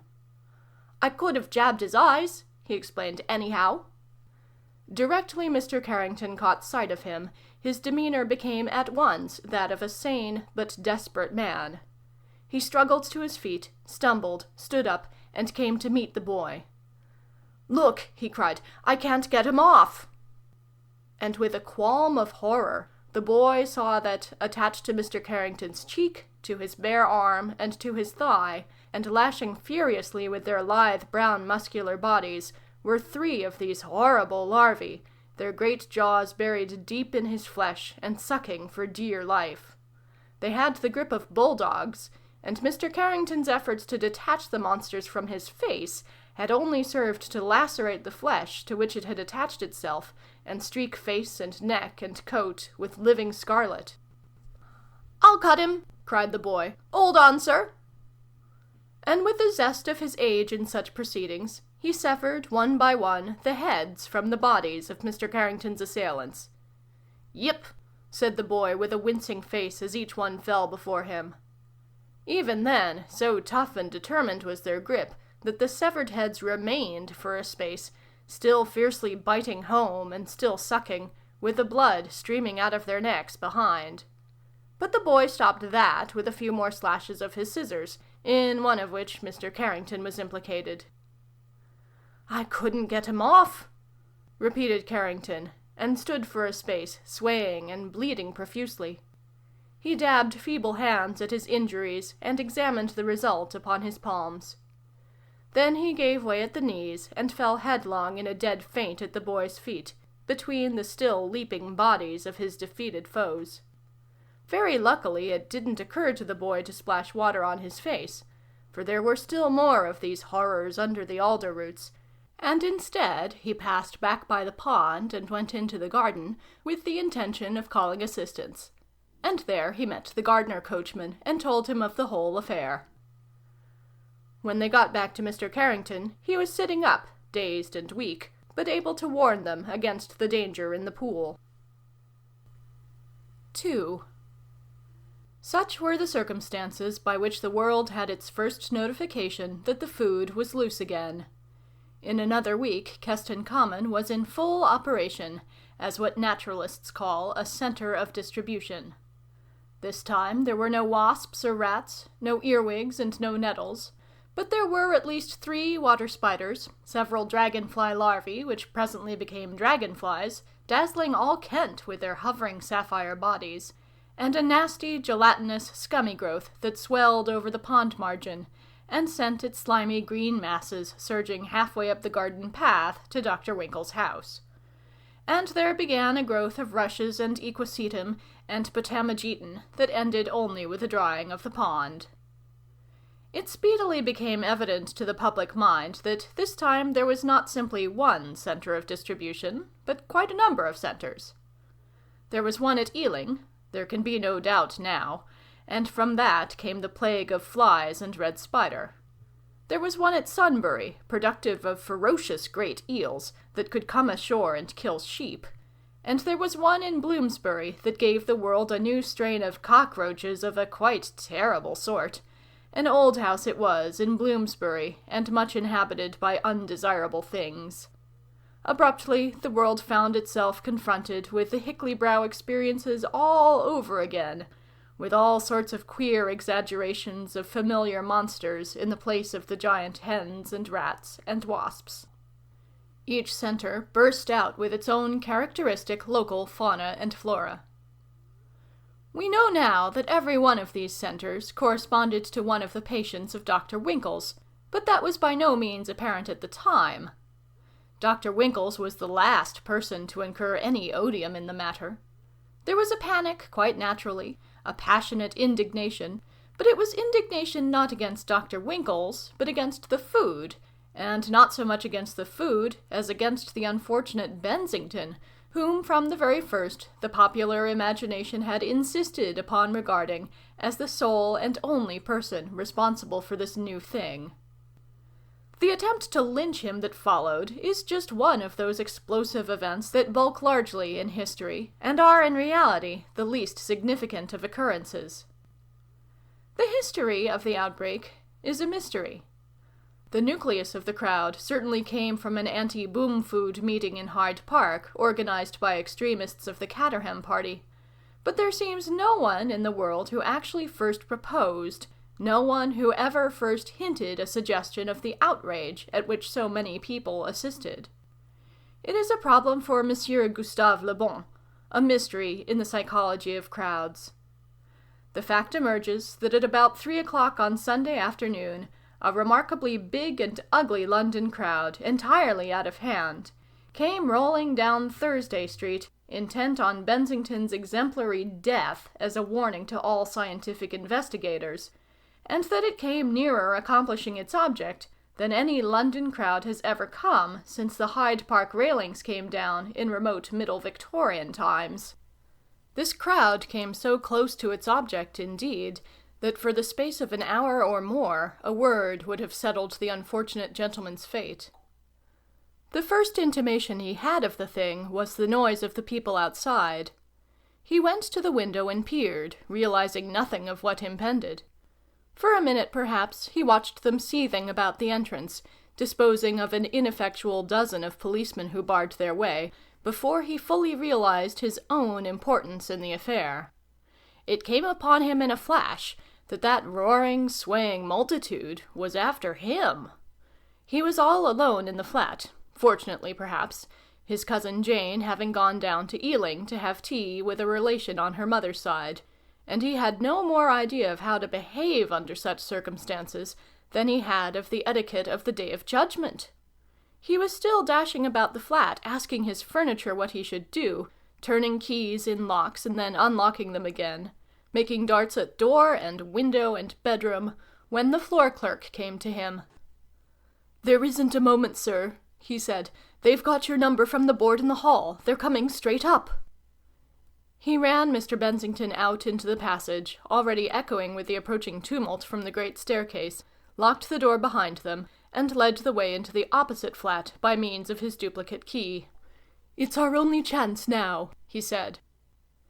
He flung up a window which opened on a ventilating shaft, and showed that the wall was set with iron staples that made the rudest and most perilous of wall ladders to serve as a fire escape from the upper flats. He shoved Mr. Bensington out of the window, showed him how to cling on, and pursued him up the ladder, goading and jabbing his legs with a bunch of keys whenever he desisted from climbing. It seemed to Bensington at times that he must climb that vertical ladder for evermore. Above, the parapet was inaccessibly remote, a mile perhaps. Below, he did not care to think of things below. "Steady on!" cried the clerk, and gripped his ankle.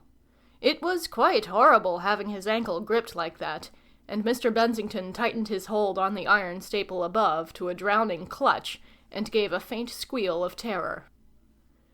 It became evident the clerk had broken a window, and then it seemed he had leapt a vast distance sideways, and there came the noise of a window frame sliding in its sash. He was bawling things. Mr. Bensington moved his head round cautiously until he could see the clerk. "Come down 6 steps," the clerk commanded. All this moving about seemed very foolish, but very, very cautiously Mr. Bensington lowered a foot. "Don't pull me," he cried as the clerk made to help him from the open window. It seemed to him that to reach the window from the ladder would be a very respectable feat for a flying fox, and it was rather with the idea of a decent suicide than in any hope of accomplishing it that he made the step at last, and quite ruthlessly the clerk pulled him in. "You'll have to stop here," said the clerk. "My keys are no good here. It's an American lock.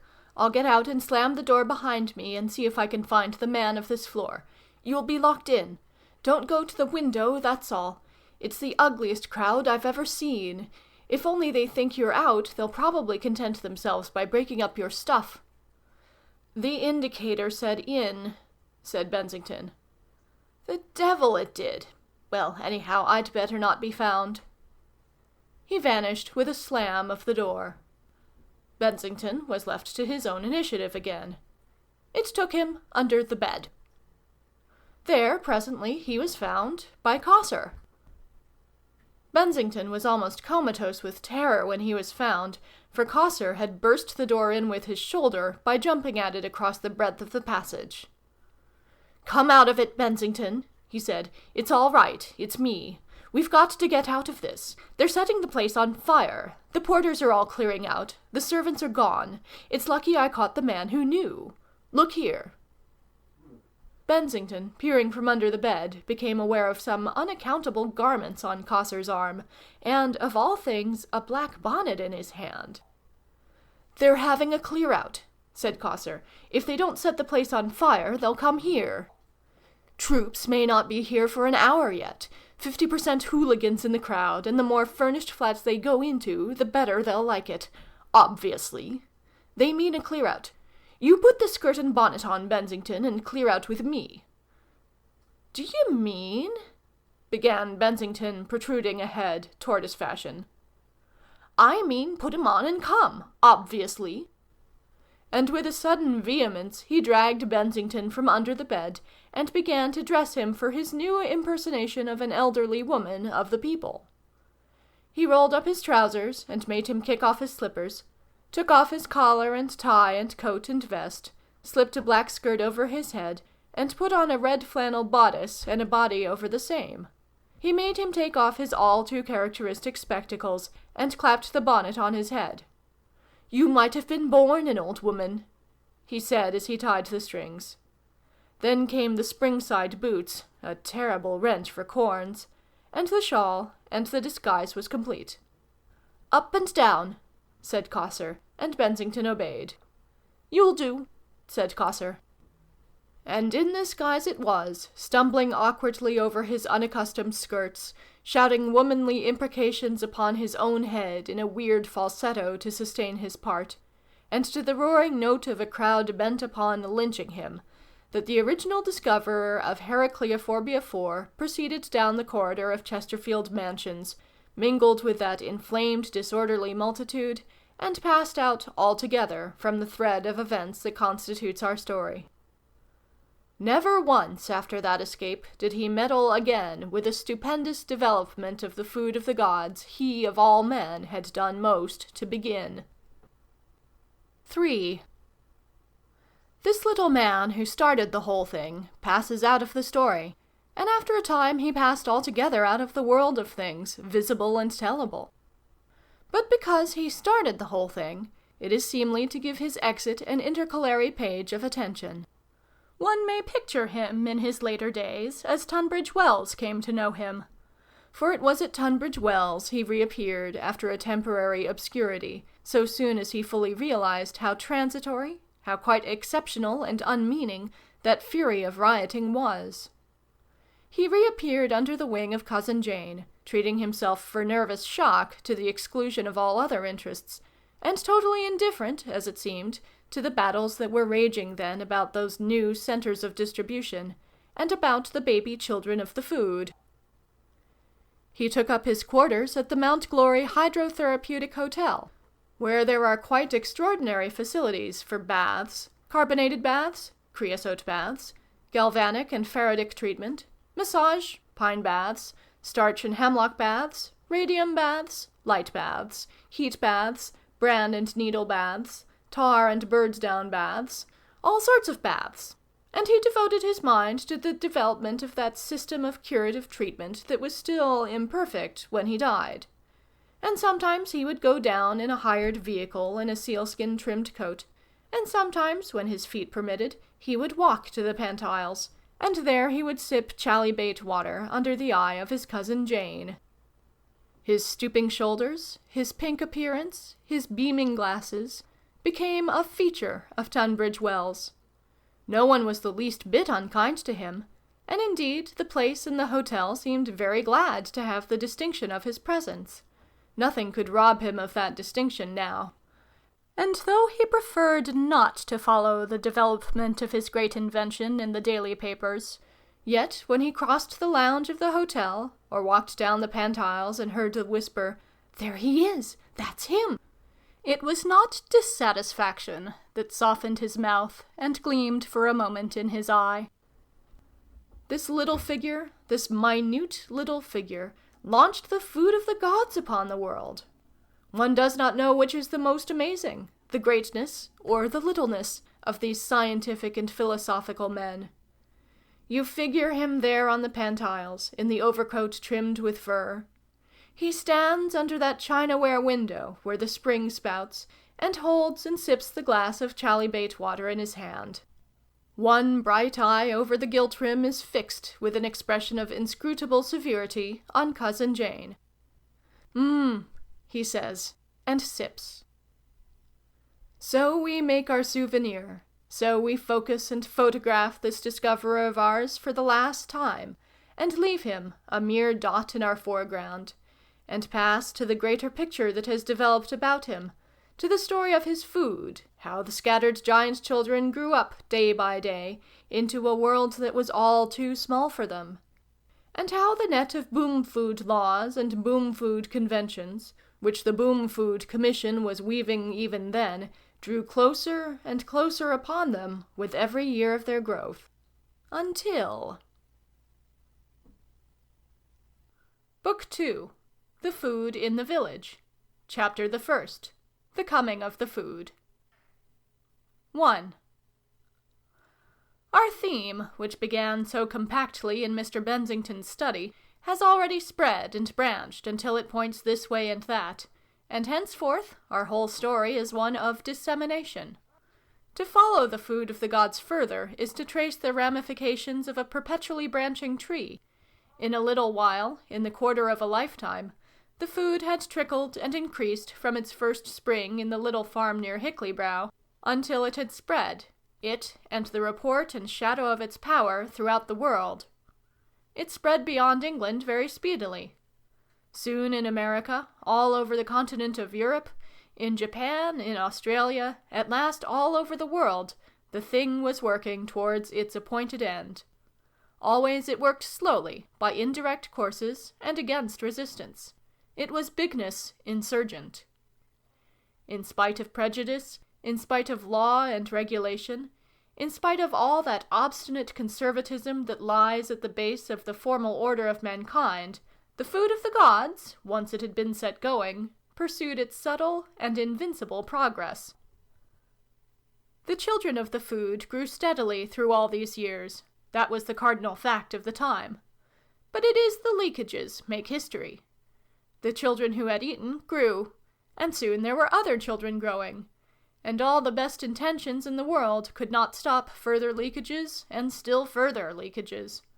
The food insisted on escaping with the pertinacity of a thing alive.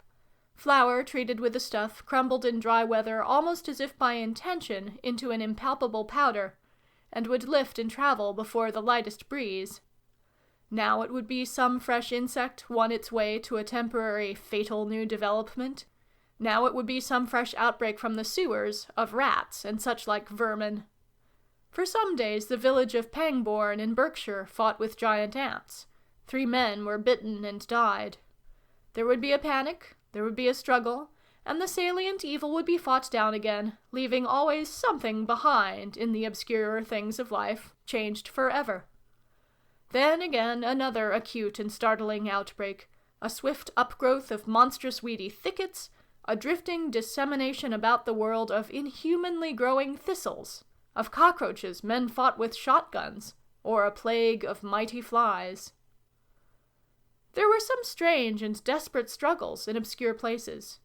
The food begot heroes in the cause of littleness. And men took such happenings into their lives, and met them by the expedients of the moment, and told one another there was no change in the essential order of things.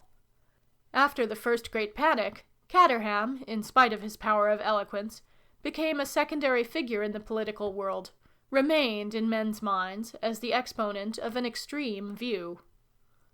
Only slowly did he win a way towards a central position in affairs. There was no change in the essential order of things. That eminent leader of modern thought, Dr. Winkles, was very clear upon this. And the exponents of what was called in those days progressive liberalism grew quite sentimental upon the essential insincerity of their progress.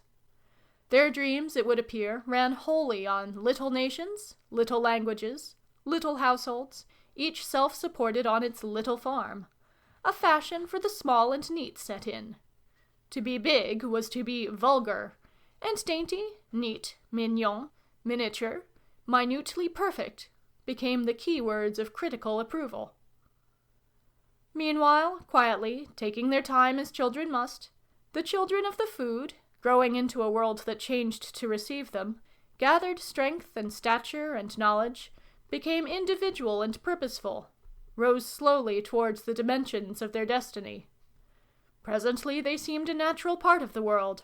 All these stirrings of bigness seemed a natural part of the world, and men wondered how things had been before their time. There came to men's ears stories of things the giant boys could do, and they said, "Wonderful!" without a spark of wonder.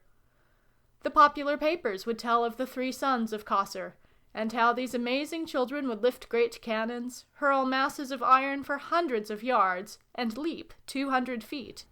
They were said to be digging a well, deeper than any well or mine that man had ever made, seeking, it was said, for treasures hidden in the earth since ever the earth began. These children, said the popular magazines, will level mountains, bridge seas, tunnel your earth to a honeycomb. Wonderful, said the little folks, isn't it? What a lot of conveniences we shall have. And went about their business as though there was no such thing as the food of the gods on earth. And indeed, these things were no more than the first hints and promises of the powers of the children of the food. It was still no more than child's play with them, no more than the first use of a strength in which no purpose had arisen. They did not know themselves for what they were. They were children, slow-growing children of a new race. The giant strength grew day by day. The giant will had still to grow into purpose and an aim. Looking at it in a shortened perspective of time, those years of transition have the quality of a single consecutive occurrence. But indeed, no one saw the coming of bigness in the world, as no one in all the world till centuries had passed saw as one happening the decline and fall of Rome. They who lived in those days were too much among these developments to see them together as a single thing. It seemed even to wise men that the food was giving the world nothing but a crop of unmanageable, disconnected irrelevancies that might shake and trouble indeed, but could do no more to the established order and fabric of mankind. To one observer, at least, the most wonderful thing throughout that period of accumulating stress is the invincible inertia of the great mass of people, their quiet persistence in all that ignored the enormous presences, the promise of still more enormous things that grew among them. Just as many a stream will be at its smoothest, will look most tranquil, running deep and strong at the very verge of a cataract, so all that is most conservative in man seemed settling quietly into a serene ascendancy during these latter days. Reaction became popular. There was talk of the bankruptcy of science, of the dying of progress, of the advent of the mandarins. Talk of such things amidst the echoing footsteps of the children of the food. The fussy, pointless revolutions of the old time, a vast crowd of silly little people chasing some silly little monarch and the like, had indeed died out and passed away. But change had not died out. It was only change that had changed. The new was coming in its own fashion and beyond the common understanding of the world. To tell fully of its coming would be to write a great history, but everywhere there was a parallel chain of happenings. To tell, therefore, of the manner of its coming in one place is to tell something of the whole. It chanced one stray seed of immensity fell into the pretty, petty village of Cheesing Eyebright in Kent, and from the story of its queer germination there, and of the tragic futility that ensued, one may attempt, following one thread as it were, to show the direction in which the whole great interwoven fabric of the thing rolled off the loom of time. 2. Cheesing Eyebright had, of course, a vicar. There are vicars and vicars, and of all sorts. I love an innovating vicar, a piebald, progressive, professional reactionary, the least. But the vicar of Cheesing Eyebright was one of the least innovating of vicars, a most worthy, plump, ripe, and conservative-minded little man. It is becoming to go back a little in our story to tell of him. He matched his village, and one may figure them best together as they used to be on the sunset evening when Mrs. Skinner, you will remember her flight, brought the food with her, all unsuspected, into these rustic serenities. The village was looking its very best just then, under that western light. It lay down along the valley, beneath the beechwoods of the Hanger, a beading of thatched and red-tiled cottages with trellised porches and pyracanthus-lined faces, that clustered closer and closer as the road dropped from the yew trees by the church towards the bridge. The vicarage peeped not too ostentatiously between the trees beyond the inn, an early Georgian front ripened by time, and the spire of the church rose happily in the depression made by the valley in the outline of the hills. A winding stream, a thin intermittency of sky blue and foam, glittered amidst a thick margin of reeds and loose strife and overhanging willows along the centre of a sinuous pennant of meadow.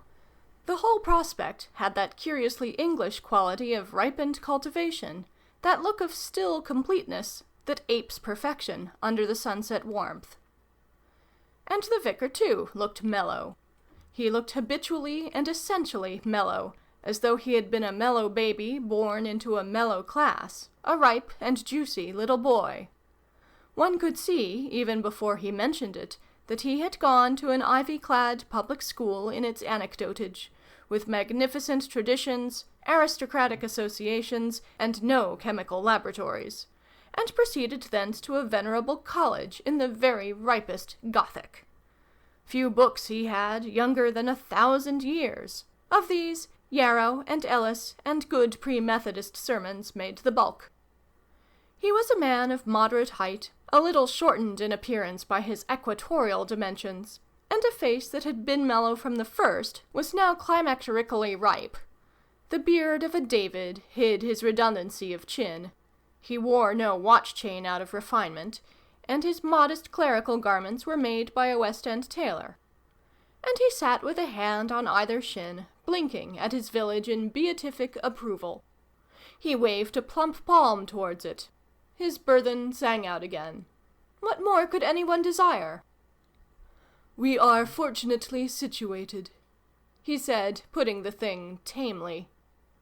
"We are in a fastness of the hills," he expanded. He explained himself at length. "We are out of it all." For they had been talking, he and his friend, of the horrors of the age, of democracy, and secular education, and skyscrapers, and motor cars, and the American invasion, the scrappy reading of the public, and the disappearance of any taste at all. "We are out of it all," he repeated, and even as he spoke, the footsteps of someone coming smote upon his ear, and he rolled over and regarded her.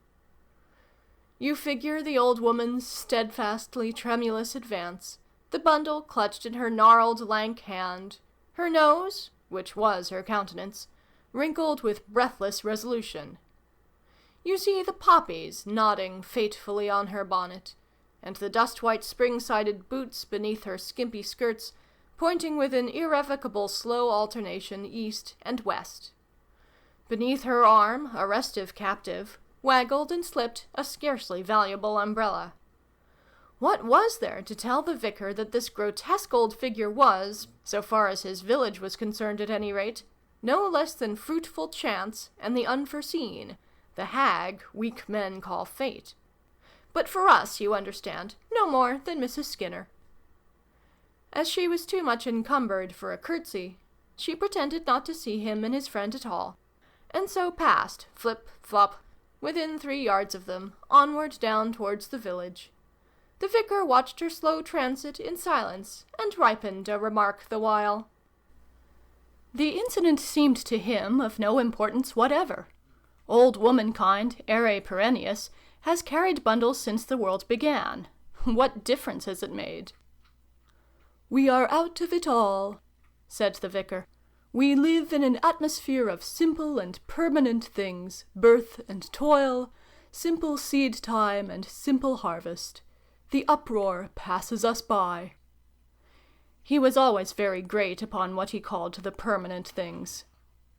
"Things change," he would say, "but humanity, ere perennius." Thus the vicar. He loved a classical quotation subtly misapplied. Below, Mrs. Skinner, inelegant but resolute, had involved herself curiously with Wilderming's style. 3. No one knows what the vicar made of the giant puffballs. No doubt he was among the first to discover them. They were scattered at intervals up and down the path between the Near Down and the village end, a path he frequented daily in his constitutional round. Altogether, of these abnormal fungi, there were, from first to last, quite 30. The vicar seems to have stared at each severally, and to have prodded most of them with his stick once or twice. One he attempted to measure with his arms, but it burst at his Ixian embrace. He spoke to several people about them, and said they were marvelous, and he related to at least 7 different persons the well-known story of the flagstone that was lifted from the cellar floor by a growth of fungi beneath. He looked up his Sowerby to see if it was Lycoperdon chelatum or giganteum. Like all his kind since Gilbert White became famous, he Gilbert Whited. He cherished a theory that gigantium is unfairly named. One does not know if he observed that those white spheres lay in the very track that old woman of yesterday had followed, or if he noted that the last of the series swelled not a score of yards from the gate of the Caddles' cottage. If he observed these things, he made no attempt to place his observation on record. His observation in matters botanical was what the inferior sort of scientific people called a trained observation. You look for certain definite things, and neglect everything else. And he did nothing to link this phenomenon with the remarkable expansion of the Caddles' baby that had been going on now for some weeks. Indeed, ever since Caddles walked over one Sunday afternoon a month or more ago to see his mother-in-law, and hear Mr. Skinner, since defunct, brag about his management of hens. 4. The growth of the puffballs following on the expansion of the Caddles' baby really ought to have opened the vicar's eyes. The latter fact had already come right into his arms at the christening, almost overpoweringly. The youngster bawled with deafening violence when the cold water that sealed its divine inheritance and its right to the name of Albert Edward Caddles fell upon its brow. It was already beyond maternal porterage, and Caddles, staggering indeed, but grinning triumphantly at quantitatively inferior parents, bore it back to the free sitting occupied by his party. "I never saw such a child," said the vicar. This was the first public intimation that the Caddles' baby, which had begun its earthly career a little under 7 pounds, did, after all, intend to be a credit to its parents. Very soon it was clear it meant to be not only a credit, but a glory. And within a month their glory shone so brightly as to be, in connection with people in the Caddles' position, improper. The butcher weighed the infant 11 times. He was a man of few words, and he soon got through with them. The first time he said, "He's a good 'un." The next time he said, "My word." The third time he said, "Well, Mum." And after that he simply blew enormously each time, scratched his head, and looked at his scales with an unprecedented mistrust. Everyone came to see the big baby, so it was called by universal consent, and most of them said, "He's a bouncer," and almost all remarked to him, "Did they?" Miss Fletcher came and said she never did, which was perfectly true. Lady Wondershoot, the village tyrant, arrived the day after the third weighing and inspected the phenomenon narrowly through glasses that filled it with howling terror. "It's an unusually big child," she told its mother in a loud, instructive voice. "You ought to take unusual care of it, Caddles. Of course it won't go on like this, being bottle-fed, but we must do what we can for it. I'll send you down some more flannel." The doctor came and measured the child with a tape and put the figures in a notebook, and old Mr. Drifthassock, who farmed by Upmarden, brought a manure traveller 2 miles out of their way to look at it. The traveller asked the child's age 3 times over, and said finally that he was blowed. He left it to be inferred how and why he was blowed. Apparently, it was the child's size blowed him. He also said it ought to be put into a baby show. And all day long, out of school hours, little children kept coming and saying, "Please, Mrs. Caddles, Mum, may we have a look at your baby, please, Mum?" until Mrs. Caddles had to put a stop to it. And amidst all these scenes of amazement came Mrs. Skinner, and stood and smiled, standing somewhat in the background, with each sharp elbow in a lank, gnarled hand, and smiling under and about her nose, with a smile of infinite profundity. "It makes even that old wretch of a grandmother look quite pleasant," said Lady Wondershoot, "though I'm sorry she's come back to the village." Of course, as with almost all cottagers' babies, the eleemosynary element had already come in, but the child soon made it clear, by colossal bawling, that so far as the filling of its bottle went, it hadn't come in yet nearly enough. The baby was entitled to a 9 days' wonder, and everyone wondered happily over its amazing growth for twice that time and more.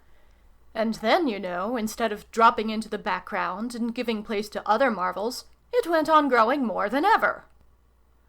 Lady Wondershoot heard Mrs. Greenfield, her housekeeper, with infinite amazement. "Caddles downstairs again! No food for the child! My dear Greenfield, it's impossible! The creature eats like a hippopotamus! I'm sure it can't be true!" "I'm sure I hope you're not being imposed upon, my lady," said Mrs. Greenfield. "It's so difficult to tell with these people," said Lady Wondershoot. "Now I do wish, my good Greenfield, that you'd just go down there yourself this afternoon and see it have its bottle. Big as it is, I cannot imagine that it needs more than 6 pints a day." "It hasn't no business to, my lady," said Mrs. Greenfield.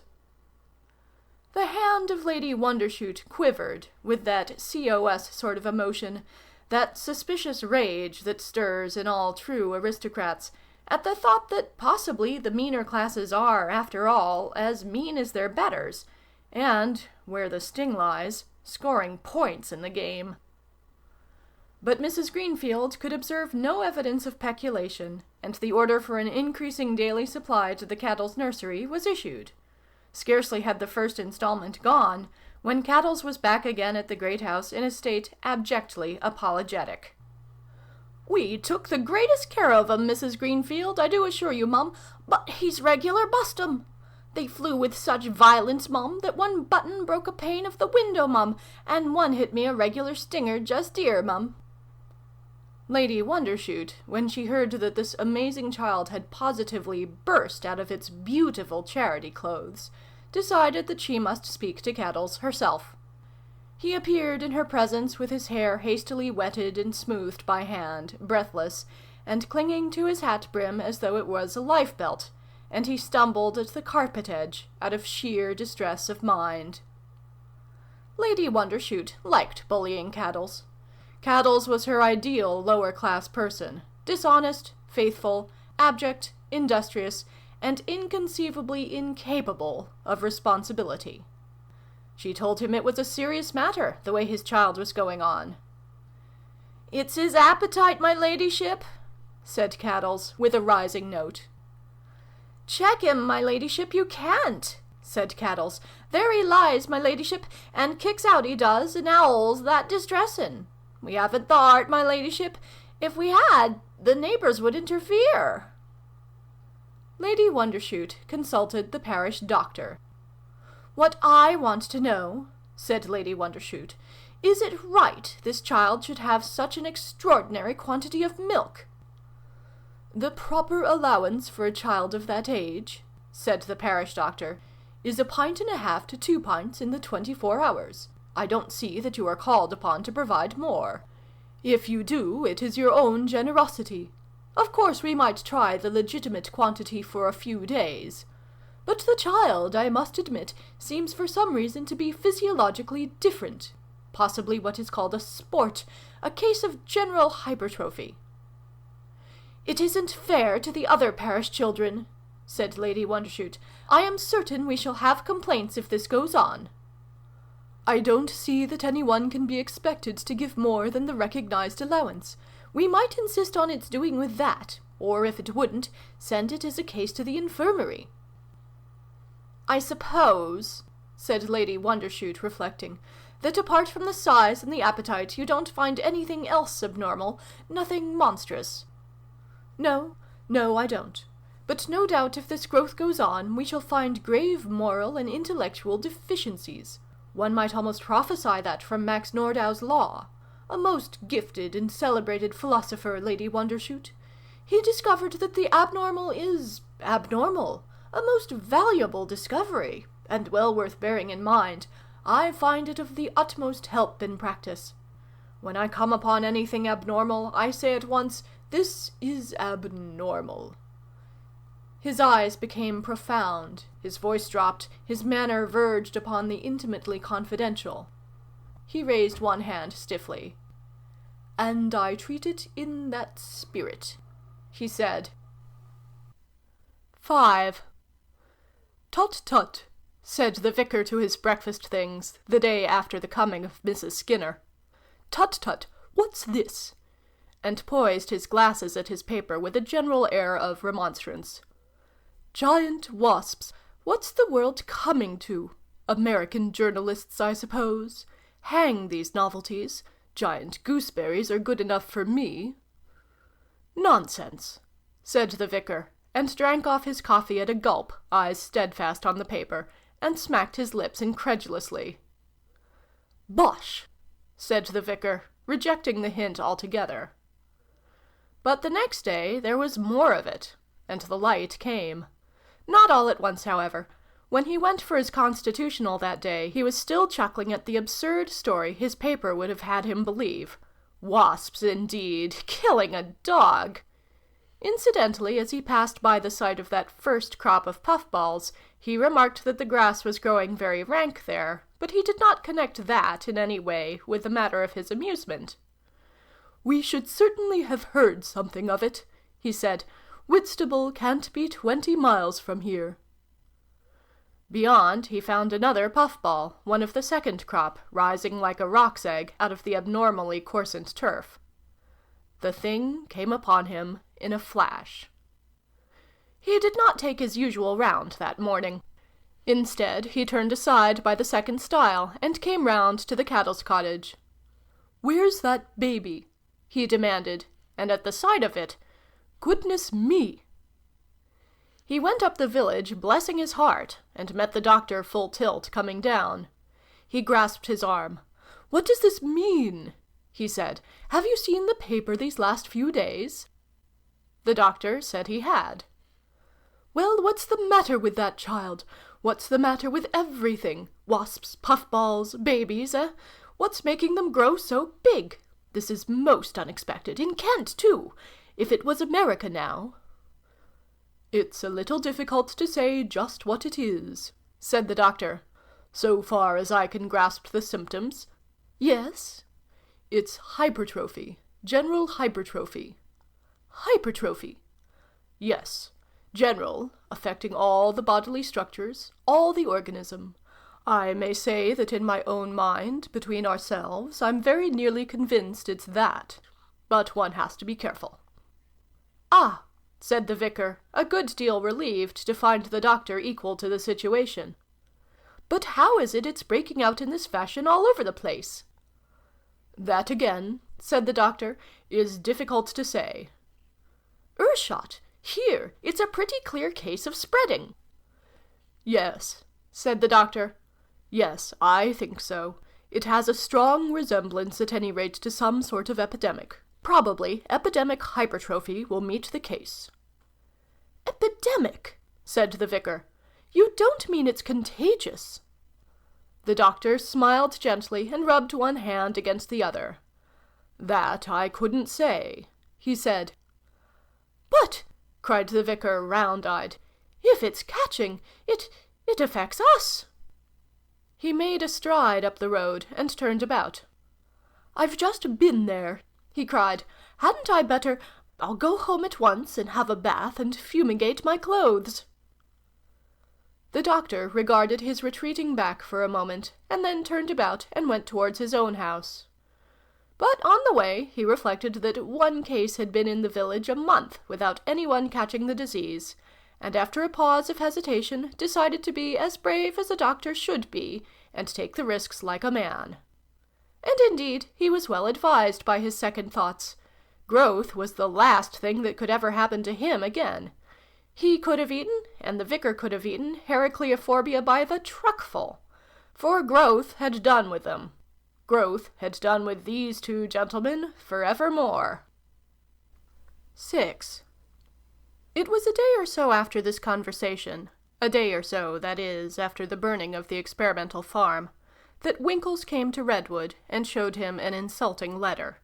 It was an anonymous letter, and an author should respect his character's secrets. "You are only taking credit for a natural phenomenon," said the letter, "and trying to advertise yourself by your letter to the Times. You and your boom food. Let me tell you, this absurdly named food of yours has only the most accidental connection with those big wasps and rats. The plain fact is, there is an epidemic of hypertrophy, contagious hypertrophy, which you have about as much claim to control as you have to control the solar system. The thing is as old as the hills. There was hypertrophy in the family of Anak, quite outside your range. At Cheesing Eyebright, at the present time, there is a baby. Shaky up and down writing, old gentleman, apparently, said Redwood. But it's odd, a baby. He read a few lines further, and had an inspiration. By Jove, said he, that's my missing Mrs. Skinner. He descended upon her suddenly in the afternoon of the following day. She was engaged in pulling onions in the little garden before her daughter's cottage when she saw him coming through the garden gate. She stood for a moment consternated, as the country folks say, and then folded her arms, and with the little bunch of onions held defensively under her left elbow, awaited his approach. Her mouth opened and shut several times. She mumbled her remaining tooth, and once, quite suddenly, she curtsied, like the blink of an arc light. "I thought I should find you," said Redwood. "I thought you might, sir," she said, without joy. "Where's Skinner?" "He ain't never written to me, sir, not once, nor come nigh of me since I came here, sir." "Don't you know what's become of him?" "Him not having written, no, sir." And she edged a step towards the left with an imperfect idea of cutting off Redwood from the barn door. "No one knows what has become of him," said Redwood. "I dessay he knows," said Mrs. Skinner. "He doesn't tell." "He was always a great one for looking after himself and leaving them that was near and dear to him in trouble, was Skinner, though clever as could be," said Mrs. Skinner. "Where's this child?" asked Redwood abruptly. She begged his pardon. "This child I hear about, the child you've been giving our stuff to, the child that weighs 2 stone. Mrs. Skinner's hands worked, and she dropped the onions. "Really, sir," she protested, "I don't hardly know, sir, what you mean." "My daughter, sir, Mrs. Caddles, as a baby, sir." And she made an agitated curtsy, and tried to look innocently inquiring by tilting her nose to one side. "You'd better let me see that baby, Mrs. Skinner," said Redwood. Mrs. Skinner unmasked an eye at him as she led the way towards the barn. "Of course, sir, there may have been a little in a little can of nicey I give his father to bring over from the farm, or a little, perhaps, what I happened to bring about with me, so to speak, me packing in a hurry and all." Said Redwood, after he had cluckered to the infant for a space. He told Mrs. Caddles the baby was a very fine child indeed, a thing that was getting well home to her intelligence, and he ignored her altogether after that. Presently she left the barn, through sheer insignificance. "Now you've started him, you'll have to keep on with him, you know," he said to Mrs. Skinner. He turned on her abruptly. "Don't splash it about this time," he said. "Splash it about, sir?" "Oh, you know." She indicated knowledge by convulsive gestures. "You haven't told these people here, the parents, the squire, and so on, at the big house, the doctor, no one?" Mrs. Skinner shook her head. "I wouldn't," said Redwood. He went to the door of the barn and surveyed the world about him. The door of the barn looked between the end of the cottage and some disused piggeries through a 5-barred gate upon the high road. Beyond was a high, red brick wall, rich with ivy and wallflower and pennywort, and set along the top with broken glass. Beyond the corner of the wall, a sunlit notice-board amidst green and yellow branches reared itself above the rich tones of the first fallen leaves, and announced that "Trespassers in these woods will be prosecuted." The dark shadow of a gap in the hedge threw a stretch of barbed wire into relief. Said Redwood. Then, in a deeper note, There came a clatter of horses and the sound of wheels, and Lady Wondershoot's greys came into view. He marked the faces of coachman and footman as the equipage approached. The coachman was a very fine specimen, full and fruity, and he drove with a sort of sacramental dignity. Others might doubt their calling and position in the world. He, at any rate, was sure. He drove her ladyship. The footman sat beside him with folded arms and a face of inflexible certainties. Then the great lady herself became visible, in a hat and mantle disdainfully inelegant, peering through her glasses. 2 young ladies protruded necks and peered also. The vicar, passing on the other side, swept off the hat from his David's brow unheeded. Redwood remained standing in the doorway for a long time after the carriage had passed, his hands folded behind him. His eyes went to the green-grey upland of down, and into the cloud-curdled sky, and came back to the glass-set wall. He turned upon the cool shadows within, and amid spots and blurs of colour, regarded the giant child amidst that Rembrandtesque gloom, naked except for a swathing of flannel, seated upon a huge truss of straw, and playing with its toes. "I begin to see what we have done," he said. He mused, and young Caddles, and his own child, and Cosser's brood mingled in his musing. He laughed abruptly. "Good Lord!" he said, at some passing thought. He roused himself presently, and addressed Mrs. Skinner. "Anyhow, he mustn't be tortured by a break in his food. That, at least, we can prevent. I shall send you a can every 6 months. That ought to do for him all right." Mrs. Skinner mumbled something about, "If you think so, sir," and "probably got packed by mistake, thought no harm in giving him a little," and so, by the aid of various aspen gestures, indicated that she understood. So the child went on growing. And growing. "Practically," said Lady Wondershoot, "he's eaten up every calf in the place. If I have any more of this sort of thing from that man Caddles." 7. But even so secluded a place as Cheesing Eyebright could not rest for long in the theory of hypertrophy, contagious or not, in view of the growing hubbub about the food. In a little while there were painful explanations for Mrs. Skinner, explanations that reduced her to speechless mumblings of her remaining tooth, explanations that probed her, and ransacked her, and exposed her, until at last she was driven to take refuge from a universal convergence of blame in the dignity of inconsolable widowhood. She turned her eye, which she constrained to be watery, upon the angry lady of the manor, and wiped suds from her hands. "You forget, my lady, what I'm bearing up under." And she followed up this warning note with a slightly defiant, "It's 'im I think of, my lady, night and day." She compressed her lips, and her voice flattened and faltered. "Being et, my lady."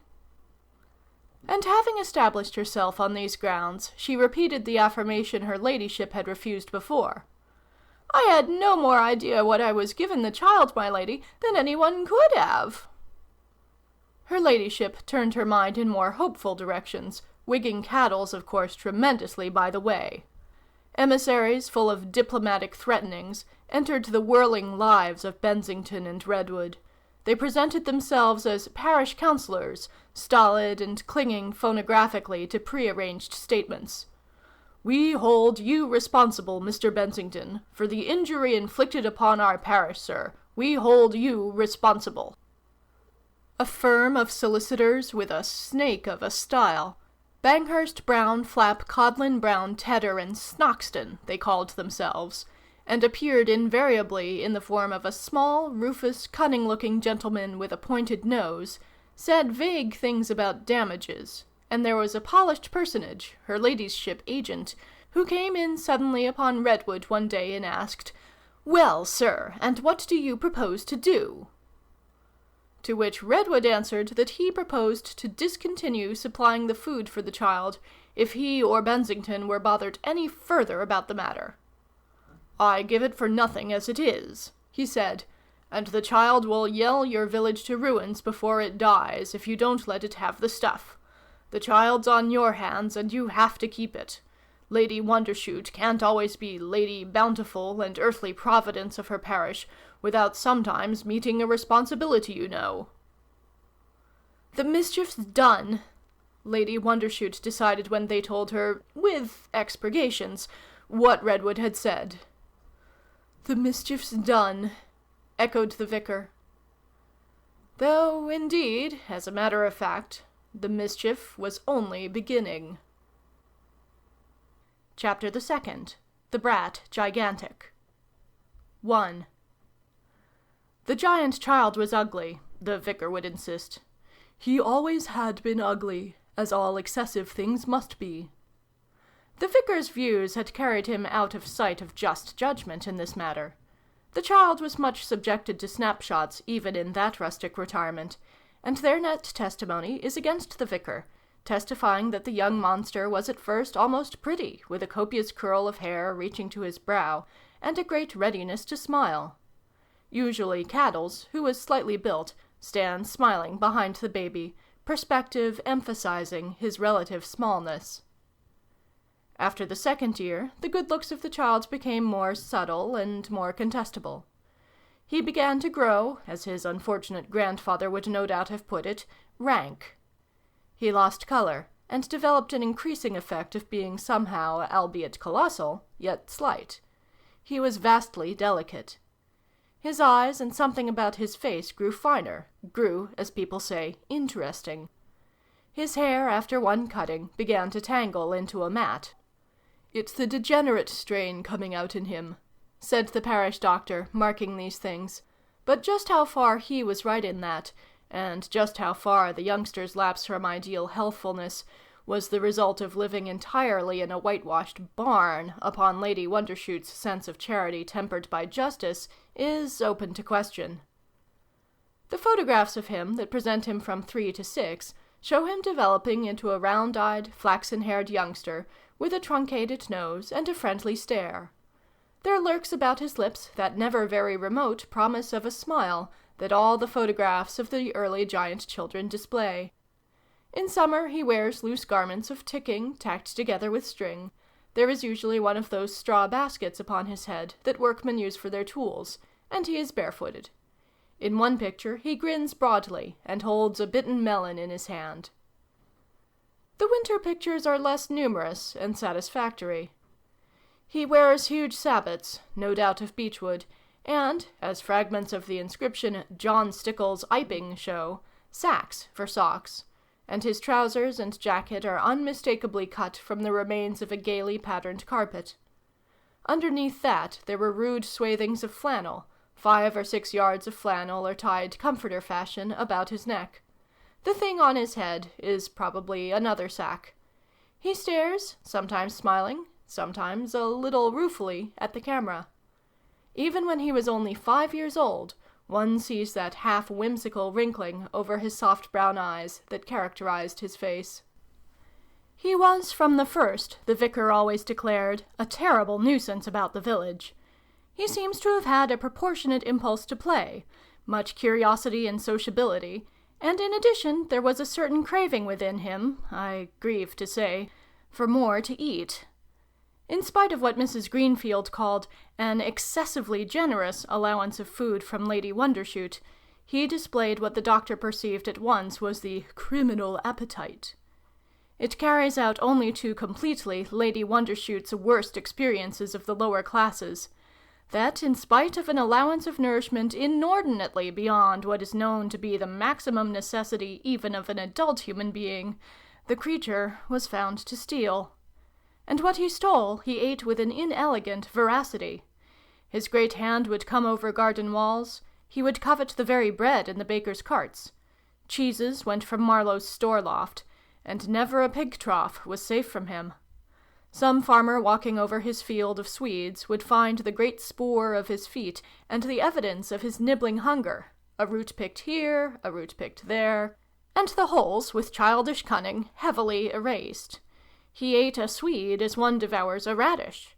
He would stand and eat apples from a tree, if no one was about, as normal children eat blackberries from a bush. In one way, at any rate, this shortness of provisions was good for the peace of Cheesing Eyebright. For many years he ate up every grain, very nearly, of the food of the gods that was given him. Indisputably, the child was troublesome and out of place. "He was always about," the vicar used to say. He could not go to school. He could not go to church by virtue of the obvious limitations of its cubical content.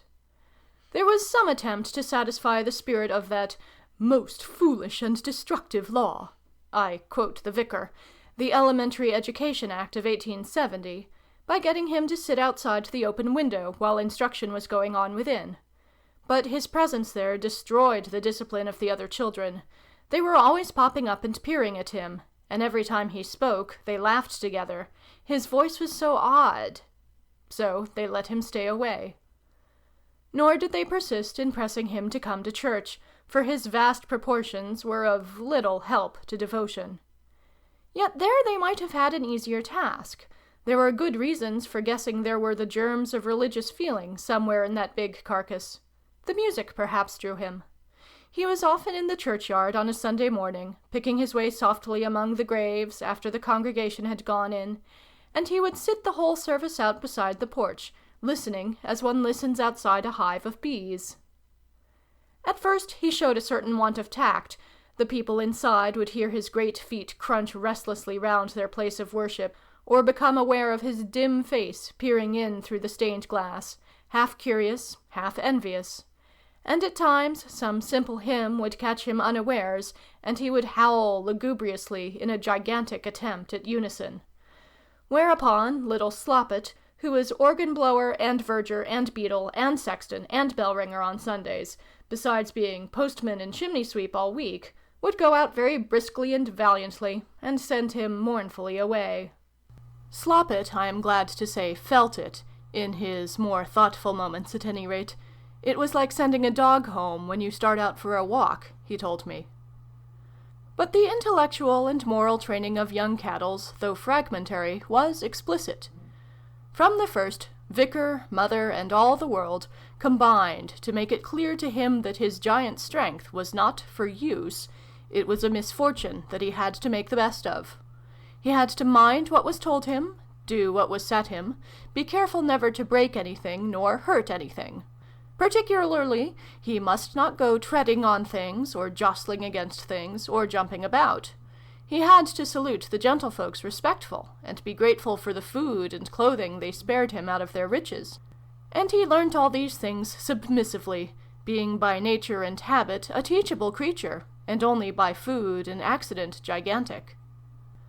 For Lady Wondershoot, in these early days, he displayed the profoundest awe. She found she could talk to him best when she was in short skirts and had her dog whip, and she gesticulated with that, and was always a little contemptuous and shrill. But sometimes the vicar played master, a minute, middle-aged, rather breathless David, pelting a childish Goliath with reproof and reproach and dictatorial command. The monster was now so big that it seems it was impossible for anyone to remember he was, after all, only a child of 7, with all a child's desire for notice and amusement and fresh experience, with all a child's craving for response, attention, and affection, and all a child's capacity for dependence and unrestricted dullness and misery. The vicar, walking down the village road some sunlit morning, would encounter an ungainly 18 feet of the inexplicable, as fantastic and unpleasant to him as some new form of descent, as it padded fitfully along with craning neck, seeking, always seeking, the two primary needs of childhood, something to eat and something with which to play. There would come a look of furtive respect into the creature's eyes, and an attempt to touch the matted forelock. In a limited way, the vicar had an imagination, at any rate the remains of one, and with young Caddles it took the line of developing the huge possibilities of personal injury such vast muscles must possess. Suppose a sudden madness! Suppose a mere lapse into disrespect! However, the truly brave man is not the man who does not feel fear, but the man who overcomes it. Every time and always the vicar got his imagination under. And he used always to address young Caddles stoutly in a good, clear service tenor. "Being a good boy, Albert Edward?" And the young giant, edging closer to the wall and blushing deeply, would answer, "Yes, sir, trying." "Mind you do," said the vicar, and would go past him with, at most, a slight acceleration of his breathing. And out of respect for his manhood, he made it a rule, whatever he might fancy, never to look back at the danger when once it was past. In a fitful manner, the vicar would give young Caddles private tuition.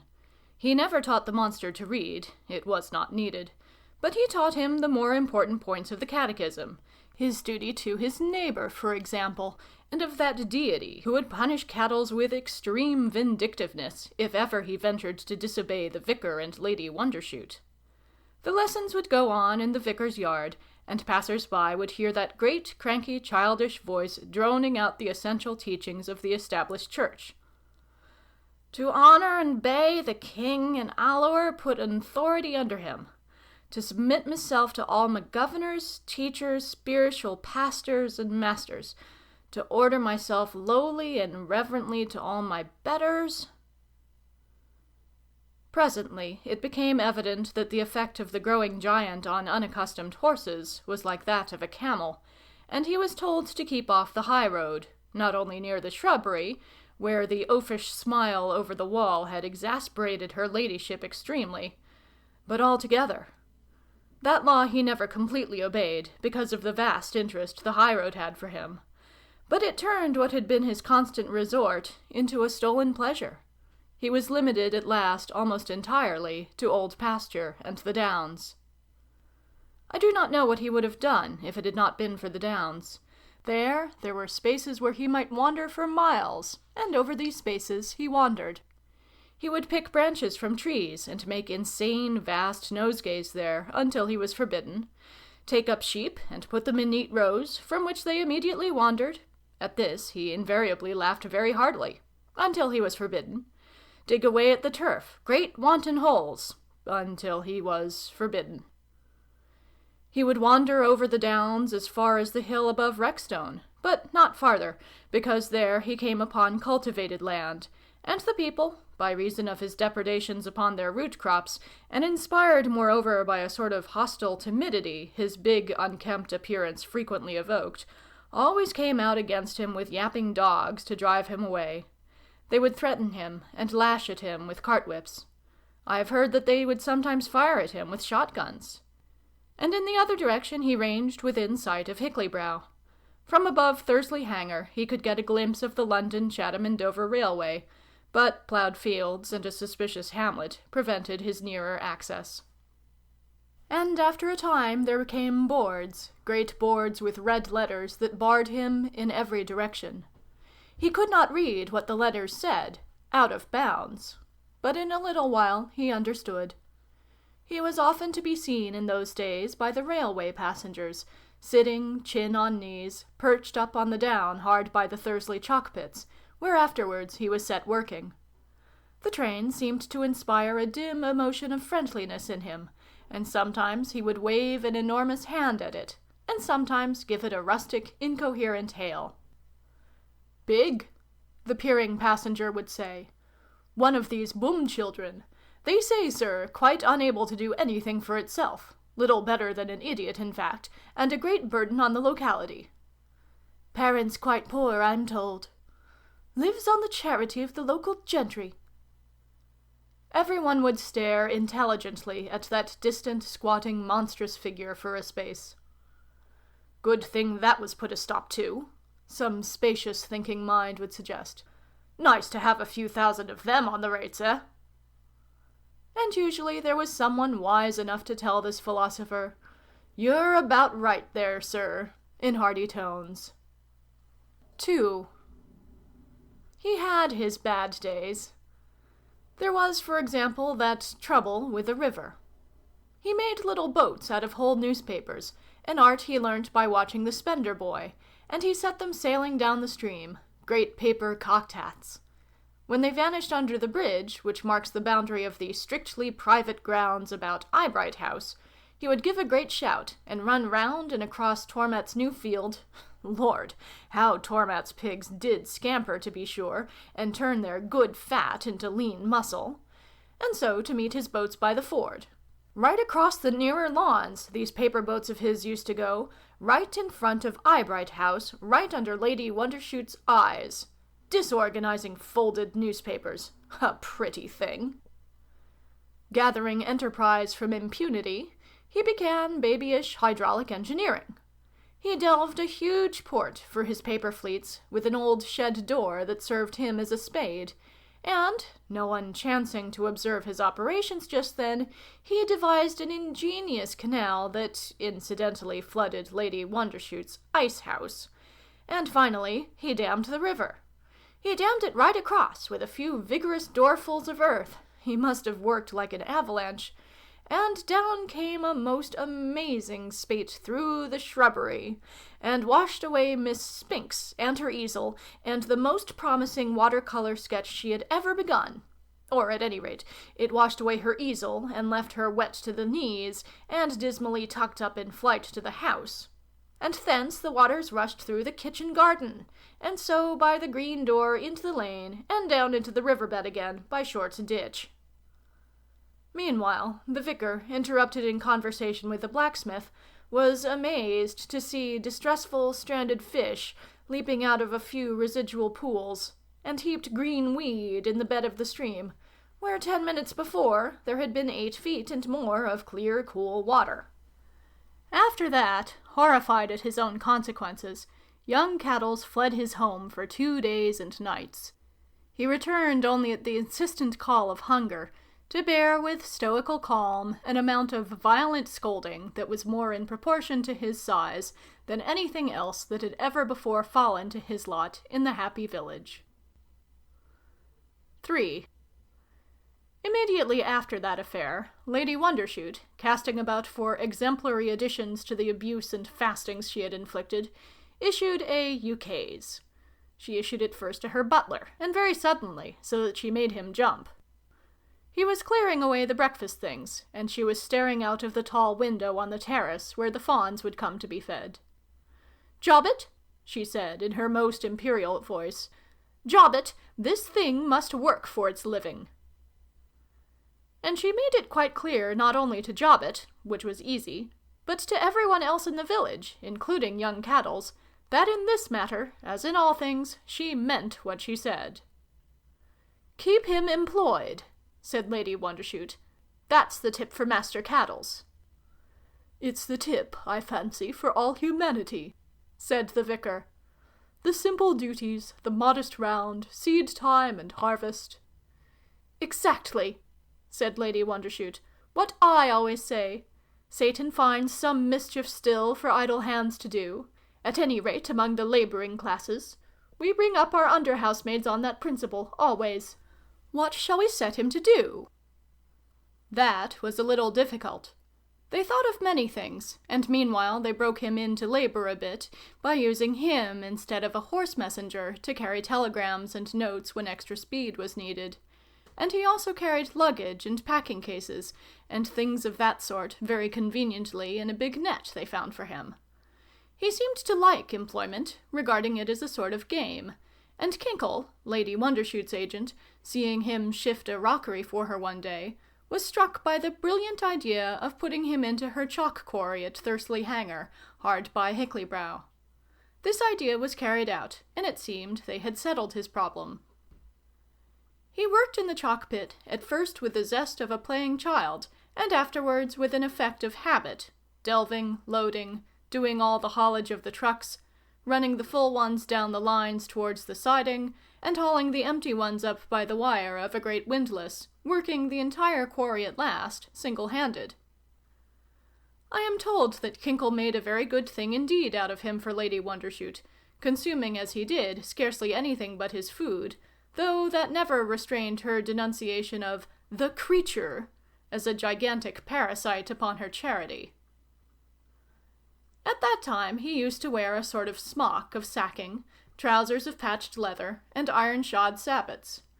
Over his head was sometimes a queer thing, a worn-out beehive straw chair it was, but usually he went bareheaded.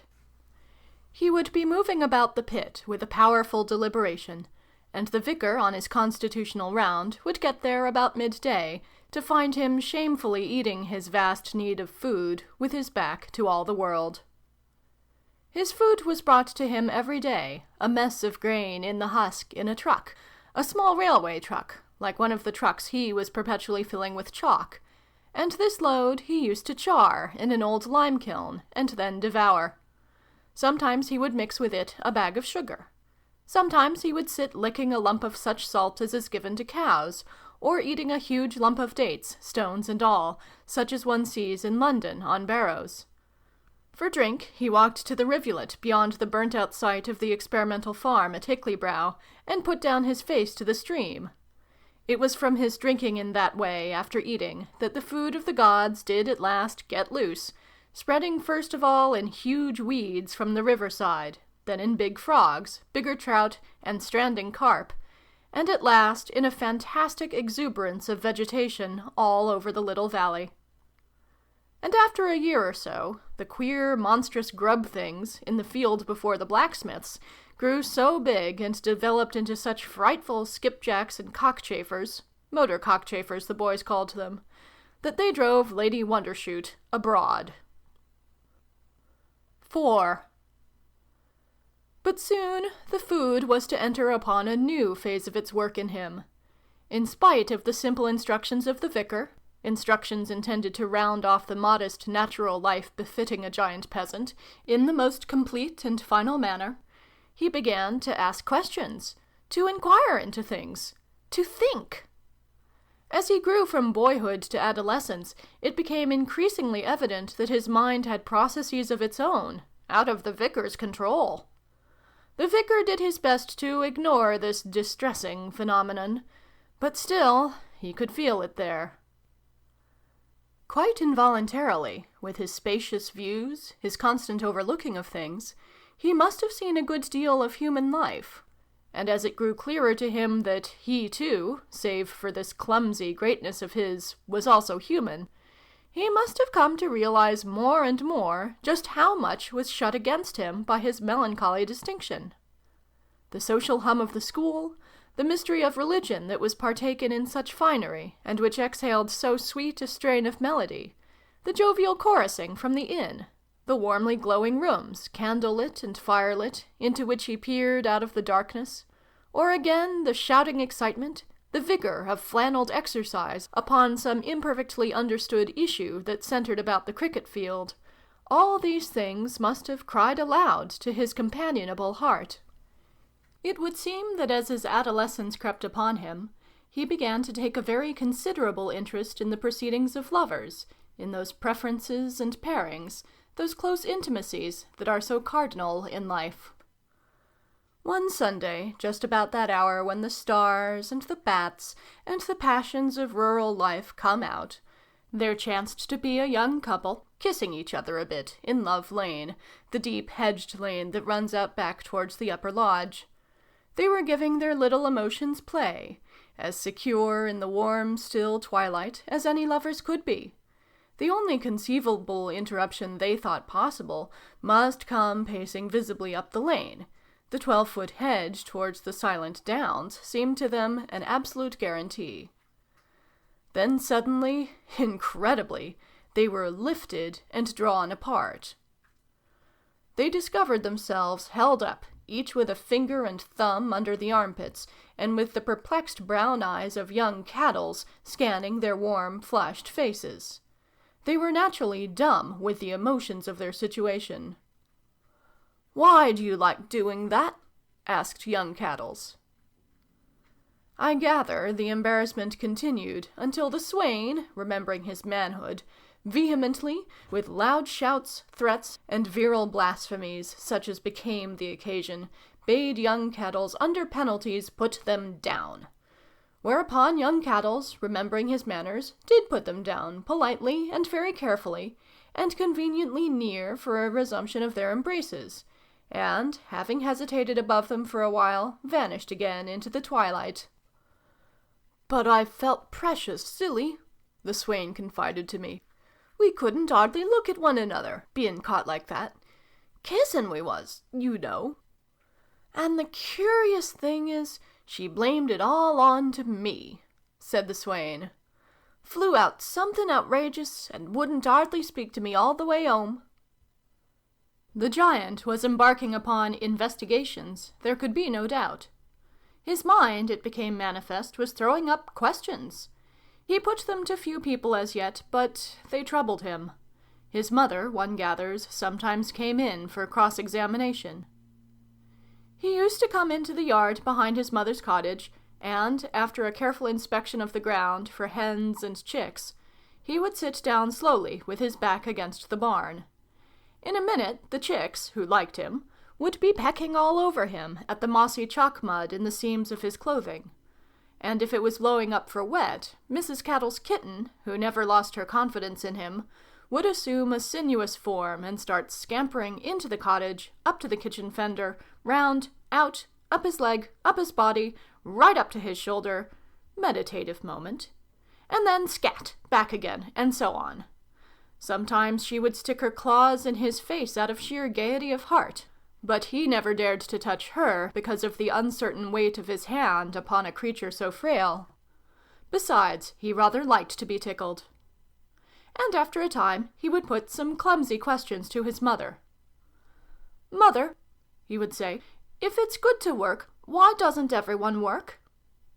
His mother would look up at him and answer, "It's good for the likes of us." He would meditate. "Why?" And, going unanswered, "What's work for, Mother? Why do I cut chalk and you wash clothes day after day, while Lady Wondershoot goes about in her carriage, Mother, and travels off to those beautiful foreign countries you and I mustn't see, Mother?" "She's a lady," said Mrs. Caddles. "Oh," said young Caddles, and meditated profoundly. "If there wasn't gentlefolks to make work for us to do," said Mrs. Caddles, "how should we poor people get a living?" This had to be digested. "Mother," he tried again, "if there wasn't any gentlefolks, wouldn't things belong to people like me and you? And if they did—" "Lord's sakes and drat the boy," Mrs. Caddles would say. She had, with the help of a good memory, become quite a florid and vigorous individuality since Mrs. Skinner died. "Since your poor dear grandma was took, there's no abiding you. Don't you arst no questions, and you won't be told no lies. If once I was to start out answering you serious, your father'd have to go and arst someone else for his supper, let alone finishin' the washin'." "All right, Mother," he would say after a wondering stare at her. "I didn't mean to worry." And he would go on thinking. 5. He was thinking, too, 4 years after, when the vicar, now no longer ripe but overripe, saw him for the last time of all. You figure the old gentleman visibly a little older now, slacker in his girth, a little coarsened, and a little weakened in his thought and speech, with a quivering shakiness in his hand, and a quivering shakiness in his convictions, but his eye still bright and merry for all the trouble the food had caused his village and himself. He had been frightened at times, and disturbed, but was he not alive still, and the same still? And 15 long years, a fair sample of eternity, had turned the trouble into use and wont.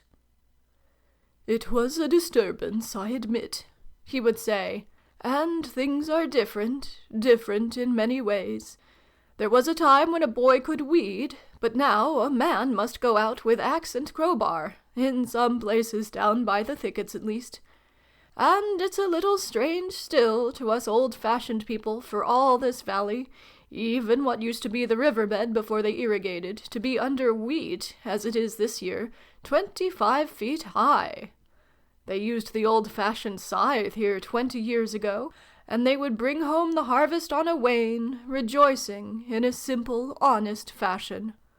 A little simple drunkenness, a little frank love-making to conclude. Poor dear Lady Wondershoot, she didn't like these innovations. Very conservative, poor dear lady. A touch of the 18th century about her, I always said. Her language, for example, bluff vigor. She died comparatively poor. These big weeds got into her garden. She was not one of these gardening women, but she liked her garden in order, things growing where they were planted, and as they were planted, under control. The way things grew was unexpected, upset her ideas. She didn't like the perpetual invasion of this young monster. At last she began to fancy he was always gaping at her over her wall. She didn't like his being nearly as high as her house. Jarred with her sense of proportion. Poor dear lady. I had hoped she would last my time. It was the big cockchafers we had for a year or so that decided her. They came from the giant larvae, nasty things as big as rats, in the valley turf. And the ants, no doubt, weighed with her also. Since everything was upset and there was no peace and quietness anywhere now, she said she thought she might just as well be at Monte Carlo as anywhere else, and she went. She played pretty boldly, I'm told. Died in an hotel there. Very sad end. Exile. Not what one considers meet. A natural leader of our English people. Uprooted. So. Yet, after all, harped the vicar, it comes to very little. A nuisance, of course. Children cannot run about so freely as they used to, what with ant bites and so forth. Perhaps it's as well. There used to be talk, as though this stuff would revolutionize everything. But there is something that defies all these forces of the new. I don't know, of course. I'm not one of your modern philosophers. Explain everything with ether and atoms, evolution, rubbish like that. What I mean is something the ologies don't include. Matter of reason, not understanding. Ripe wisdom, human nature. Ere perennius. Call it what you will. And so at last it came to the last time. The vicar had no intimation of what lay so close upon him. He did his customary walk over by Farthing Down, as he had done it for more than a score of years, and so to the place whence he would watch young Caddles. He did the rise over by the chalk-pit crest a little puffily. He had long since lost the muscular Christian stride of early days, but Caddles was not at his work. And then, as he skirted the thicket of giant bracken that was beginning to obscure and overshadow the hangar, he came upon the monster's huge form seated on the hill, brooding, as it were, upon the world. Caddles' knees were drawn up, his cheek was on his hand, his head a little aslant. He sat with his shoulder towards the vicar, so that those perplexed eyes could not be seen. He must have been thinking very intently. At any rate, he was sitting very still. He never turned round. He never knew that the vicar, who had played so large a part in shaping his life, looked then at him for the very last of innumerable times, did not even know that he was there. So it is, so many partings happen. The vicar was struck at the time by the fact that, after all, no one on earth had the slightest idea of what this great monster thought about when he saw fit to rest from his labours. But he was too indolent to follow up that new theme that day. He fell back from its suggestion into his older grooves of thought. Ere perennius, he whispered, walking slowly homeward by a path that no longer ran straight athwart the turf after its former fashion, but wound circuitously to avoid new-sprung tussocks of giant grass. No, nothing is changed. Dimensions are nothing. The simple round, the common way. And that night, quite painlessly and all unknowing, he himself went the common way, out of this mystery of change he had spent his life in denying.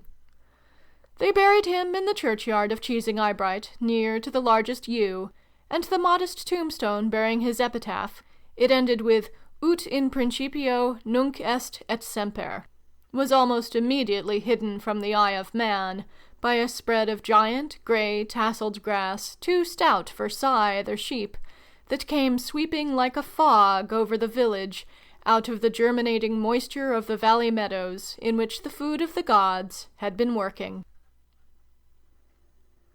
Book 3. The Harvest of the Food. Chapter the 1st. The Altered World. 1. Change played in its new fashion with the world for 20 years. To most men, the new things came little by little and day by day, remarkably enough, but not so abruptly as to overwhelm. But to one man, at least, the full accumulation of those 2 decades of the food's work was to be revealed suddenly and amazingly in one day. For our purpose, it is convenient to take him for that one day, and to tell something of the things he saw. This man was a convict, a prisoner for life (his crime is no concern of ours), whom the law saw fit to pardon after 20 years. One summer morning this poor wretch, who had left the world a young man of 23, found himself thrust out again from the grey simplicity of toil and discipline that had become his life, into a dazzling freedom. They had put unaccustomed clothes upon him. His hair had been growing for some weeks, and he had parted it now for some days, and there he stood, in a sort of shabby and clumsy newness of body and mind, blinking with his eyes, and blinking indeed with his soul, outside again, trying to realize one incredible thing, that, after all, he was again for a little while in the world of life, and for all other incredible things, totally unprepared. He was so fortunate as to have a brother who cared enough for their distant common memories to come and meet him and clasp his hand, a brother he had left a little lad, and who was now a bearded, prosperous man, whose very eyes were unfamiliar. And together he and this stranger from his kindred came down into the town of Dover, saying little to one another, and feeling many things.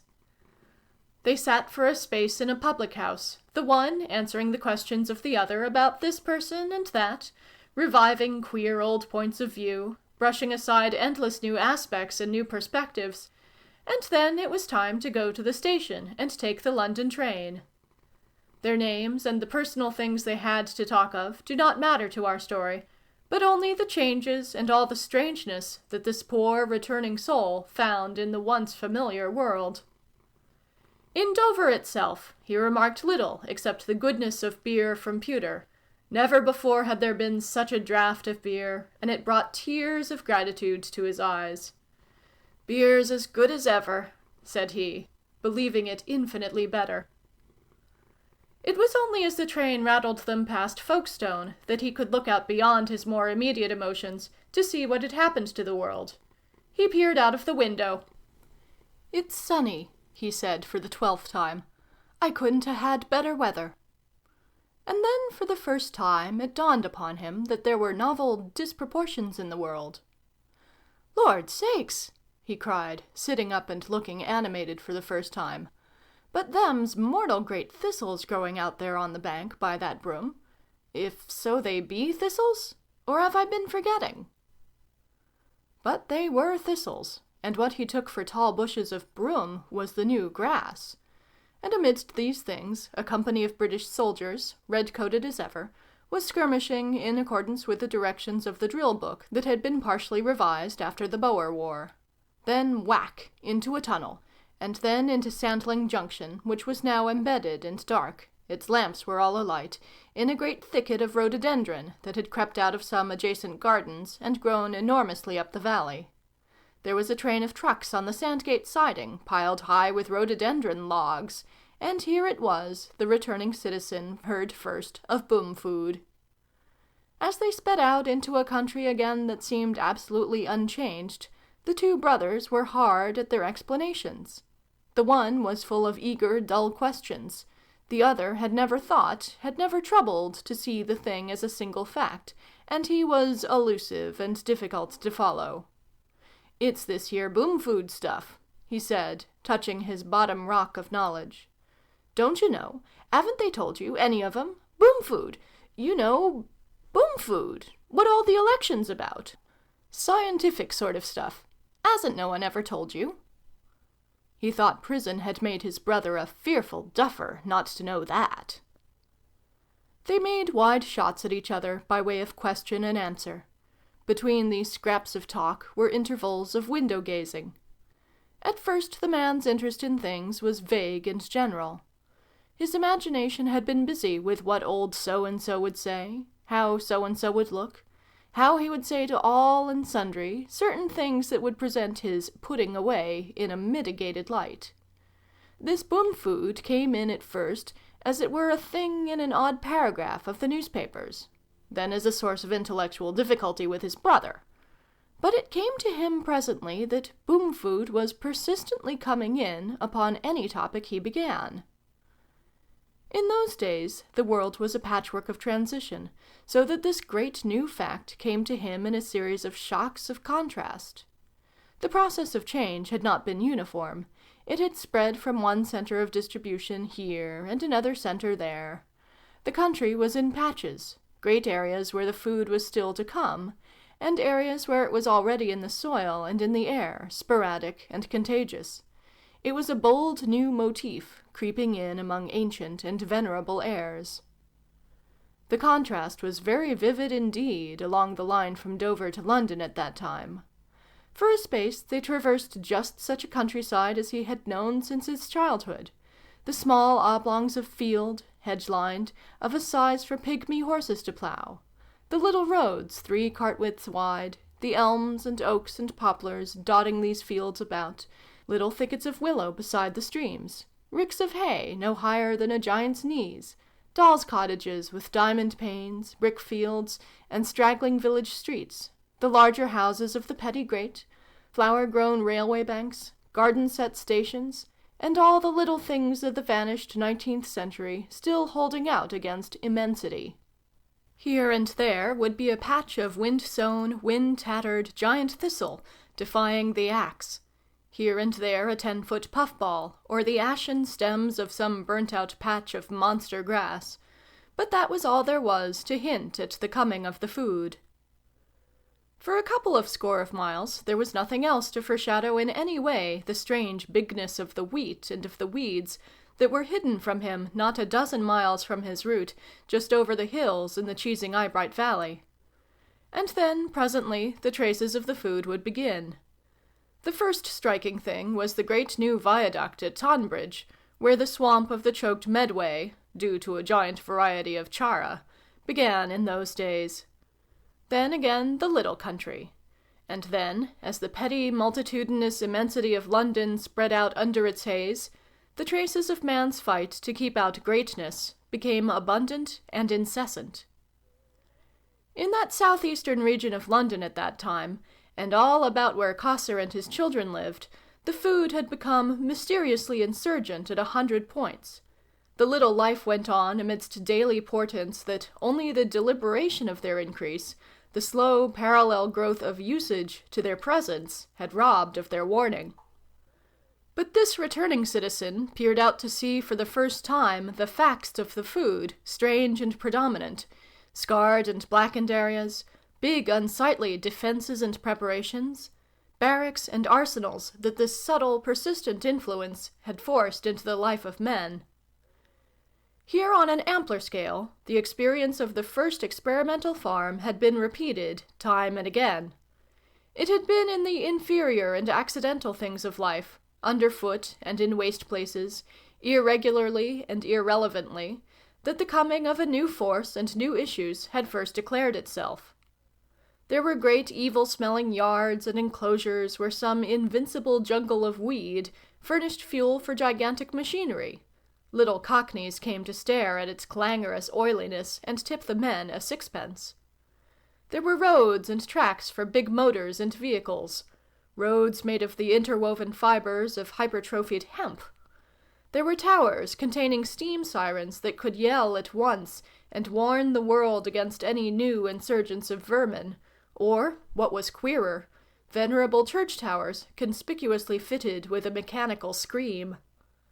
There were little red-painted refuge huts and garrison shelters, each with its 300-yard rifle range, where the riflemen practiced daily with soft-nosed ammunition at targets in the shape of monstrous rats. 6 times since the day of the Skinners there had been outbreaks of giant rats, each time from the southwest London sewers, and now they were as much an accepted fact there as tigers in the Delta by Calcutta.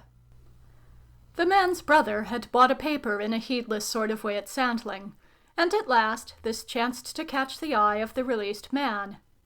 He opened the unfamiliar sheets. They seemed to him to be smaller, more numerous, and different in type from the papers of the times before, and he found himself confronted with innumerable pictures about things so strange as to be uninteresting, and with tall columns of printed matter whose headings, for the most part, were as unmeaning as though they had been written in a foreign tongue.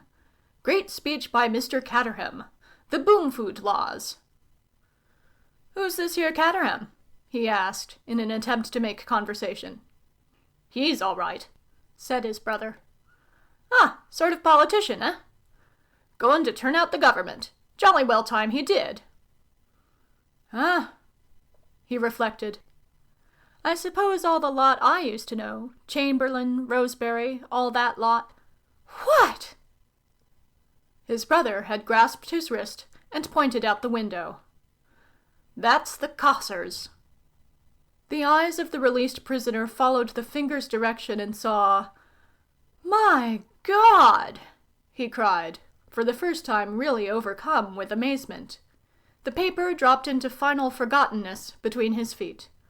Through the trees he could see very distinctly, standing in an easy attitude, the legs wide apart, and the hand grasping a ball as if about to throw it, a gigantic human figure a good 40 feet high.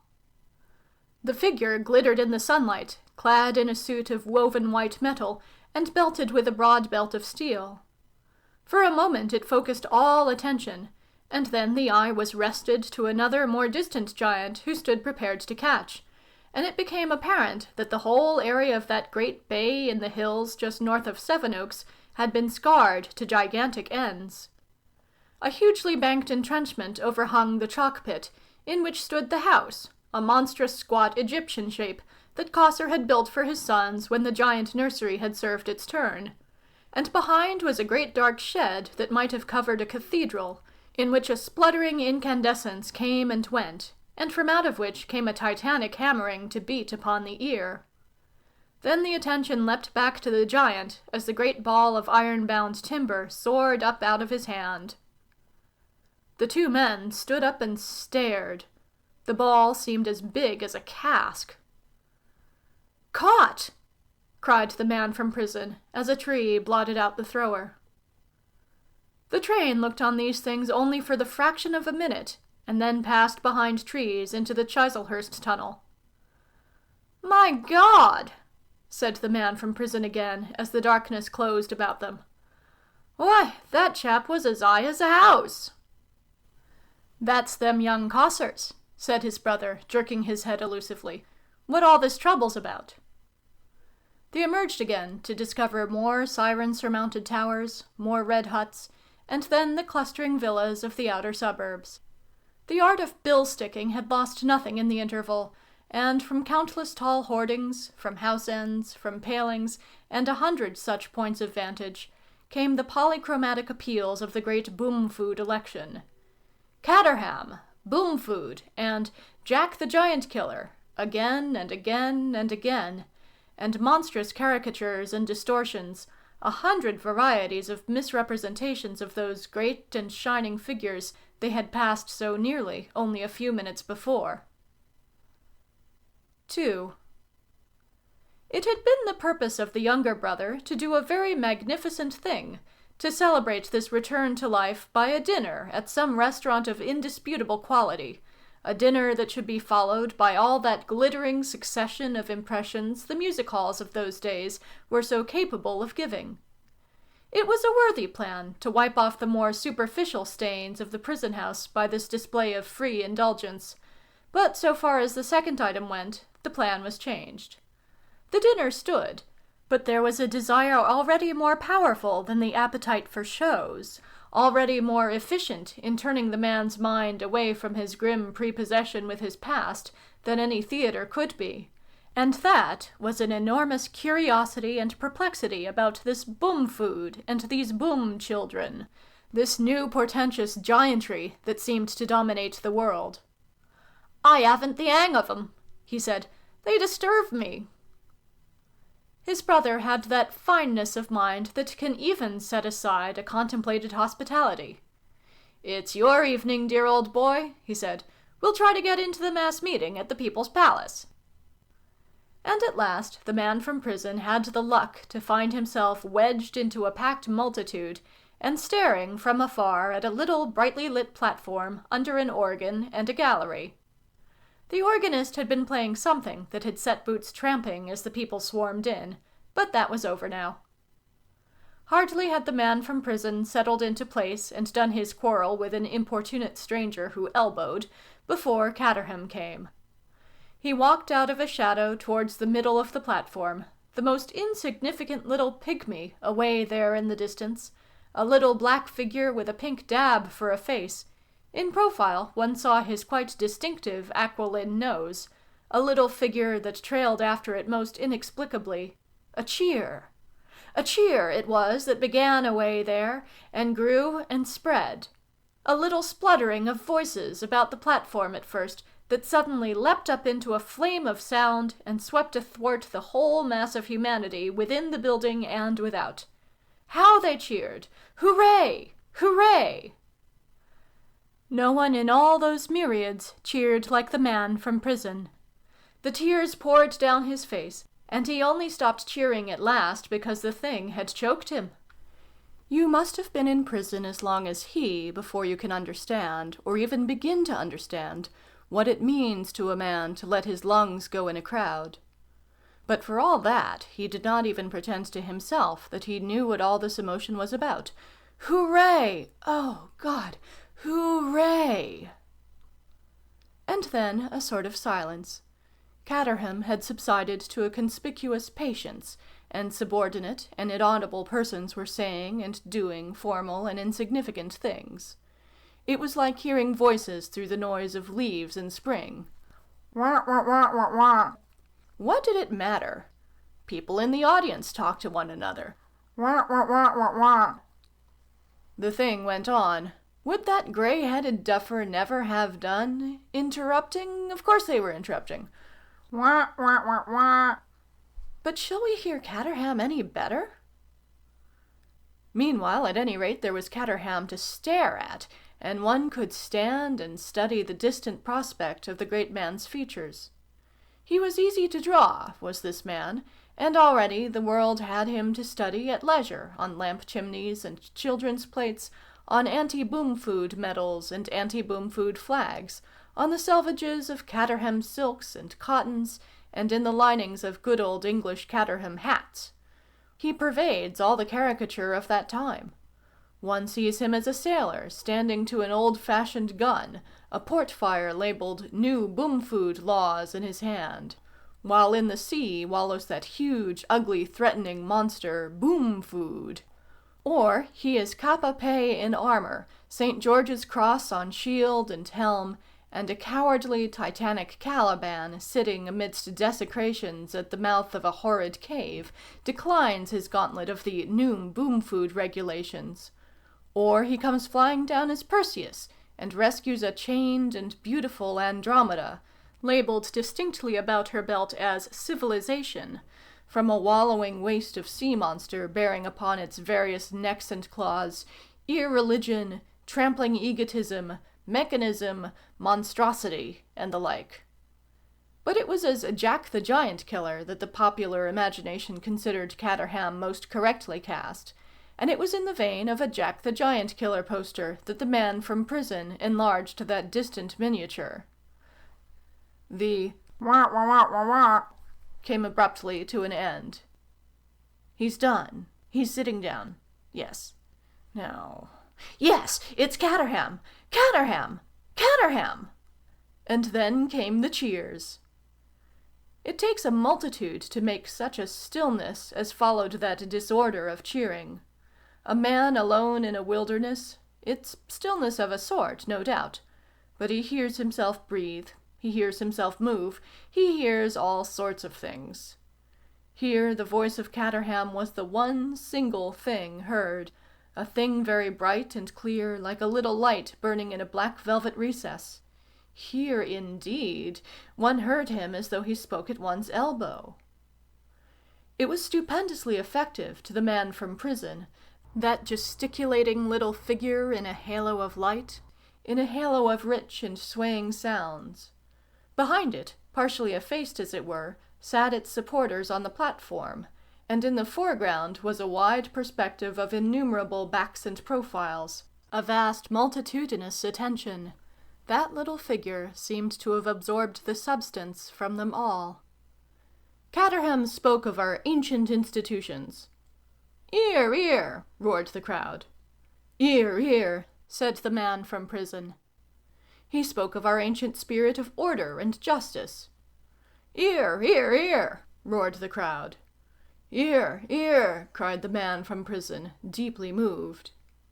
He spoke of the wisdom of our forefathers, of the slow growth of venerable institutions, of moral and social traditions that fitted our English national characteristics as the skin fits the hand. "Hear, ear!" groaned the man from prison, with tears of excitement on his cheeks. And now all these things were to go into the melting pot. Yes, into the melting pot. Because 3 men in London 20 years ago had seen fit to mix something indescribable in a bottle, all the order and sanctity of things. Cries of "No! No!" Well, if it was not to be so, they must exert themselves. They must say good-bye to hesitation. Here there came a gust of cheering. They must say good-bye to hesitation and half-measures. "We have heard, gentlemen," cried Caterham, "of nettles that become giant nettles. At first they are no more than other nettles, little plants that a firm hand may grasp and wrench away.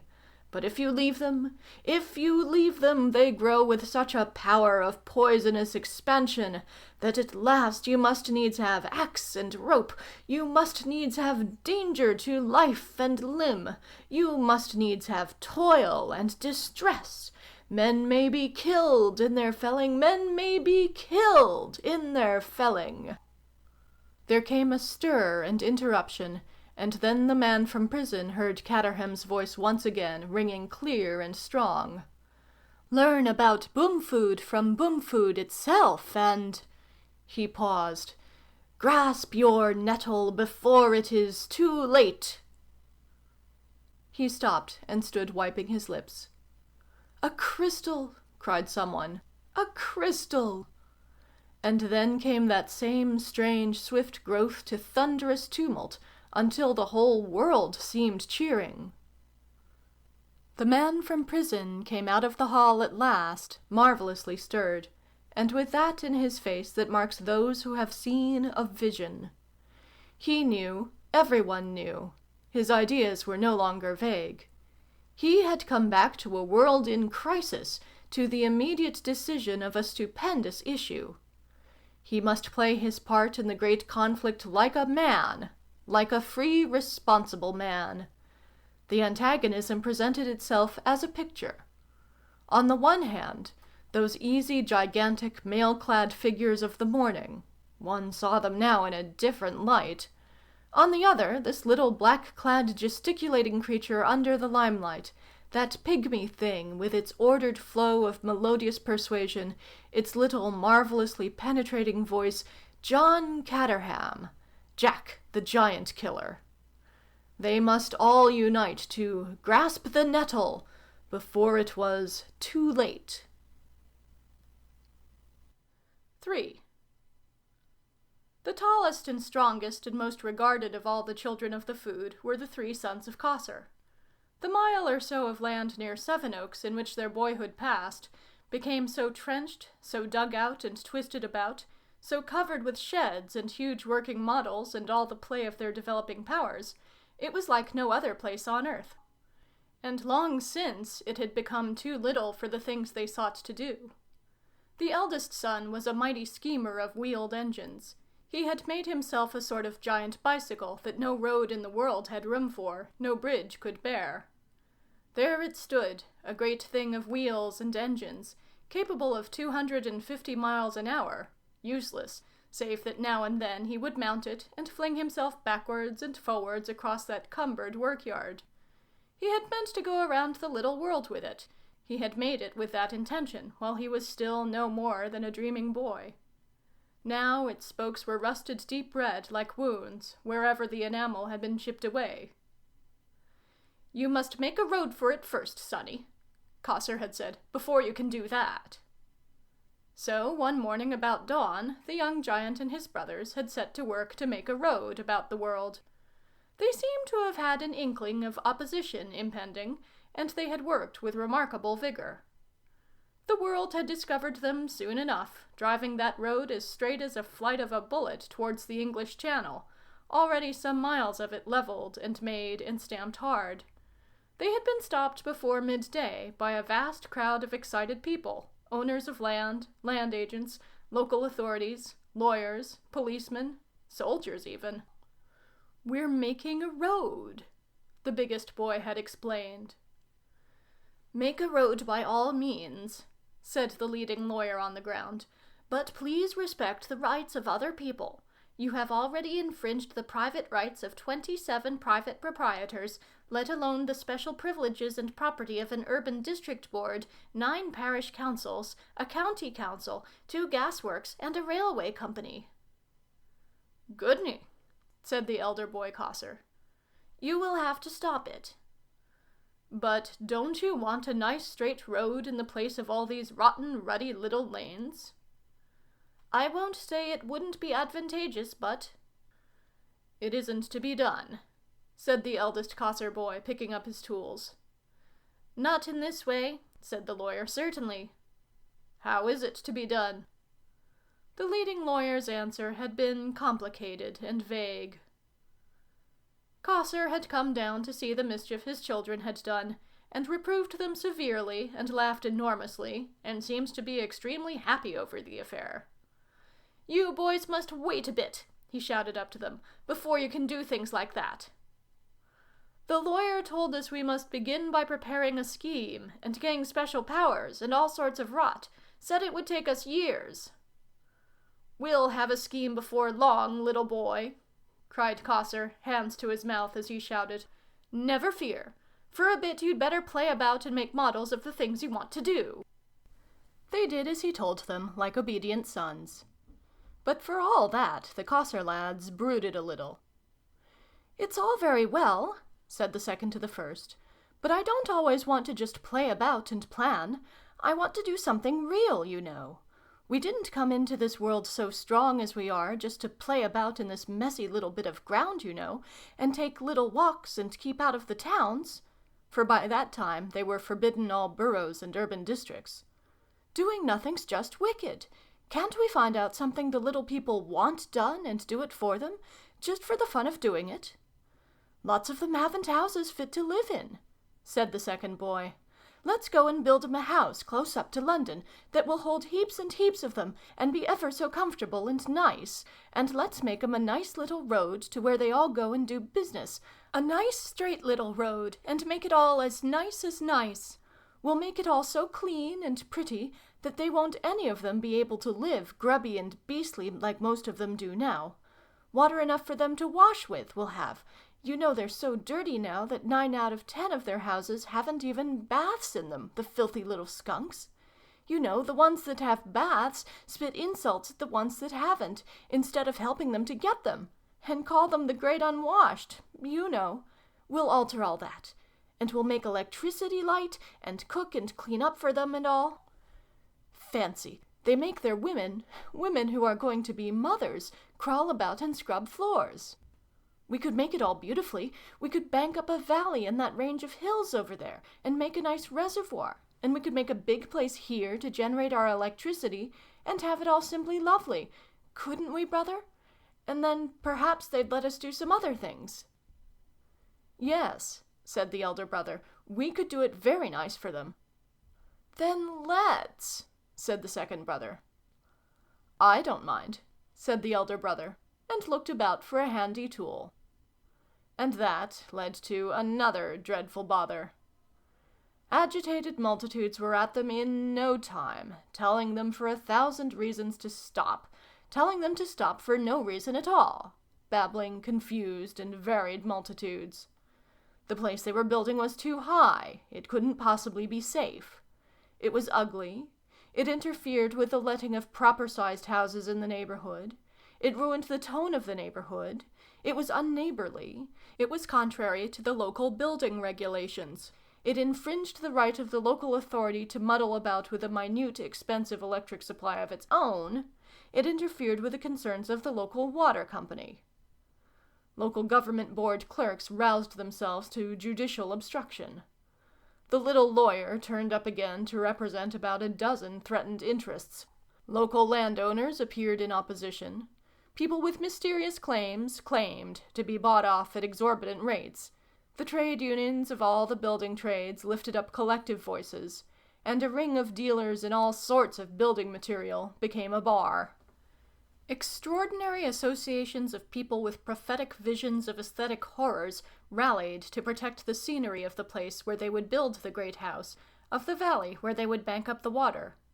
These last people were absolutely the worst asses of the lot, the Cossar boys considered. That beautiful house of the Cossar boys was just like a walking stick thrust into a wasp's nest in no time. "I never did," said the elder boy. "We can't go on," said the second brother. "Rotten little beasts they are," said the third of the brothers. "We can't do anything." "Even when it's for their own comfort. Such a nice place we'd have made for them, too." "They seem to spend their silly little lives getting in each other's way," said the eldest boy. "Rights and laws and regulations and rascalities is like a game of spellikins. Well, anyhow, they'll have to live in their grubby, dirty, silly little houses for a bit longer. It's very evident we can't go on with this." And the Cossar children left that great house unfinished, a mere hole of foundations and the beginning of a wall, and sulked back to their big enclosure. After a time, the hole was filled with water, and with stagnation, and weeds, and vermin, and the food, either dropped there by the sons of Cossar, or blowing thither as dust, set growth going in its usual fashion. Water voles came out over the country and did infinite havoc, and one day a farmer caught his pigs drinking there, and instantly, and with great presence of mind, for he knew of the great hog of Oakham, slew them all. And from that deep pool it was the mosquitoes came, quite terrible mosquitoes, whose only virtue was that the sons of Cossar, after being bitten for a little, could stand the thing no longer, but chose a moonlight night when law and order were abed, and drained the water clean away into the river by brook. But they left the big weeds and the big water voles and all sorts of big undesirable things still living and breeding on the site they had chosen, the site on which the fair great house of the little people might have towered to heaven. 4. That had been in the boyhood of the sons, but now they were nearly men. And the chains had been tightening upon them and tightening with every year of growth. Each year they grew, and the food spread, and great things multiplied. Each year the stress and tension rose. The food had been at first for the great mass of mankind a distant marvel, and now it was coming home to every threshold, and threatening, pressing against, and distorting the whole order of life. It blocked this, it overturned that, it changed natural products, and by changing natural products it stopped employments and threw men out of work by the 100,000. It swept over boundaries and turned the world of trade into a world of cataclysms. No wonder mankind hated it. And since it is easier to hate animate than inanimate things, animals more than plants, and one's fellow men more completely than any animals, the fear and trouble engendered by giant nettles and 6-foot grass blades, awful insects and tiger-like vermin, grew all into one great power of detestation that aimed itself with a simple directness at that scattered band of great human beings, the children of the food. That hatred had become the central force in political affairs. The old party lines had been traversed and effaced altogether under the insistence of these newer issues, and the conflict lay now with the party of the temporizers, who were for putting little political men to control and regulate the food, and the party of reaction for whom Caterham spoke, speaking always with a more sinister ambiguity, crystallizing his intention first in one threatening phrase and then another, now that men must prune the bramble growths, now that they must find a cure for elephantiasis, and at last, upon the eve of the election, that they must grasp the nettle. One day the 3 sons of Cossar, who were now no longer boys but men, sat among the masses of their futile work and talked together, after their fashion, of all these things. They had been working all day at one of a series of great and complicated trenches their father had bid them make, and now it was sunset, and they sat in the little garden space before the great house, and looked at the world and rested, until the little servants within should say their food was ready. You must figure these mighty forms, 40 feet high the least of them was, reclining on a patch of turf that would have seemed a stubble of reeds to a common man. One sat up and chipped earth from his huge boots with an iron girder he grasped in his hand. The second rested on his elbow. The third whittled a pine tree into shape and made a smell of resin in the air. They were clothed not in cloth, but in undergarments of woven rope and outer clothes of felted aluminum wire. They were shod with timber and iron, and the links and buttons and belts of their clothing were all of plated steel. The great single-storied house they lived in, Egyptian in its massiveness, half built of monstrous blocks of chalk and half excavated from the living rock of the hill, had a front a full 100 feet in height, and beyond, the chimneys and wheels, the cranes and covers of their worksheds rose marvelously against the sky.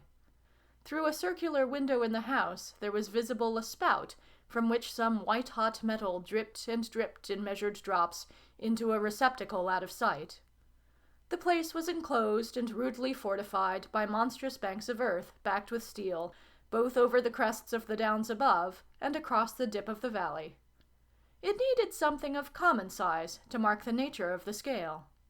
The train that came rattling from Sevenoaks athwart their vision, and presently plunged into the tunnel out of their sight, looked by contrast with them like some small-sized automatic toy. "They have made all the woods this side of Igtham out of bounds," said one, "and moved the board that was out by Knockholt 2 miles and more this way." "It is the least they could do," said the youngest after a pause. "They are trying to take the wind out of Caterham's sails."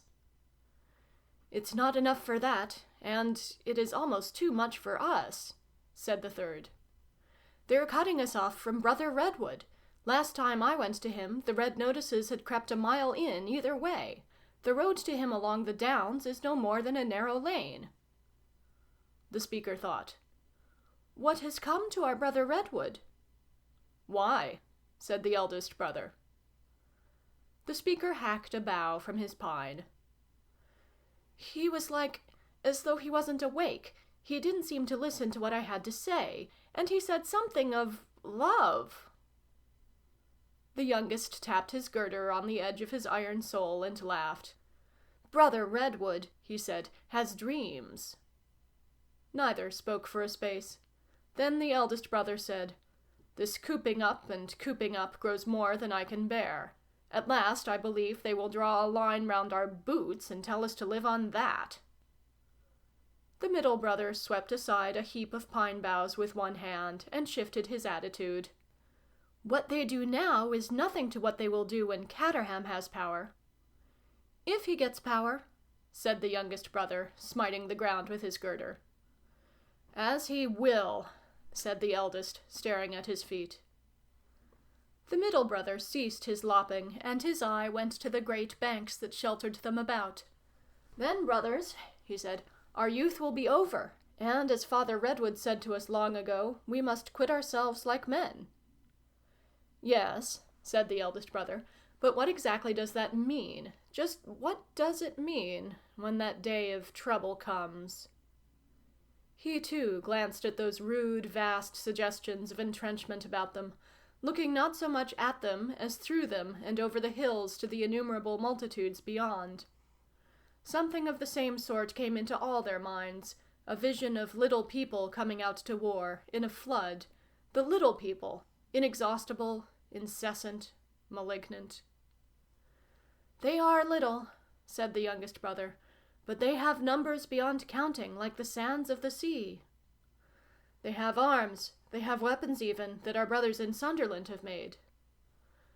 "Besides, brothers, except for vermin, except for little accidents with evil things, what have we seen of killing?" "I know," said the eldest brother. "For all that, we are what we are. When the day of trouble comes, we must do the thing we have to do." He closed his knife with a snap. The blade was the length of a man, and used his new pine staff to help himself rise. He stood up and turned towards the squat grey immensity of the house.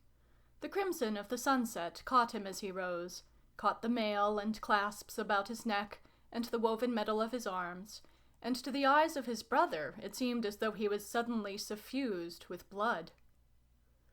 As the young giant rose, a little black figure became visible to him against that western incandescence on the top of the embankment that towered above the summit of the down. The black limbs waved in ungainly gestures. Something in the fling of the limbs suggested haste to the young giant's mind.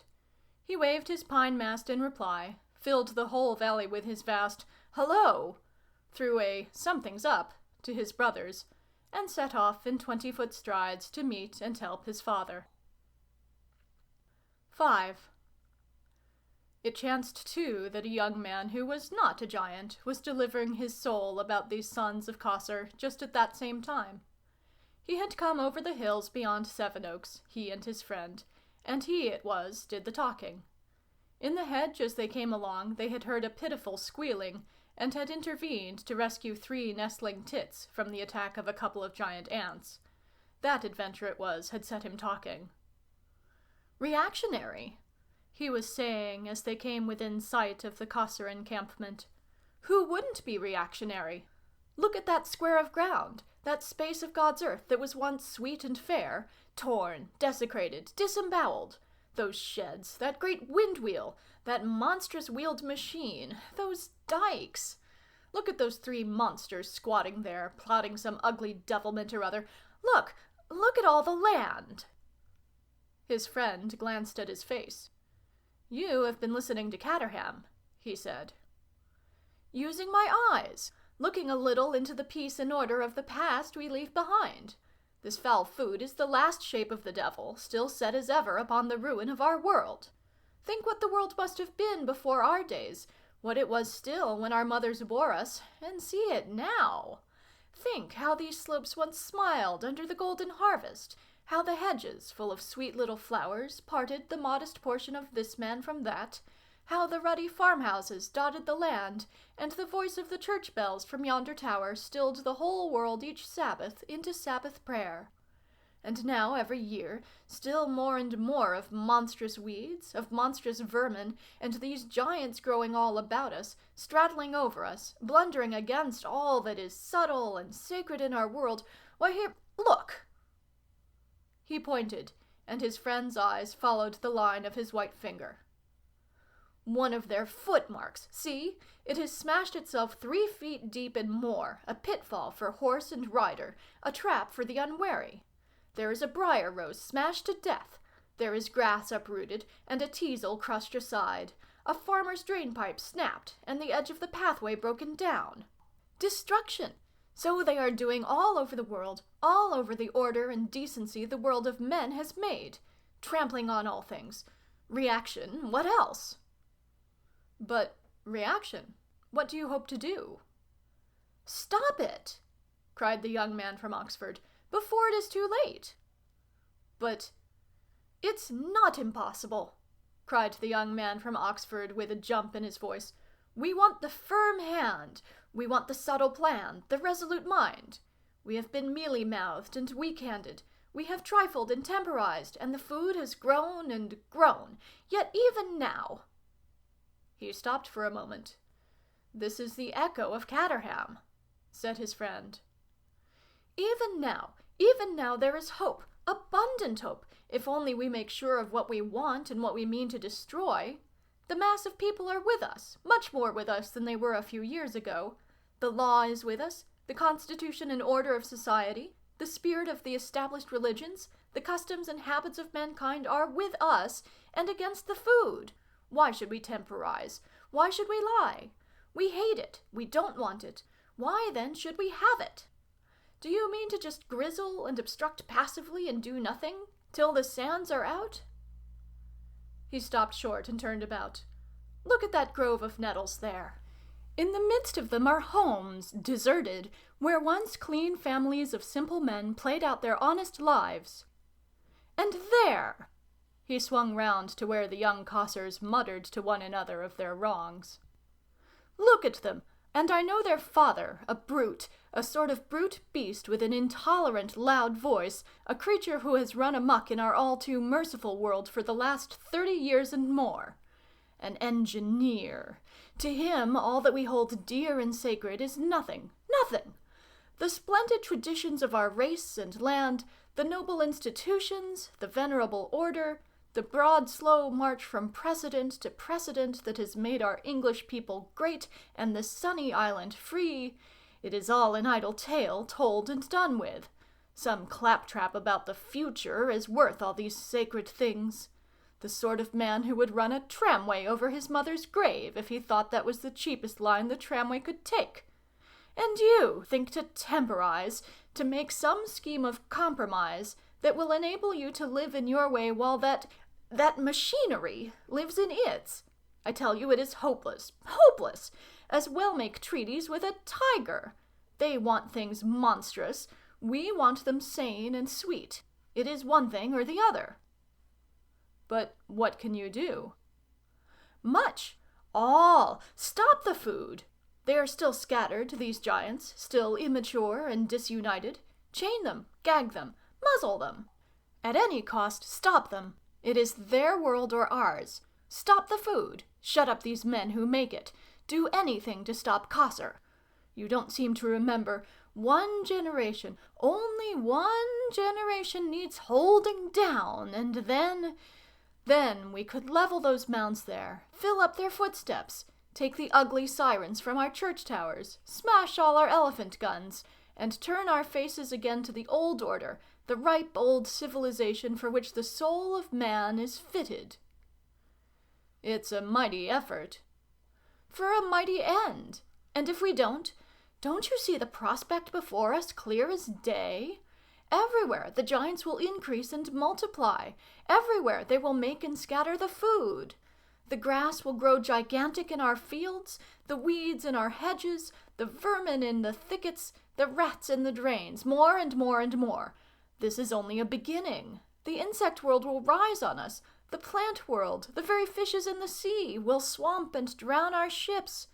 Tremendous growths will obscure and hide our houses, smother our churches, smash and destroy all the order of our cities, and we shall become no more than a feeble vermin under the heels of the new race.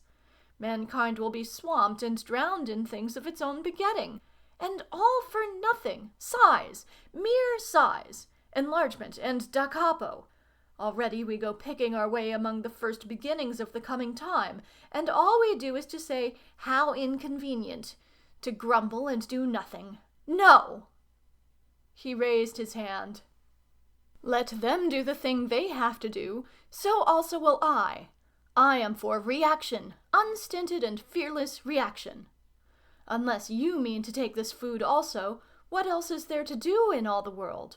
We have trifled in the middle ways too long. You! Trifling in the middle ways is your habit, your circle of existence, your space and time. So, not I.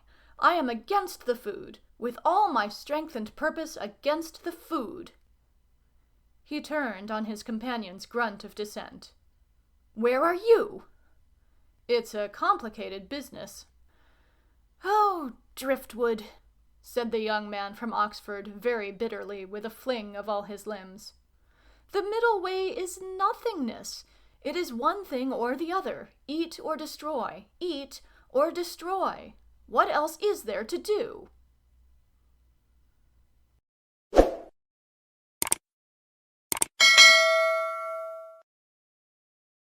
Chapter the 2nd. The Giant Lovers. 1. Now it chanced in the days when Caterham was campaigning against the Boom children before the general election that was, amidst the most tragic and terrible circumstances, to bring him into power, that the giant princess, that serene highness whose early nutrition had played so great a part in the brilliant career of Dr. Winkles, had come from the kingdom of her father to England, on an occasion that was deemed important. She was affianced for reasons of state to a certain prince, and the wedding was to be made an event of international significance. There had arisen mysterious delays. Rumor and imagination collaborated in the story, and many things were said.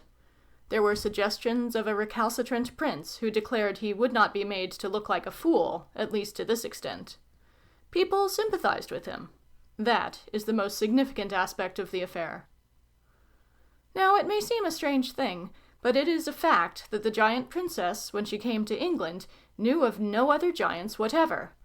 She had lived in a world where tact is almost a passion, and reservations the air of one's life. They had kept the thing from her. They had hedged her about from sight or suspicion of any gigantic form, until her appointed coming to England was due. Until she met young Redwood, she had no inkling that there was such a thing as another giant in the world. In the kingdom of the father of the princess, there were wild wastes of upland and mountains, where she had been accustomed to roam freely. She loved the sunrise and the sunset, and all the great drama of the open heavens more than anything else in the world.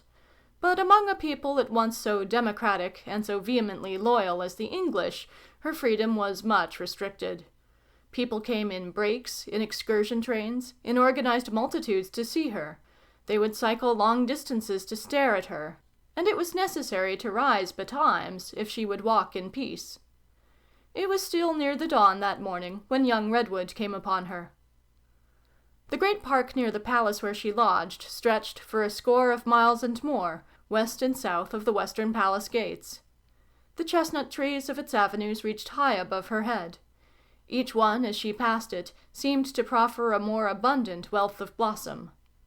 For a time she was content with sight and scent, but at last she was won over by these offers, and set herself so busily to choose and pick that she did not perceive young Redwood until he was close upon her. She moved among the chestnut trees, with the destined lover drawing near to her, unanticipated, unsuspected. She thrust her hands in among the branches, breaking them and gathering them. She was alone in the world. Then she looked up, and in that moment she was mated. We must needs put our imaginations to his stature to see the beauty he saw.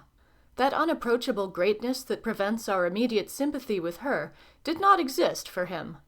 There she stood, a gracious girl, the first created being that had ever seemed a mate for him, light and slender, lightly clad, the fresh breeze of the dawn molding the subtly folding robe upon her against the soft, strong lines of her form, and with a great mass of blossoming chestnut branches in her hands.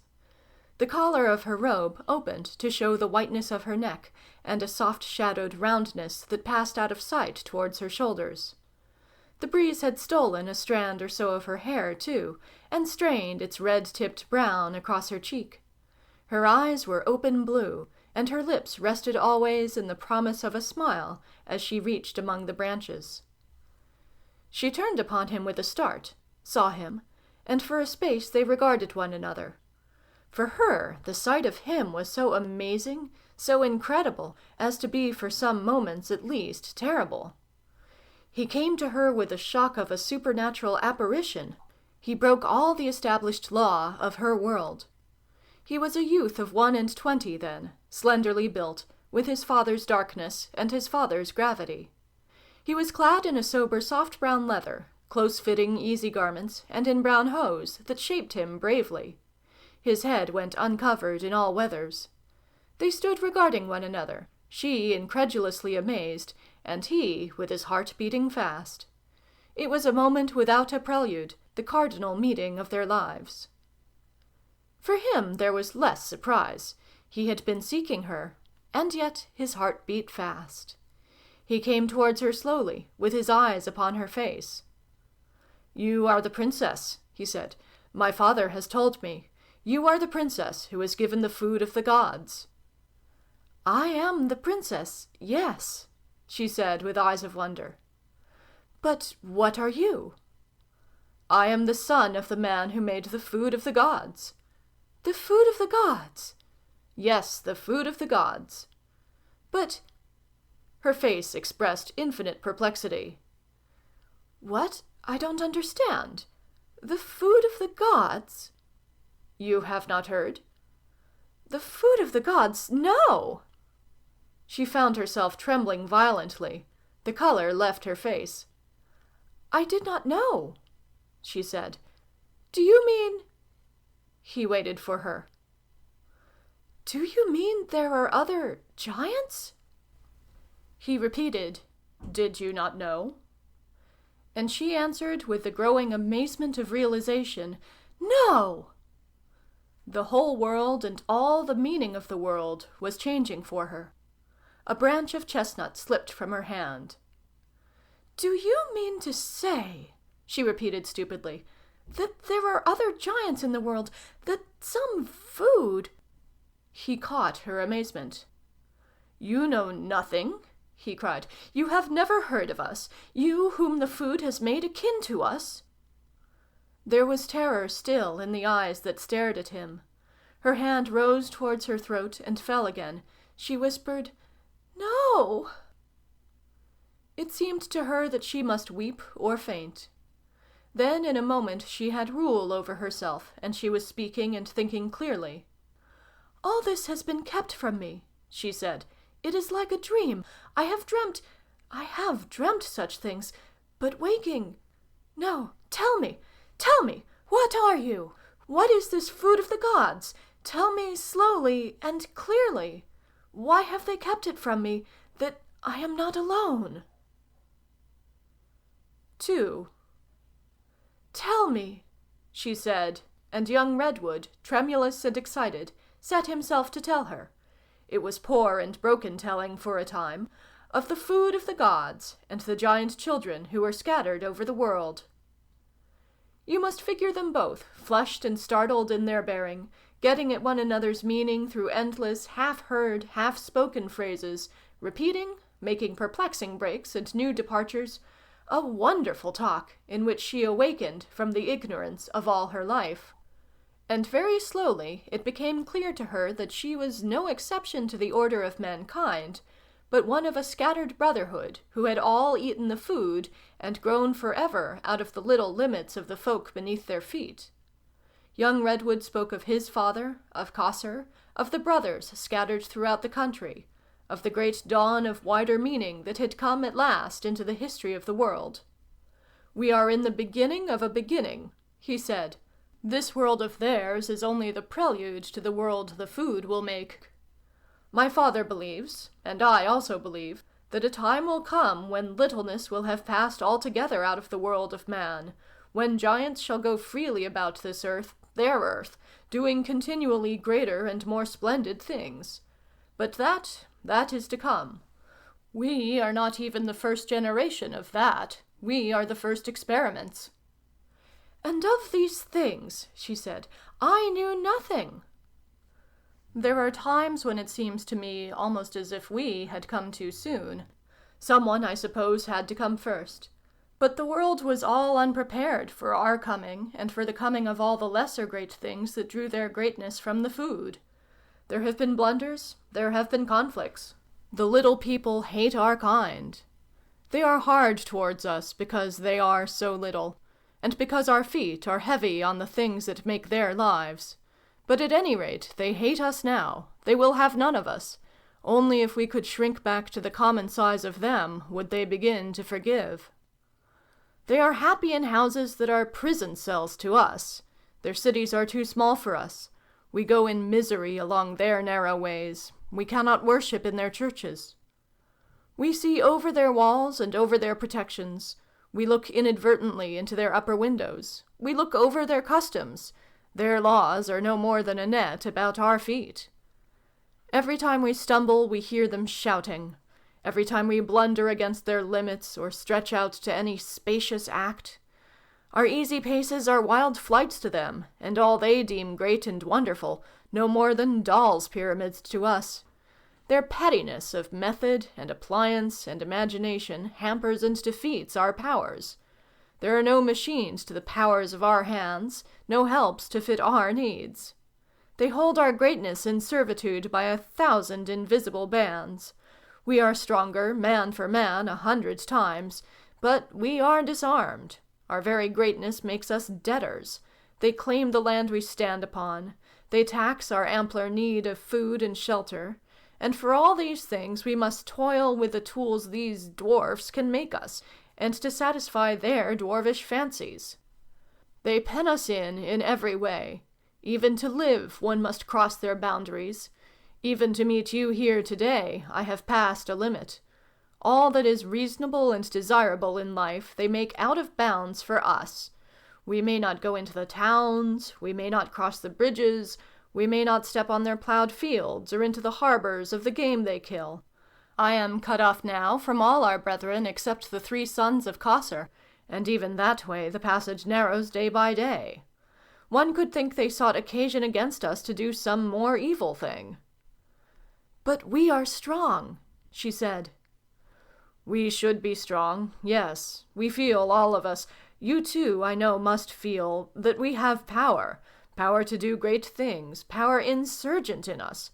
But before we can do anything—" He flung out a hand that seemed to sweep away a world. "Though I thought I was alone in the world," she said after a pause, "I have thought of these things. They have taught me always that strength was almost a sin, that it was better to be little than great, that all true religion was to shelter the weak and little, encourage the weak and little, help them to multiply and multiply, until at last they crawled over one another, to sacrifice all our strength in their cause.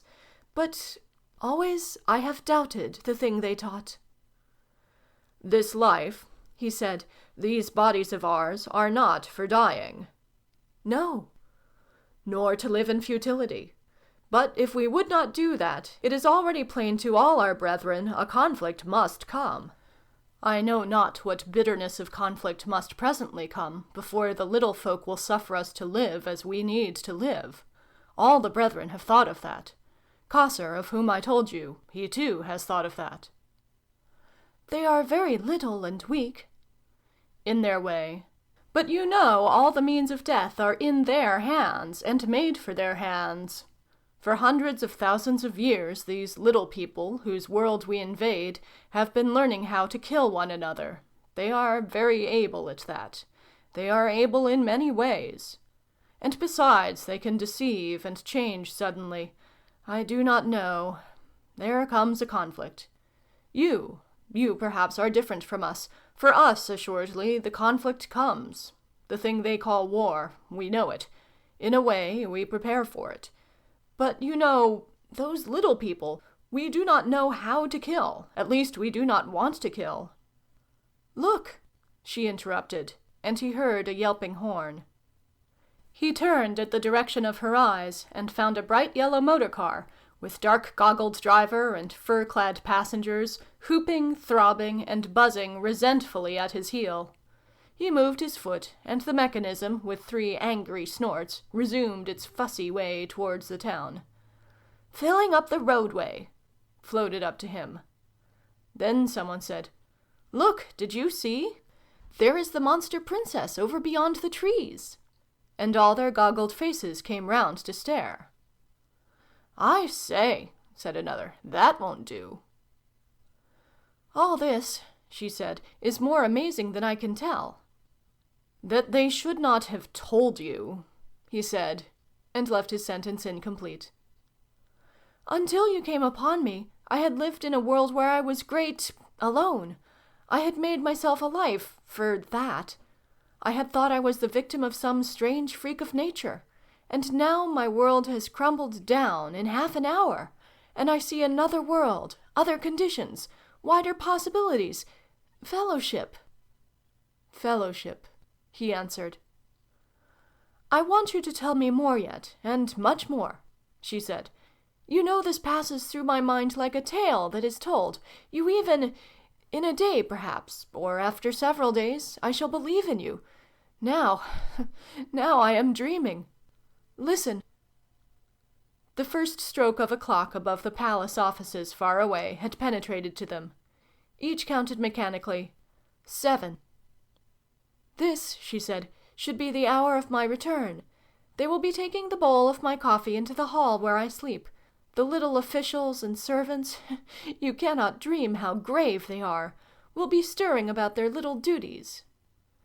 "They will wonder. But I want to talk to you." She thought, "But I want to think, too. I want now to think alone and think out this change in things. think away the old solitude, and think you and those others into my world. I shall go. I shall go back today to my place in the castle, and tomorrow, as the dawn comes, I shall come again, here. I shall be here waiting for you. All day I shall dream and dream of this new world you have given me. Even now I can scarcely believe. She took a step back and surveyed him from the feet to the face. Their eyes met and locked for a moment. Yes, she said, with a little laugh that was half a sob, you are real. But it is very wonderful. Do you think, indeed, suppose tomorrow I come and find you a pygmy like the others? Yes, I must think. And so for today, as the little people do. She held out her hand, and for the first time they touched one another. Their hands clasped firmly, and their eyes met again. Goodbye, she said, for today. Goodbye. Goodbye, brother giant. He hesitated with some unspoken thing, and at last he answered her simply, Goodbye. For a space they held each other's hands, studying each the other's face.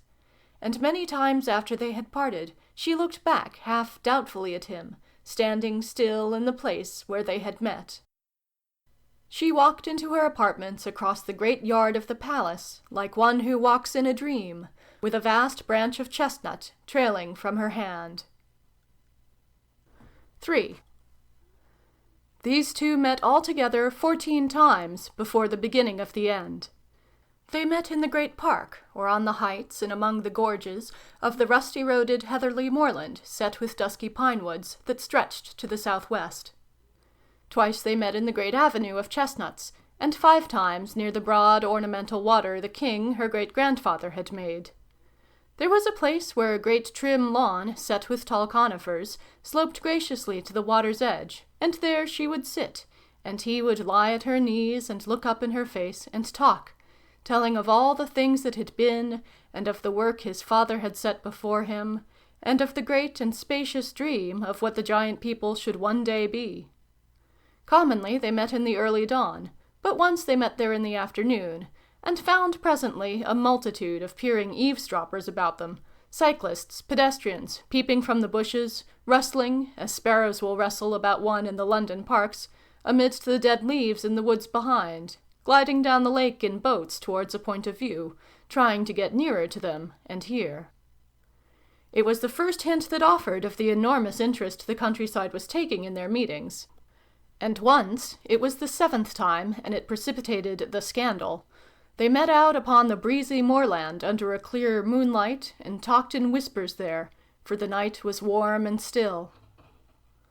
Very soon they had passed from the realization that in them and through them a new world of giantry shaped itself in the earth, from the contemplation of the great struggle between big and little, in which they were clearly destined to participate, to interests at once more personal and more spacious.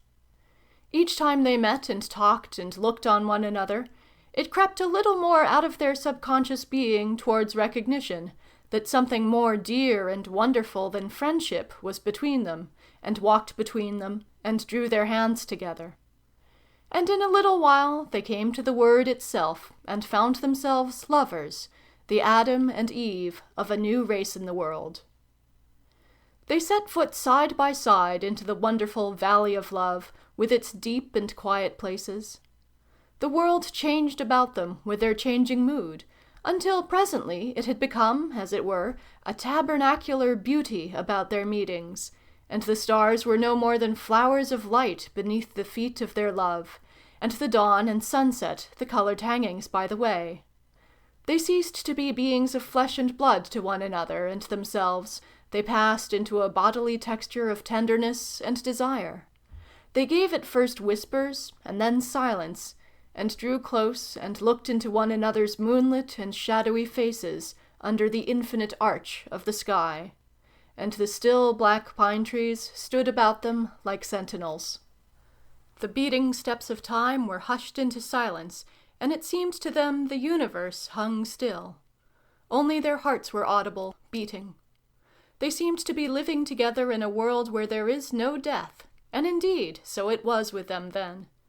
It seemed to them that they sounded, and indeed they sounded, such hidden splendors in the very heart of things as none have ever reached before. Even for mean and little souls, love is the revelation of splendors. And these were giant lovers who had eaten the food of the gods.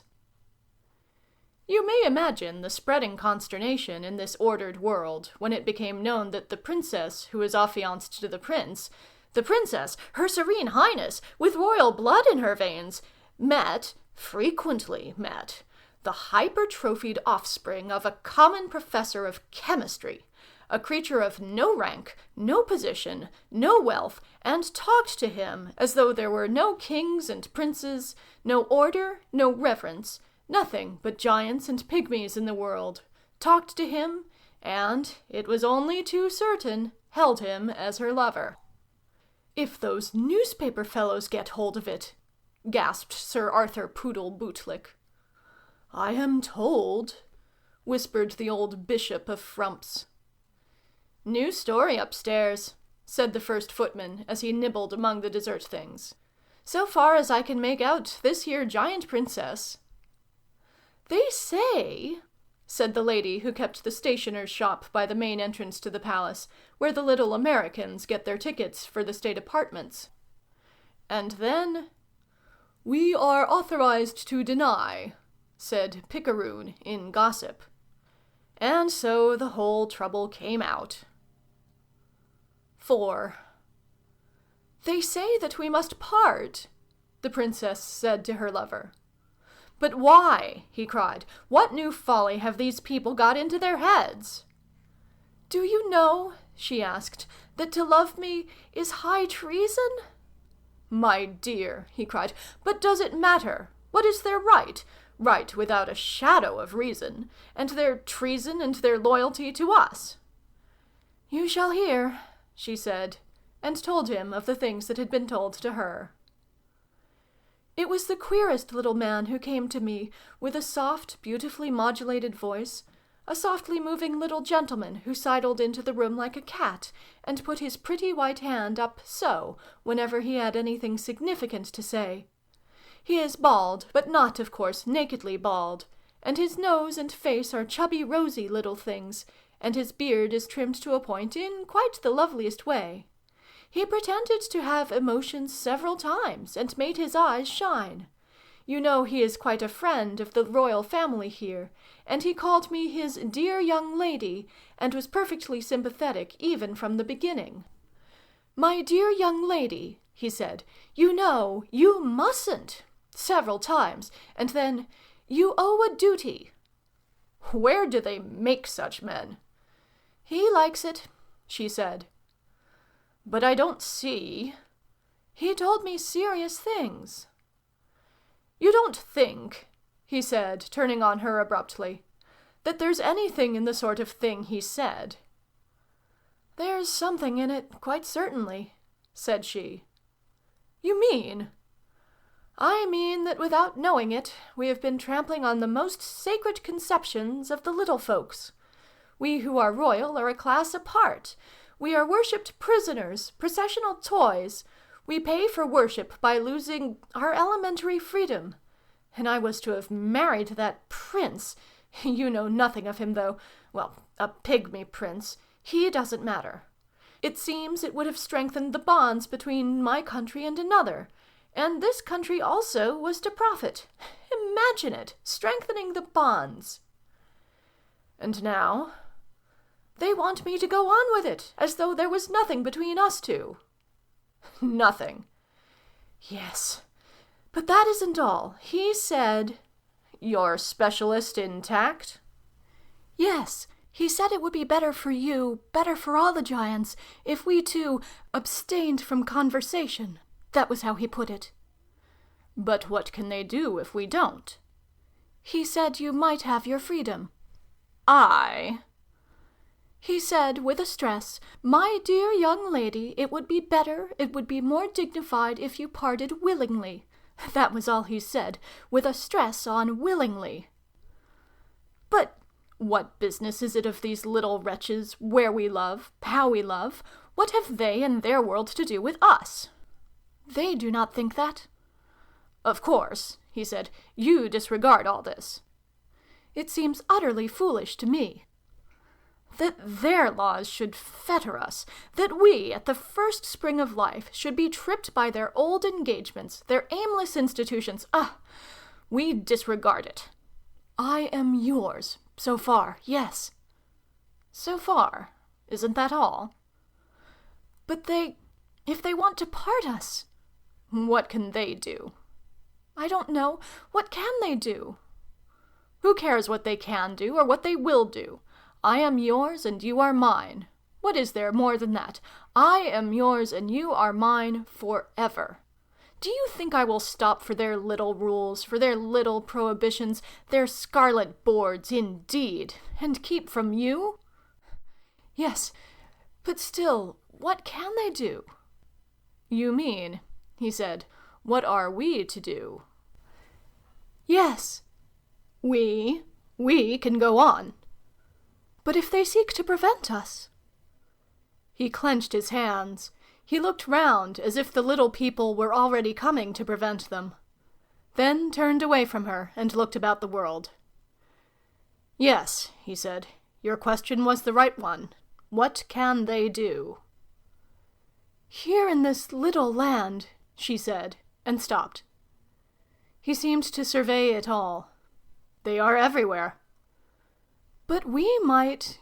Whither? We could go. We could swim the seas together. Beyond the seas. I have never been beyond the seas. There are great and desolate mountains, amidst which we should seem no more than little people. There are remote and deserted valleys.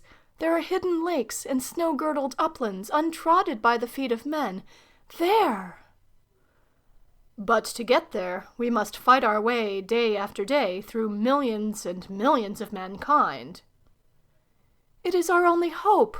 In this crowded land there is no fastness, no shelter. What place is there for us among these multitudes? They who are little can hide from one another, but where are we to hide? There is no place where we could eat, no place where we could sleep. If we fled, night and day they would pursue our footsteps. A thought came to him. There is one place, he said, even in this island. Where? The place our brothers have made over beyond there. They have made great banks about their house, north and south and east and west. They have made deep pits and hidden places, and even now, one came over to me quite recently. He said... I did not altogether heed what he said then, but he spoke of arms. It may be, there we should find shelter. For many days, he said after a pause, I have not seen our brothers. Dear, I have been dreaming. I have been forgetting. The days have passed, and I have done nothing but look to see you again. I must go to them, and talk to them, and tell them of you and of all the things that hang over us. If they will help us, they can help us. Then, indeed, we might hope. I do not know how strong their place is, but certainly Chaucer will have made it strong. Before all this, before you came to me, I remember now, there was trouble brewing. There was an election, when all the little people settle things by counting heads. It must be over now. There were threats against all our race, that is, but you. I must see our brothers. I must tell them all that has happened between us, and all that threatens now. 5. He did not come to their next meeting until she had waited some time. They were to meet that day about midday in a great space of park that fitted into a bend of the river, and as she waited, looking ever southward under her hand, it came to her that the world was very still, that indeed it was broodingly still. And then she perceived that, spite of the lateness of the hour, her customary retinue of voluntary spies had failed her. Left and right, when she came to look, there was no one in sight, and there was never a boat upon the silver curve of the Thames. She tried to find a reason for this strange stillness in the world. Then, a grateful sight for her, she saw young Redwood far away over a gap in the tree masses that bounded her view. Immediately the trees hid him, and presently he was thrusting through them and in sight again. She could see there was something different, and then she saw that he was hurrying unusually, and then that he limped. He gestured to her, and she walked towards him. His face became clearer, and she saw with infinite concern that he winced at every stride. She ran towards him, her mind full of questions and vague fear. He drew near to her and spoke without a greeting. "Are we to part?" he panted. "No," she answered. "Why? What is the matter?" "But if we do not part, it is now." "What is the matter?" "I do not want to part," he said, "only—" He broke off abruptly to ask, "You will not part from me?" She met his eyes with a steadfast look. "What has happened?" she pressed. "Not for a time?" "What time?" "Years, perhaps. Part? No." "You have thought?" he insisted. "I will not part." She took his hand. "If this meant death now, I would not let you go." "If it meant death," he said, and she felt his grip upon her fingers. He looked about him as if he feared to see the little people coming as he spoke, and then, "It may mean death." "Now tell me," she said. "They tried to stop my coming." "How?" "And as I came out of my workshop, where I make the food of the gods for the Cossars to store in their camp, I found a little officer of police, a man in blue with white clean gloves, who beckoned me to stop. 'This way is closed,' said he. I thought little of that. I went round my workshop to where another road runs west, and there was another officer. 'This road is closed,' he said, and added, 'All the roads are closed.'" "And then?" "I argued with him a little. 'They are public roads,' I said. 'That's it,' said he. 'You spoil them for the public.' 'Very well,' said I, 'I'll take the fields.' And then up leapt others from behind a hedge and said, 'These fields are private.' 'Curse your public and private,' I said. 'I'm going to my princess.' And I stooped down and picked him up very gently, kicking and shouting, and put him out of my way. In a minute all the fields about me seemed alive with running men. I saw one on horseback galloping beside me and reading something as he rode, shouting it. He finished, and turned and galloped away from me, head down. I couldn't make it out. And then behind me I heard the crack of guns." "Guns?" "Guns, just as they shoot at the rats. The bullets came through the air with a sound like things tearing. One stung me in the leg." "And you?" "Came on to you here and left them shouting and running and shooting behind me. And now—" "Now?" "It is only the beginning. They mean that we shall part. Even now they are coming after me." "We will not." "No. But if we will not part, then you must come with me to our brothers." "Which way?" she said. "To the east. Yonder is the way my pursuers will be coming. This then is the way we must go, along this avenue of trees. Let me go first, so that if they are waiting—" He made a stride, but she had seized his arm. "No," cried she. "I come close to you, holding you. Perhaps I am royal, perhaps I am sacred. If I hold you, would God we could fly with my arms about you. It may be they will not shoot at you." She clasped his shoulder and seized his hand as she spoke. She pressed herself nearer to him. "It may be they will not shoot you," she repeated, and with a sudden passion of tenderness he took her into his arms and kissed her cheek. For a space he held her. "Even if it is death," she whispered. She put her hands about his neck and lifted her face to his. "Dearest, kiss me once more." He drew her to him. Silently they kissed one another on the lips, and for another moment clung to one another. Then, hand in hand, and she striving always to keep her body near to his, they set forward, if haply they might reach the camp of refuge the sons of Cossar had made, before the pursuit of the little people overtook them. And as they crossed the great spaces of the park behind the castle, there came horsemen galloping out from among the trees, and vainly seeking to keep pace with their giant strides. And presently ahead of them were houses, and men with guns running out of the houses. At the sight of that, though he sought to go on, and was even disposed to fight and push through, she made him turn aside towards the south. As they fled, a bullet whipped by them overhead. Chapter the 3rd. Young Caddles in London. 1. All unaware of the trend of events, unaware of the laws that were closing in upon all the brethren, unaware indeed that there lived a brother for him on the earth, young Caddles chose this time to come out of his chalk pit and see the world. His brooding came at last to that. There was no answer to all his questions in Cheesing Eyebright. The new vicar was less luminous even than the old, and the riddle of his pointless labour grew at last to the dimensions of exasperation. "Why should I work in this pit day after day?" he asked. "Why should I walk within bounds, and be refused all the wonders of the world beyond there? What have I done to be condemned to this?" And one day he stood up, straightened his back, and said in a loud voice, "No, I won't," he said, and then, with great vigour, cursed the pit. Then, having few words, he sought to express his thought in acts. He took a truck half filled with chalk, lifted it, and flung it, smash, against another. Then he grasped a whole row of empty trucks and spun them down a bank. He sent a huge boulder of chalk bursting among them, and then ripped up a dozen yards of rail with a mighty plunge of his foot. So he commenced the conscientious wrecking of the pit. "Work all my days," he said, "at this." It was an astonishing 5 minutes for the little geologist he had, in his preoccupation, overlooked.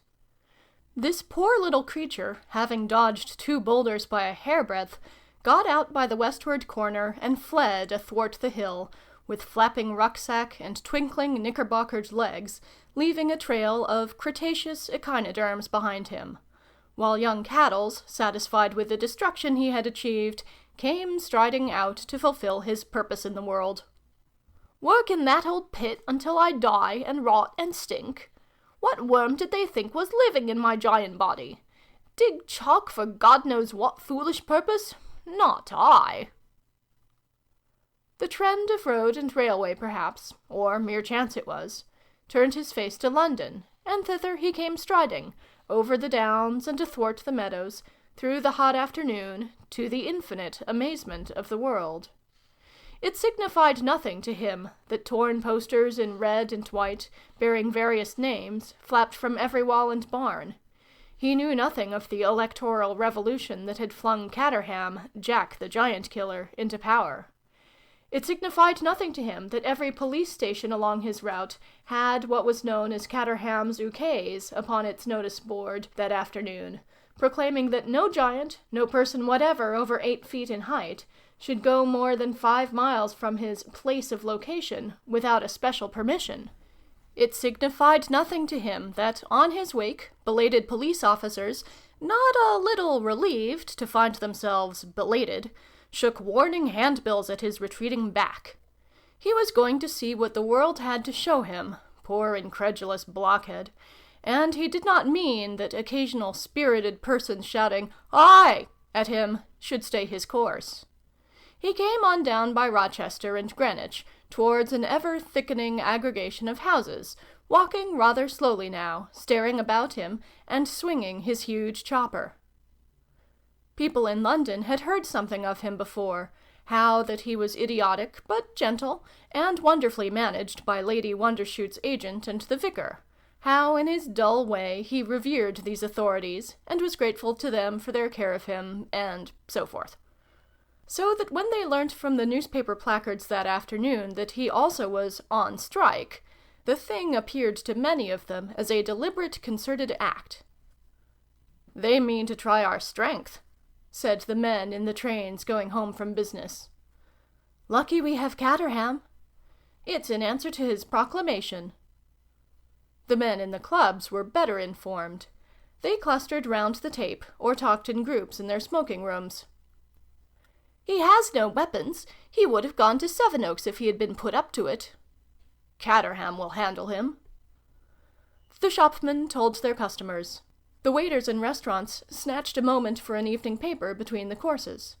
The cabmen read it immediately after the betting news. The placards of the chief government evening paper were conspicuous with "Grasping the Nettle." Others relied for effect on "Giant Redwood continues to meet the princess." The Echo struck a line of its own with "Rumoured revolt of giants in the north of England. The Sunderland giants start for Scotland." The Westminster Gazette sounded its usual warning note. "Giants beware," said the Westminster Gazette, and tried to make a point out of it that might perhaps serve towards uniting the Liberal party, at that time greatly torn between 7 intensely egotistical leaders. The later newspapers dropped into uniformity. "The giant in the New Kent Road," they proclaimed. "What I want to know," said the pale young man in the cheese shop, "is why we aren't getting any news of the young Cossers. You'd think they'd be in it most of all." "They tell me there's another of them young giants got loose," said the barmaid, wiping out a glass. "I've always said they was dangerous things to have about, right away from the beginning. It ought to be put a stop to. Anyhow, I hope he won't come along here." "I'd like to have a look at him," said the young man at the bar recklessly, and added, "I seen the princess." "Do you think they'll hurt him?" said the barmaid. "May have to," said the young man at the bar, finishing his glass. Amidst a hum of 10 million such sayings, young Caddles came to London. 2.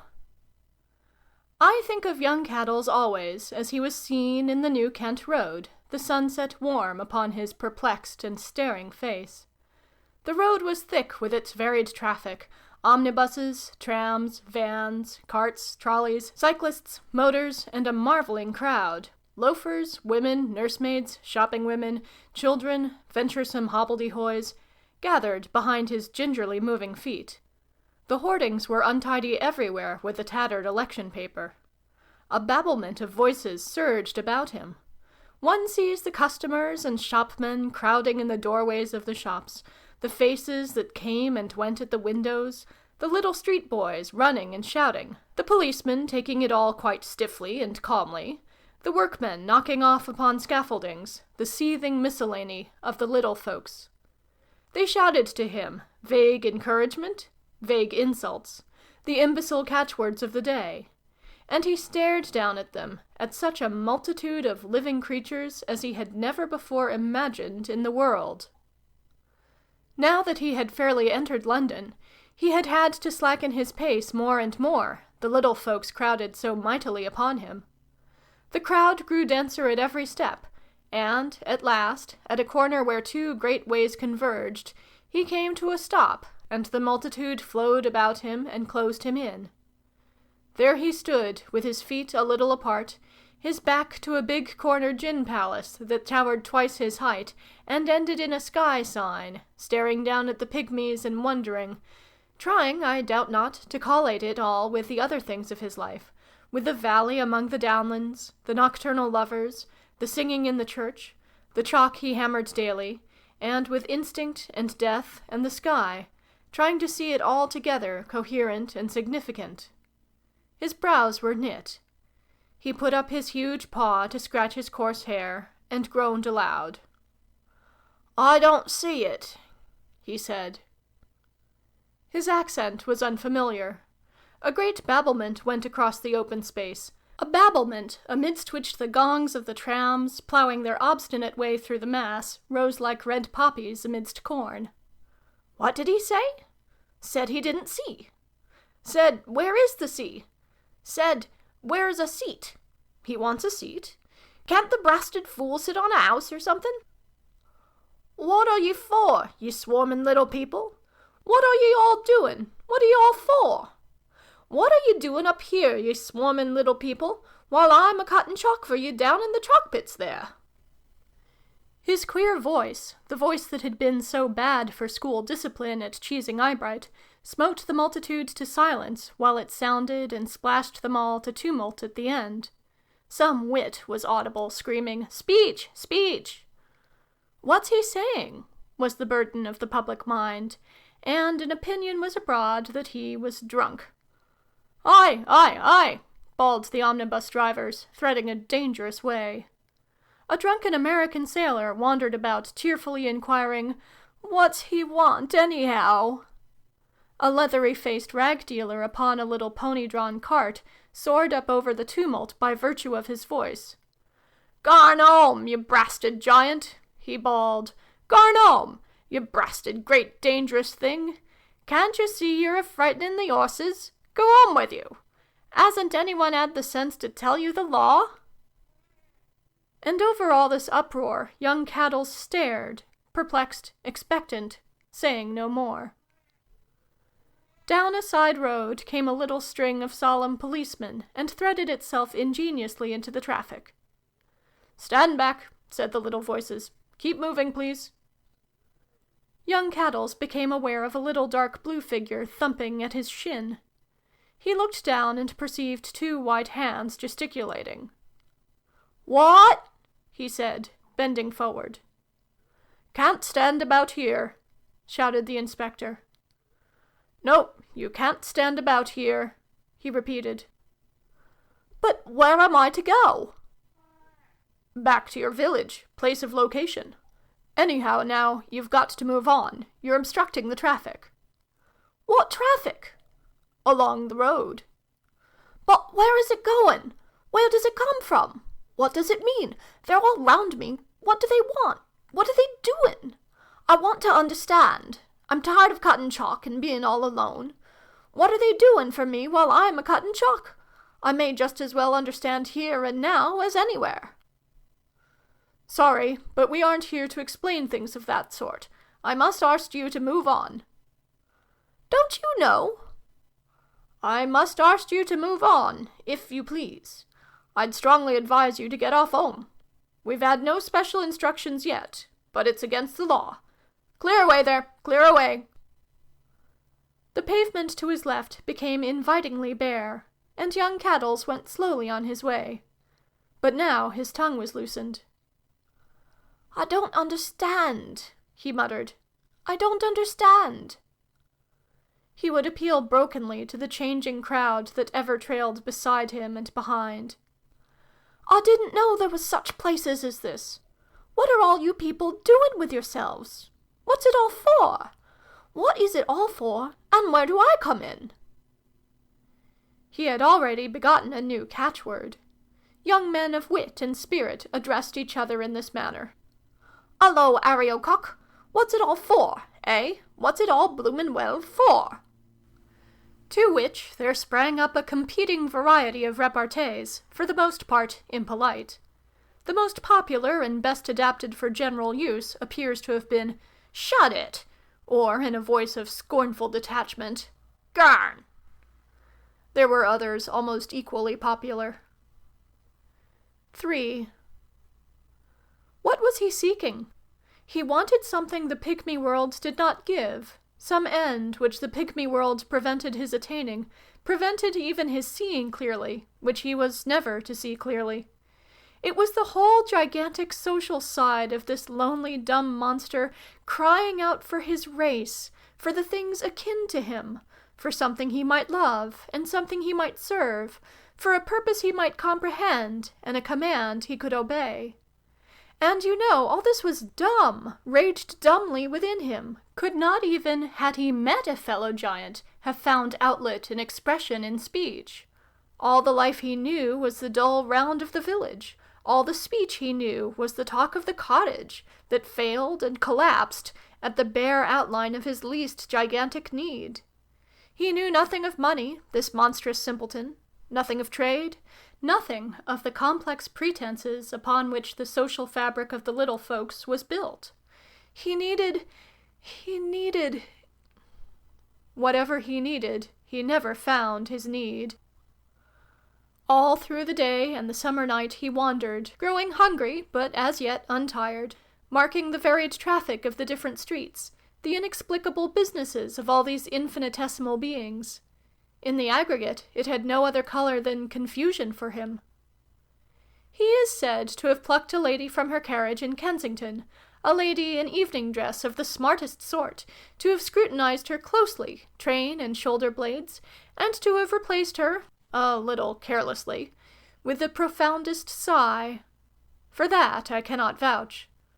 For an hour or so he watched people fighting for places in the omnibuses at the end of Piccadilly.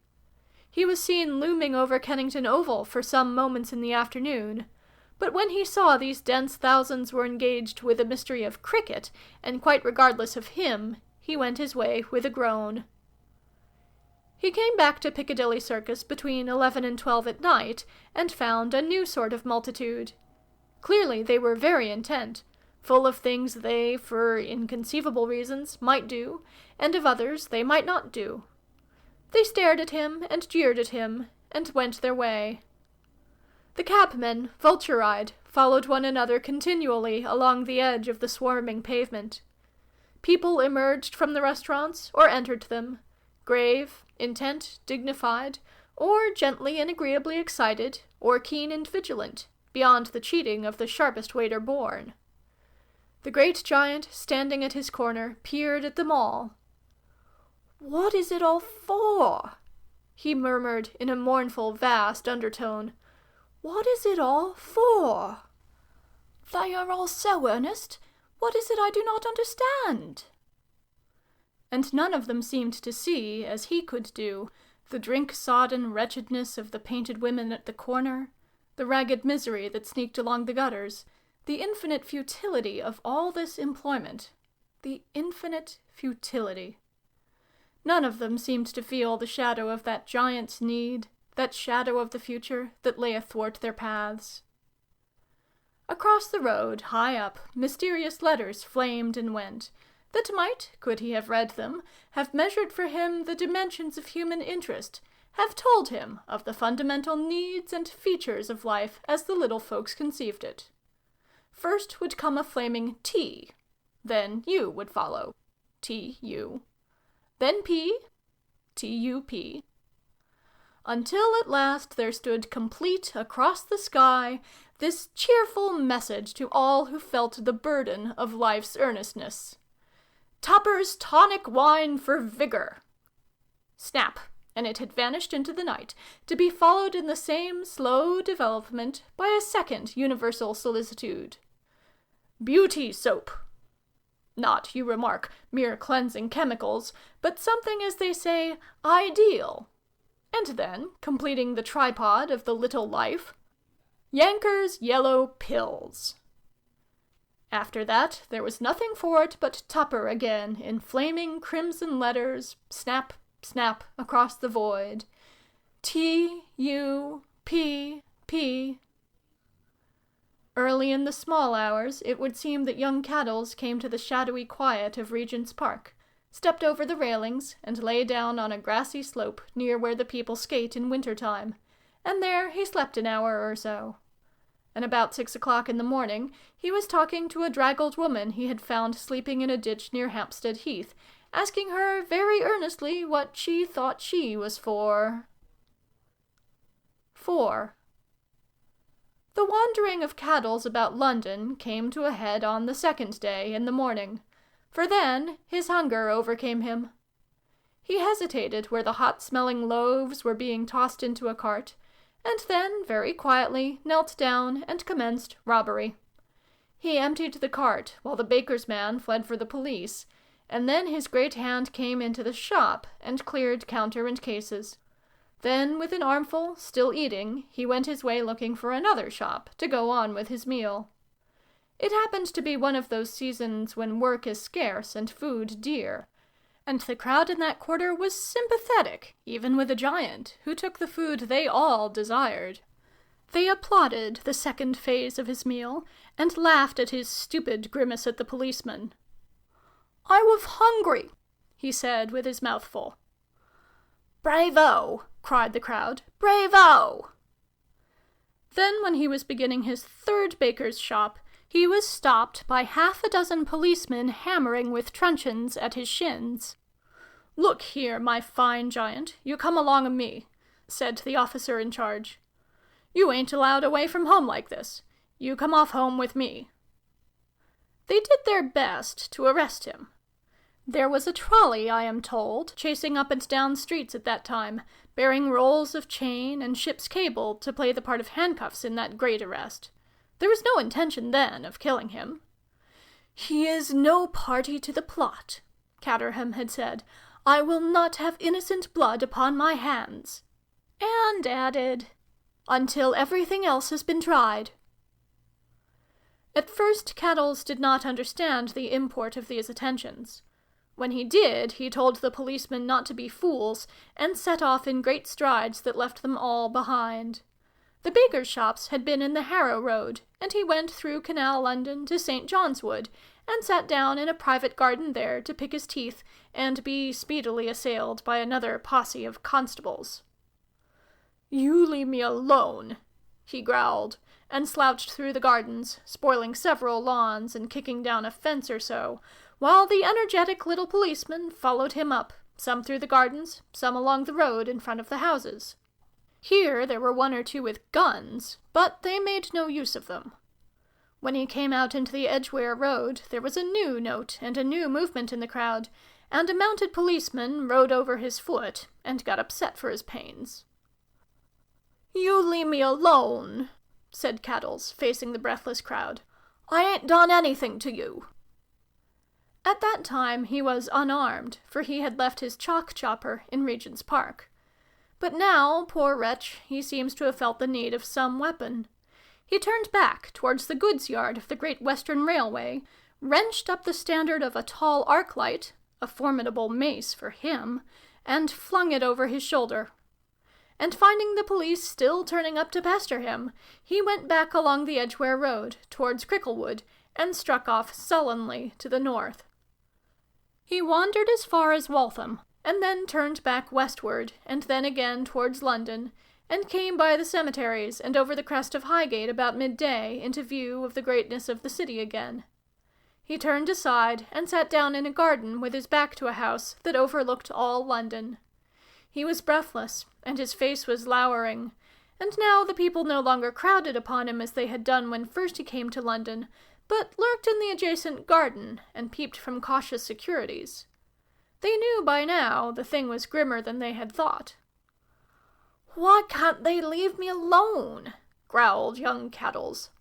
"I must eat. Why can't they leave me alone?" He sat with a darkling face, gnawing at his knuckles and looking down over London. All the fatigue, worry, perplexity, and impotent wrath of his wanderings was coming to a head in him. "They mean nothing," he whispered. "They mean nothing, and they won't let me alone, and they will get in my way." And again, over and over to himself, "Meanin' nothing. Ugh, the little people." He bit harder at his knuckles, and his scowl deepened. "Cuttin' chalk for 'em," he whispered, "and all the world is theirs. I don't come in nowhere." Presently, with a spasm of sick anger, he saw the now familiar form of a policeman astride the garden wall. "Leave me alone," grunted the giant. "Leave me alone."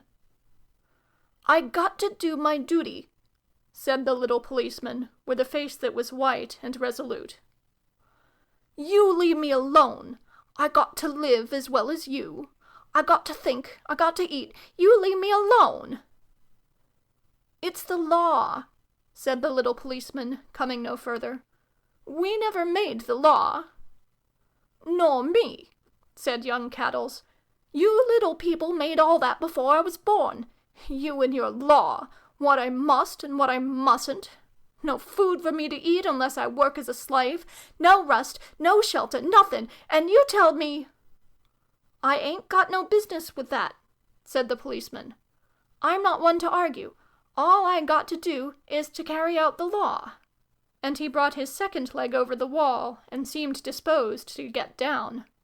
Other policemen appeared behind him. "I got no quarrel with you, mind," said young Caddles, with his grip tight upon his huge mace of iron, his face pale, and a lank explanatory great finger to the policeman. "I got no quarrel with you, but you leave me alone." The policeman tried to be calm and commonplace, with a monstrous tragedy clear before his eyes. "Give me the proclamation," he said to some unseen follower, and a little white paper was handed to him. "Leave me alone," said Caddles, scowling, tense and drawn together. "This means," said the policeman before he read, "Go home. Go home to your chalk pit. If not, you'll be hurt." Caddles gave an inarticulate growl. Then, when the proclamation had been read, the officer made a sign. 4 men with rifles came into view and took up positions of affected ease along the wall. They wore the uniform of the rat police. At the sight of the guns, young Caddles blazed into anger. He remembered the sting of the Rexstone farmers' shotguns. "You going to shoot those off at me?" he said, pointing, and it seemed to the officer he must be afraid. "If you don't march back to your pit." Then, in an instant, the officer had slung himself back over the wall, and 60 feet above him the great electric standard whirled down to his death. Bang, bang, bang went the heavy guns, and smash, the shattered wall, the soil and subsoil of the garden flew. Something flew with it that left red drops on one of the shooter's hands. The rifleman dodged this way and that, and turned valiantly to fire again. But young Caddles, already shot twice through the body, had spun about to find who it was had hit him so heavily in the back. Bang! Bang! He had a vision of houses and greenhouses and gardens, of people dodging at windows, the whole swaying fearfully and mysteriously. He seems to have made 3 stumbling strides, to have raised and dropped his huge mace, and to have clutched his chest.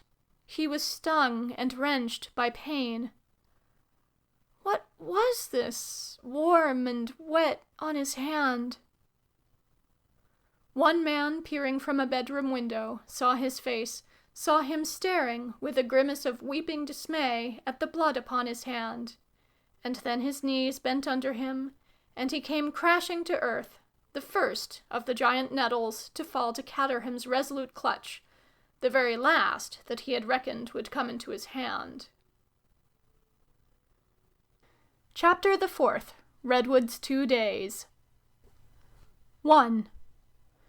So soon as Caterham knew the moment for grasping his nettle had come, he took the law into his own hands and sent to arrest Cossor and Redwood. Redwood was there for the taking. He had been undergoing an operation in the side, and the doctors had kept all disturbing things from him until his convalescence was assured. Now they had released him. He was just out of bed, sitting in a fire-warmed room, with a heap of newspapers about him, reading for the first time of the agitation that had swept the country into the hands of Caterham, and of the trouble that was darkening over the princess and his son.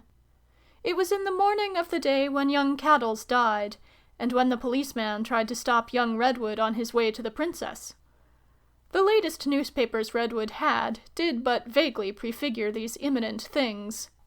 He was rereading these first adumbrations of disaster with a sinking heart, reading the shadow of death more and more perceptibly into them, reading to occupy his mind until further news should come.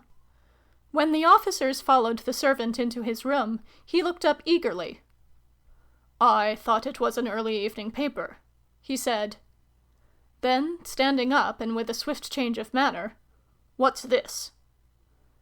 After that, Redwood had no news of anything for 2 days.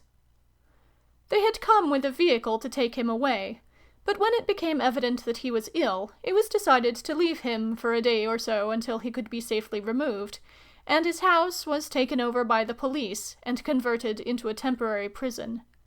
It was the same house in which Giant Redwood had been born, and in which Heracleophobia had for the first time been given to a human being, and Redwood had now been a widower and had lived alone in it 8 years. He had become an iron-gray man, with a little pointed gray beard and still active brown eyes. He was slender and soft-voiced, as he had ever been, but his features had now that indefinable quality that comes of brooding over mighty things. To the arresting officer, his appearance was in impressive contrast to the enormity of his offenses. "Here's this feller," said the officer in command to his next subordinate, "has done his level best to bust up everything, and he's got a face like a quiet country gentleman. And here's Judge Hangbrow keeping everything nice and in order for everyone, and he's got a head like a hog. Then they're manners. One all consideration and the other snort and grunt, which just shows you, doesn't it, that appearances aren't to be gone upon, whatever else you do." But his praise of Redwood's consideration was presently dashed. The officers found him troublesome at first, until they had made it clear that it was useless for him to ask questions or beg for papers. They made a sort of inspection of his study, indeed, and cleared away even the papers he had. Redwood's voice was high and expostulatory. "But don't you see?" he said over and over again. "It's my son, my only son, that is in this trouble. It isn't the food I care for, but my son." "I wish indeed I could tell you, sir," said the officer, "but our orders are strict." "Who gave the orders?" cried Redwood. "Ah, that, sir," said the officer, and moved towards the door. "He's going up and down his room," said the second officer, when his superior came down. "That's all right, he'll walk it off a bit." "I hope he will," said the chief officer. "The fact is, I didn't see it in that light before, but this here giant what's been going on with the princess, you know, is this man's son." The two regarded one another and the third policeman for a space. "Then it is a bit rough on him," the third policeman said. It became evident that Redwood had still imperfectly apprehended the fact that an iron curtain had dropped between him and the outer world. They heard him go to the door, try the handle and rattle the lock, and then the voice of the officer who was stationed on the landing telling him it was no good to do that. Then afterwards they heard him at the windows, and saw the men outside looking up.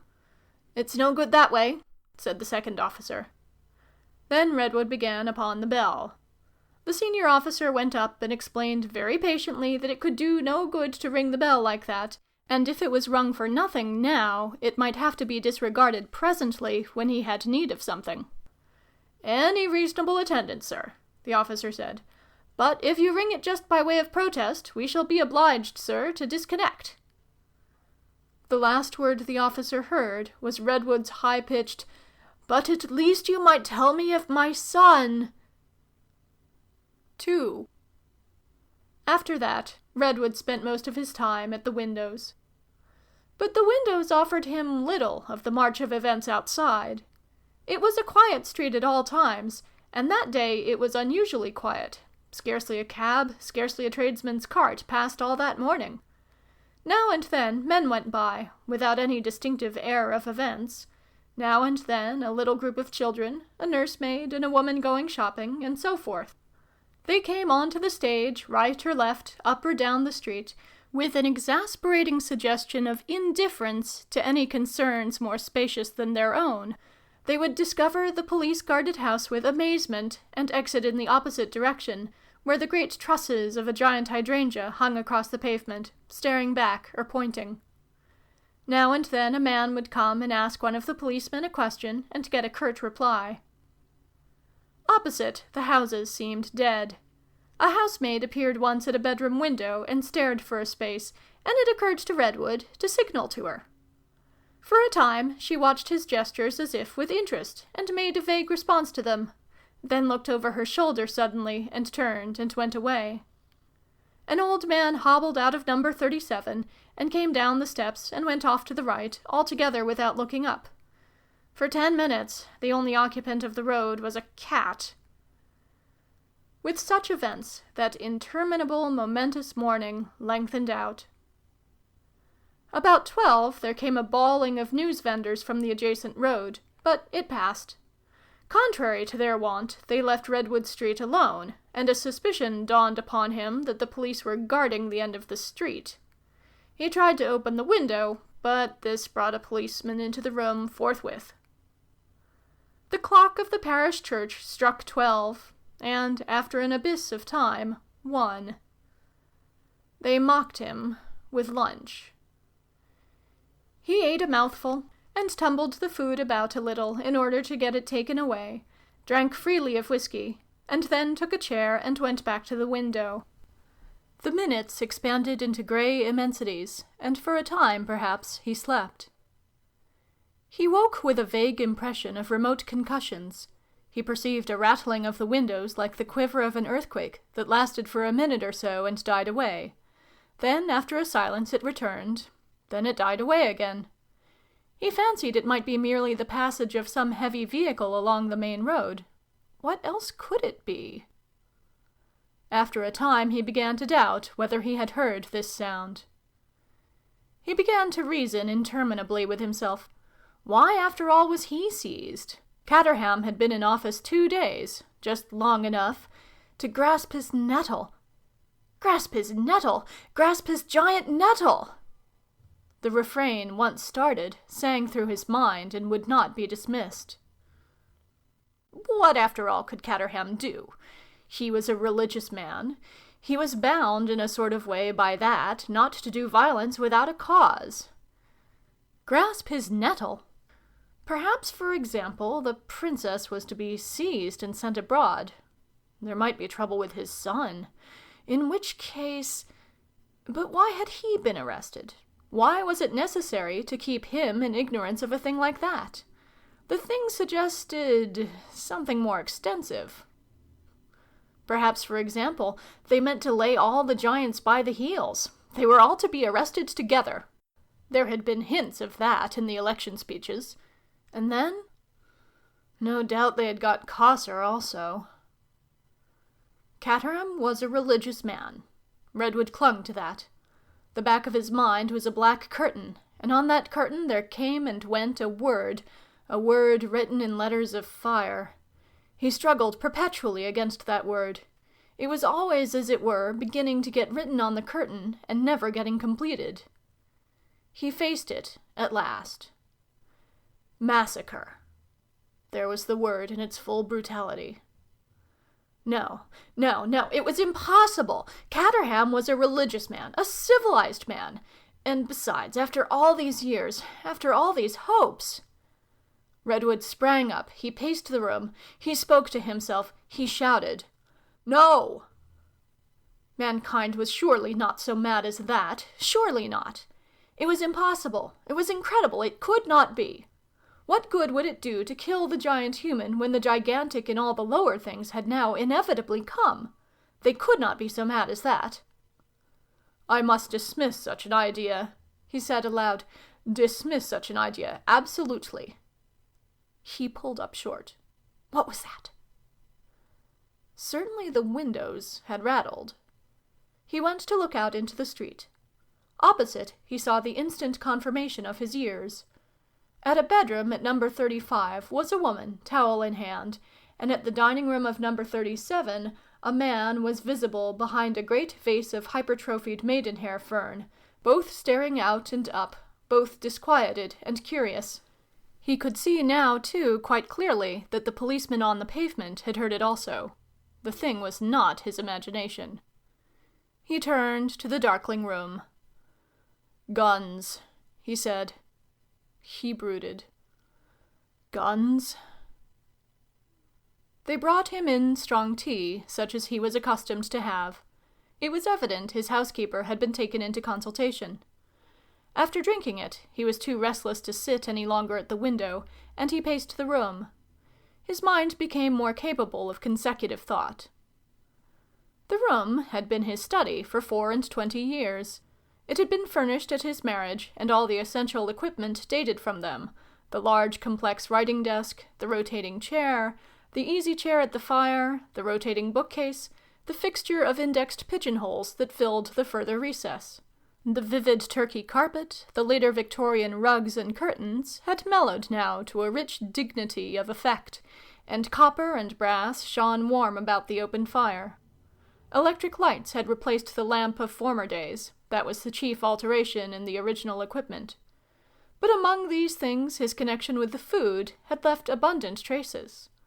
Along one wall, above the dado, ran a crowded array of black-framed photographs and photogravures, showing his son and Kosser's sons and others of the Boom children at various ages and amidst various surroundings. Even young Caddles' vacant visage had its place in that collection. In the corner stood a sheaf of the tassels of gigantic meadow grass from Cheesing Eyebright, and on the desk there lay 3 empty poppy heads as big as hats. The curtain rods were grass stems, and the tremendous skull of the great hog of oakum hung, a pretentious ivory overmantel, with a Chinese jar in either eye socket, snout down above the fire. It was to the photographs that Redwood went, and in particular to the photographs of his son. They brought back countless memories of things that had passed out of his mind, of the early days of the food, of Bensington's timid presence, of his cousin Jane, of Kosser and the night work at the experimental farm. These things came to him now very little and bright and distinct, like things seen through a telescope on a sunny day. And then there was the giant nursery, the giant childhood, the young giant's first efforts to speak, his first clear signs of affection. Guns?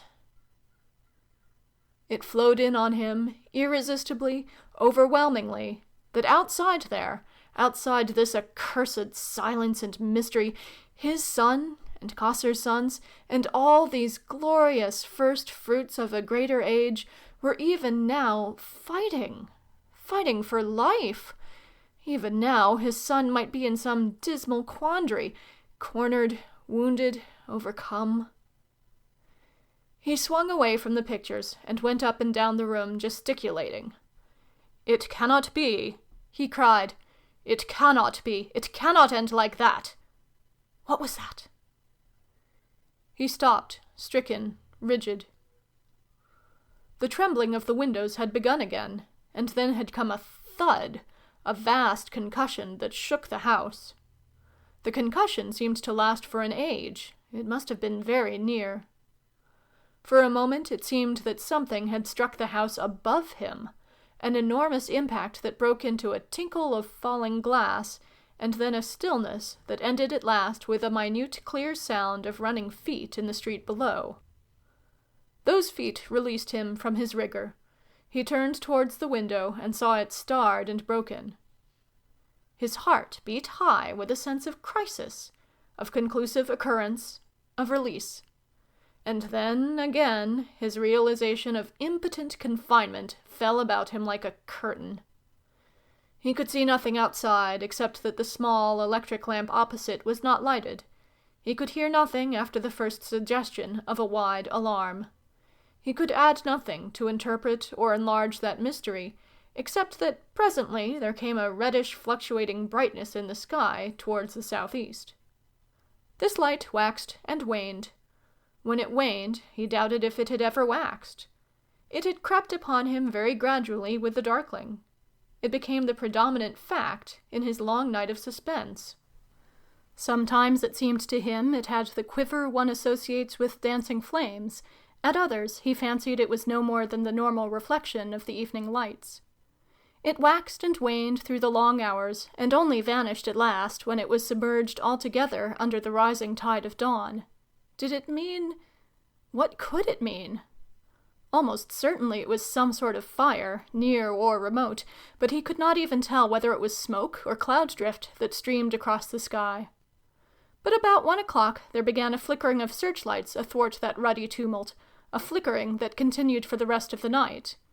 That, too, might mean many things. What could it mean? What did it mean? Just this stained, unrestful sky he had, and the suggestion of a huge explosion to occupy his mind. There came no further sounds, no further running, nothing but a shouting that might have been only the distant efforts of drunken men. He did not turn up his lights. He stood at his draughty, broken window, a distressful, slight, black outline to the officer who looked ever and again into the room and exhorted him to rest. All night Redwood remained at his window, peering up at the ambiguous drift of the sky, and only with the coming of dawn did he obey his fatigue and lie down upon the little bed they had prepared for him between his writing desk and the sinking fire in the fireplace under the great hog's skull. 3. For 36 long hours did Redwood remain imprisoned, closed in and shut off from the great drama of the 2 days, while the little people in the dawn of greatness fought against the children of the food. Then, abruptly, the Iron Curtain rose again, and he found himself near the very center of the struggle. That curtain rose as unexpectedly as it fell. In the late afternoon he was called to the window by the clatter of a cab that stopped without. A young man descended, and in another minute stood before him in the room, a slightly built young man of 30, perhaps, clean-shaven, well-dressed, well-mannered. "Mr. Redwood, sir," he began, "would you be willing to come to Mr. Catterham? He needs your presence very urgently." "Needs my presence?" There leapt a question into Redwood's mind that for a moment he could not put. He hesitated. Then, in a voice that broke, he asked, "What has he done to my son?" and stood breathless for the reply. "Your son, sir.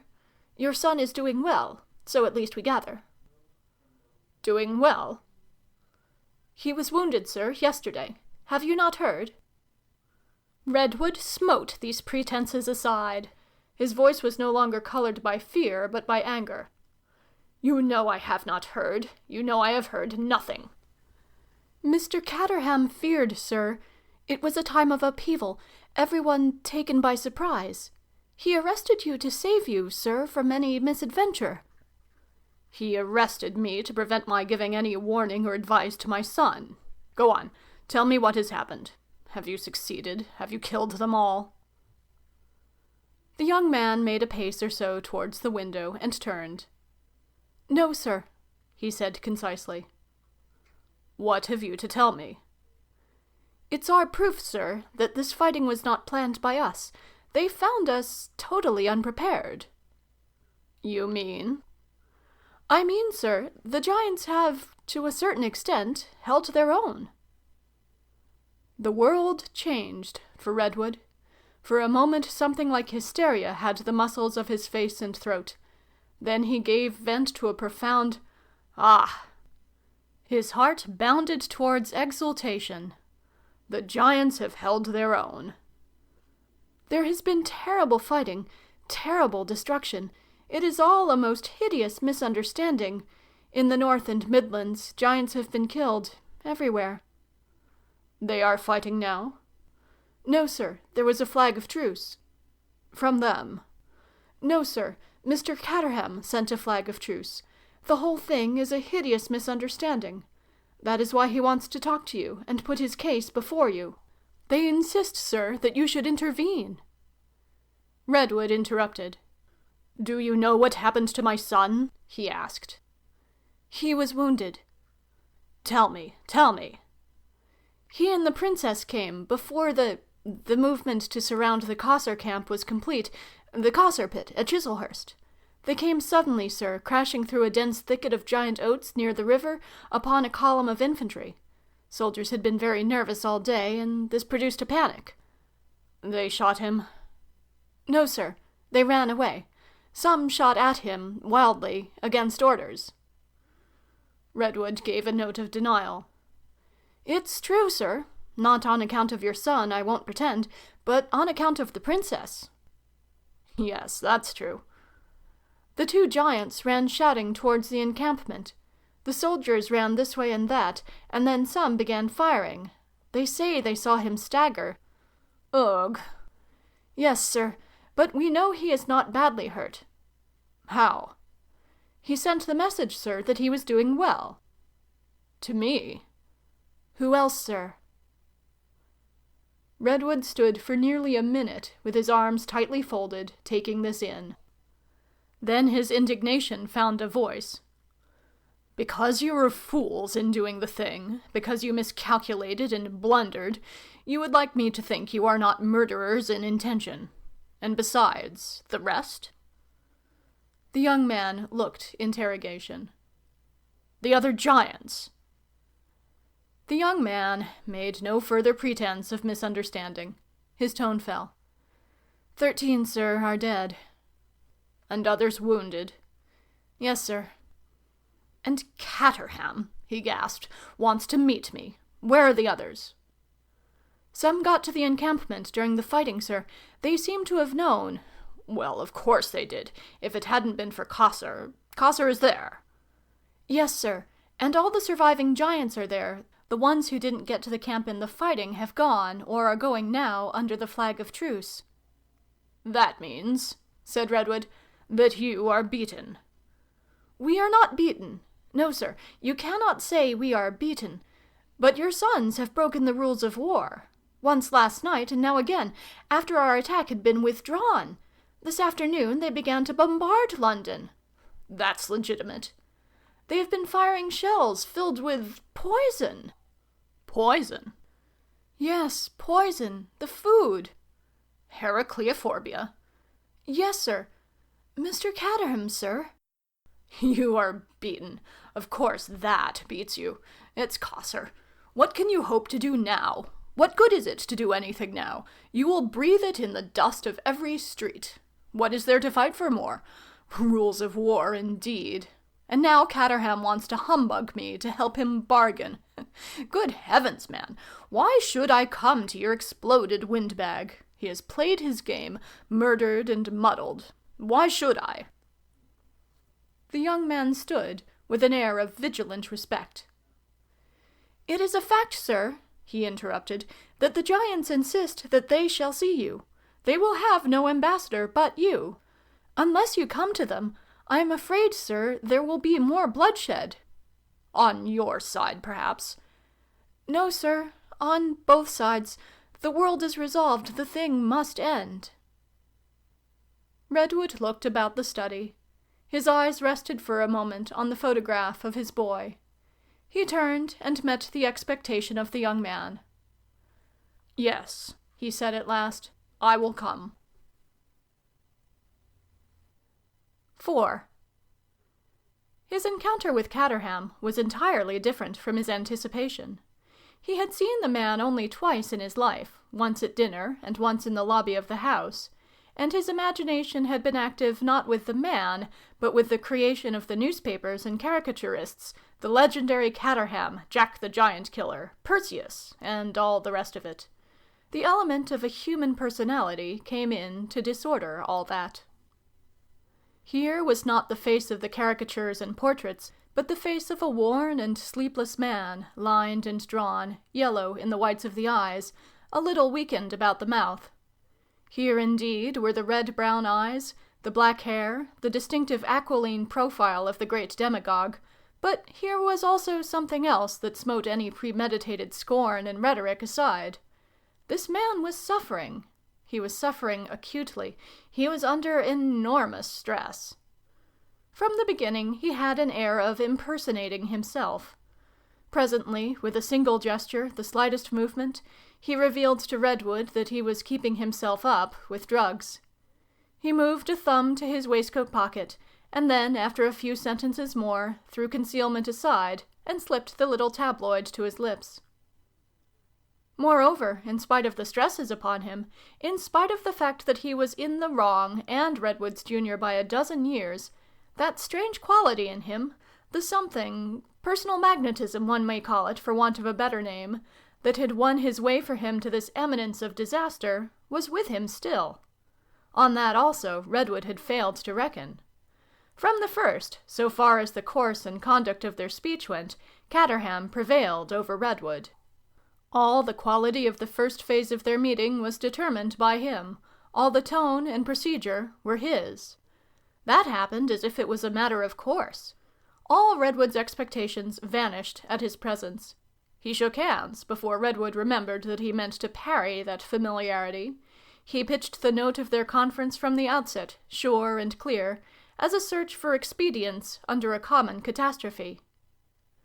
If he made any mistake, it was when, ever and again, his fatigue got the better of his immediate attention, and the habit of the public meeting carried him away. Then he drew himself up. Through all the interview both men stood, and looked away from Redwood and began to fence and justify. Once he even said, "Gentlemen!" Quietly, expandingly, he began to talk. There were moments when Redwood ceased even to feel himself an interlocutor, when he became the mere auditor of a monologue. He became the privileged spectator of an extraordinary phenomenon. He perceived something almost like a specific difference between himself and this being whose beautiful voice enveloped him, who was talking. This mind before him was so powerful and so limited. From its driving energy, its personal weight, its invincible oblivion to certain things, there sprang up in Redwood's mind the most grotesque and strange of images. Instead of an antagonist who was a fellow creature, a man one could hold morally responsible, and to whom one could address reasonable appeals, he saw Caterham as something like a monstrous rhinoceros, as it were, a civilized rhinoceros, begotten of the jungle of democratic affairs, a monster of irresistible onset and invincible resistance. In all the crashing conflicts of that tangle, he was supreme. And beyond? This man was a being supremely adapted to make his way through multitudes of men. For him, there was no fault so important as self-contradiction, no science so significant as the reconciliation of interests. Economic realities, topographical necessities, the barely touched mines of scientific expedients existed for him no more than railways or rifled guns or geographical literature exist for his animal prototype. What did exist were gatherings and caucuses and votes. Above all, votes. He was votes incarnate. Millions of votes. And now, in the great crisis, with the giants broken but not beaten, this vote monster talked. It was so evident that even now he had everything to learn. He did not know there were physical laws and economic laws, quantities and reactions that all humanity voting nemine contradicente cannot vote away, and that are disobeyed only at the price of destruction. He did not know there are moral laws that cannot be bent by any force of glamour, or are bent only to fly back with vindictive violence. In the face of shrapnel or the Judgment Day, it was evident to Redwood that this man would have sheltered behind some curiously dodged vote of the House of Commons. What most concerned his mind now was not the powers that held the fastness away there to the south, not defeat and death, but the effect of these things upon his majority, the cardinal reality in his life. He had to defeat the giants or go under. He was by no means absolutely despairful. In this hour of his utmost failure, with blood and disaster upon his hands, and the rich promise of still more horrible disaster, with the gigantic destinies of the world towering and toppling over him, he was capable of a belief that by sheer exertion of his voice, by explaining and qualifying and restating, he might yet reconstitute his power. He was puzzled and distressed, no doubt, fatigued and suffering, but if only he could keep up, if only he could keep talking. As he talked, he seemed to Redwood to advance and recede, to dilate and contract. Redwood's share of the talk was of the most subsidiary sort, wedges, as it were, suddenly thrust in. "That's all nonsense." "No. It's no use suggesting that. Then why did you begin?" It is doubtful if Caterham really heard him at all. Round such interpolations, Caterham's speech flowed indeed like some swift stream about a rock. There this incredible man stood, on his official hearthrug, talking with enormous power and skill, talking as though a pause in his talk, his explanations, his presentation of standpoints and lights, of considerations and expedients, would permit some antagonistic influence to leap into being, into vocal being, the only being he could comprehend. There he stood, amidst the slightly faded splendors of that official room, in which one man after another had succumbed to the belief that a certain power of intervention was the creative control of an empire. The more he talked, the more certain Redwood's sense of stupendous futility grew. Did this man realize that while he stood and talked there, the whole great world was moving, that the invincible tide of growth flowed and flowed, that there were any hours but parliamentary hours, or any weapons in the hands of the avengers of blood? Outside, darkling the whole room, a single leaf of giant Virginian creeper tapped unheeded on the pane. Redwood became anxious to end this amazing monologue, to escape to sanity and judgment, to that beleaguered camp, the fastness of the future, where at the very nucleus of greatness the suns were gathered together.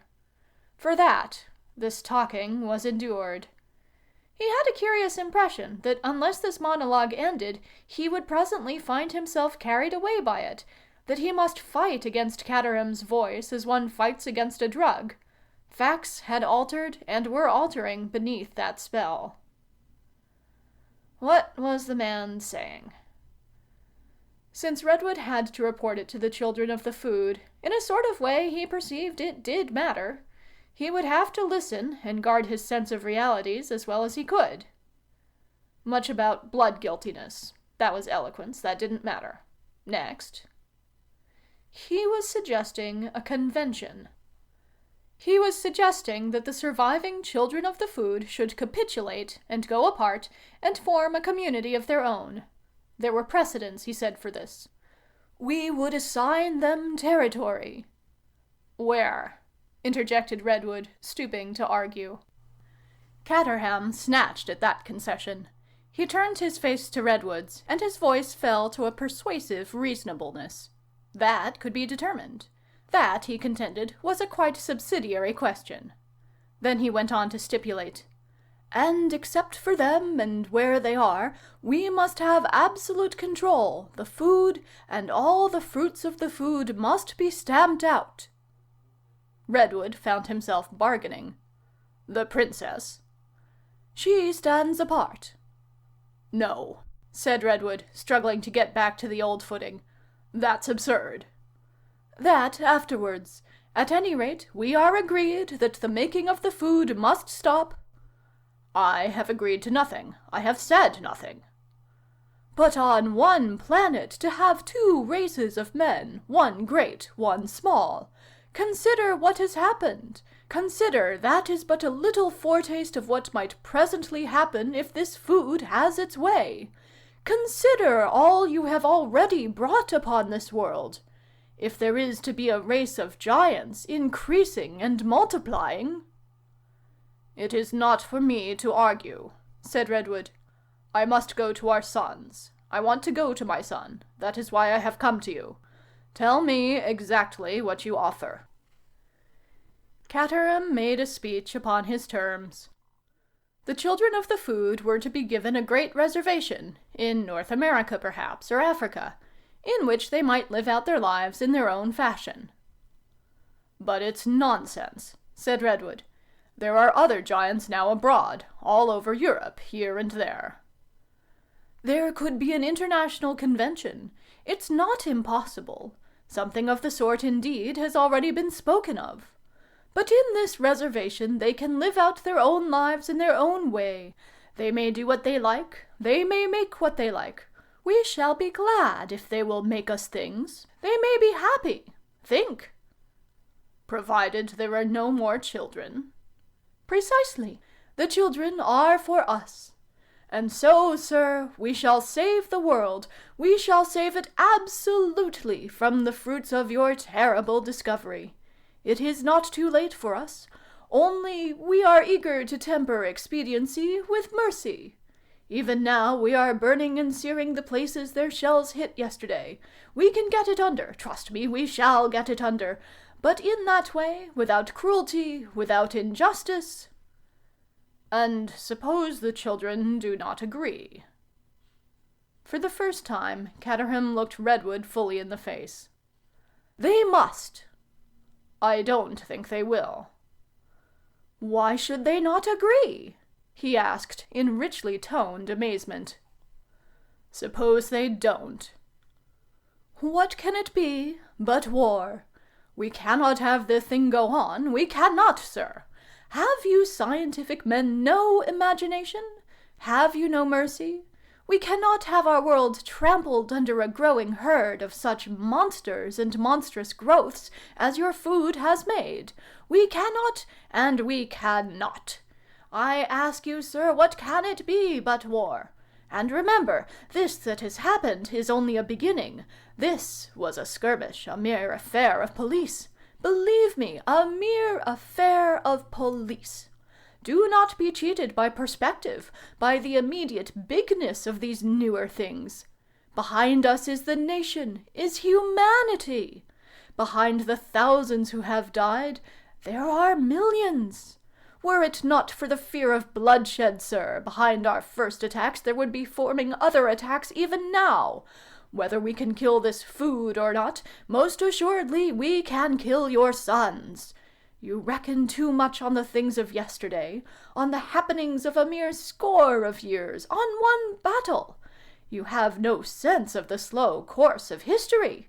I offer this convention for the sake of lives, not because it can change the inevitable end. If you think that your poor 24 of giants can resist all the forces of our people and of all the alien peoples who will come to our aid, if you think you can change humanity at a blow in a single generation and alter the nature and stature of man—" He flung out an arm. "Go to them now, sir. See them, for all the evil they have done, crouching among their wounded." He stopped, as though he had glanced at Redwood's son by chance. There came a pause. "Go to them," he said. "That is what I want to do." "Then go now." He turned and pressed the button of a bell. Without, in immediate response, came a sound of opening doors and hastening feet. The talk was at an end. The display was over. Abruptly, Catterham seemed to contract, to shrivel up into a yellow-faced, fagged-out, middle-sized, middle-aged man. He stepped forward as if he were stepping out of a picture, and with a complete assumption of that friendliness that lies behind all the public conflicts of our race, he held out his hand to Redwood. As if it were a matter of course, Redwood shook hands with him for the second time. Chapter the 5th. The Giant Leaguer. 1. Presently, Redwood found himself in a train going south over the Thames. He had a brief vision of the river shining under its lights, and of the smoke still going up from the place where the shell had fallen on the north bank, and where a vast multitude of men had been organized to burn the Heracleophobia out of the ground. The southern bank was dark. For some reason even the streets were not lit. All that was clearly visible was the outlines of the tall alarm towers, and the dark bulks of flats and schools. And after a minute of peering scrutiny, he turned his back on the window and sank into thought. There was nothing more to see or do until he saw the suns. He was fatigued by the stresses of the last 2 days. It seemed to him that his emotions must needs be exhausted, but he had fortified himself with strong coffee before starting, and his thoughts ran thin and clear. His mind touched many things. He reviewed again, but now in the enlightenment of accomplished events, the manner in which the food had entered and unfolded itself in the world. Bensington thought it might be an excellent food for infants, he whispered to himself with a faint smile. Then there came into his mind, as vivid as if they were still unsettled, his own horrible doubts after he had committed himself by giving it to his own son. From that, with a steady, unfaltering expansion, in spite of every effort of men to help and hinder, the food had spread through the whole world of man. And now? "Even if they kill them all," Redwood whispered, "the thing is done." The secret of its making was known far and wide. That had been his own work. Plants, animals, a multitude of distressful growing children would conspire irresistibly to force the world to revert again to the food, whatever happened in the present struggle.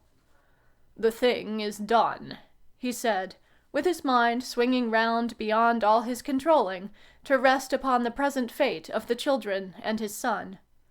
Would he find them exhausted by the efforts of the battle? wounded, starving, on the verge of defeat? Or would he find them still stout and hopeful, ready for the still grimmer conflict of the morrow?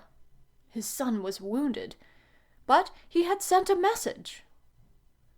His mind came back to his interview with Caterham. He was roused from his thoughts by the stopping of his train in Chislehurst Station.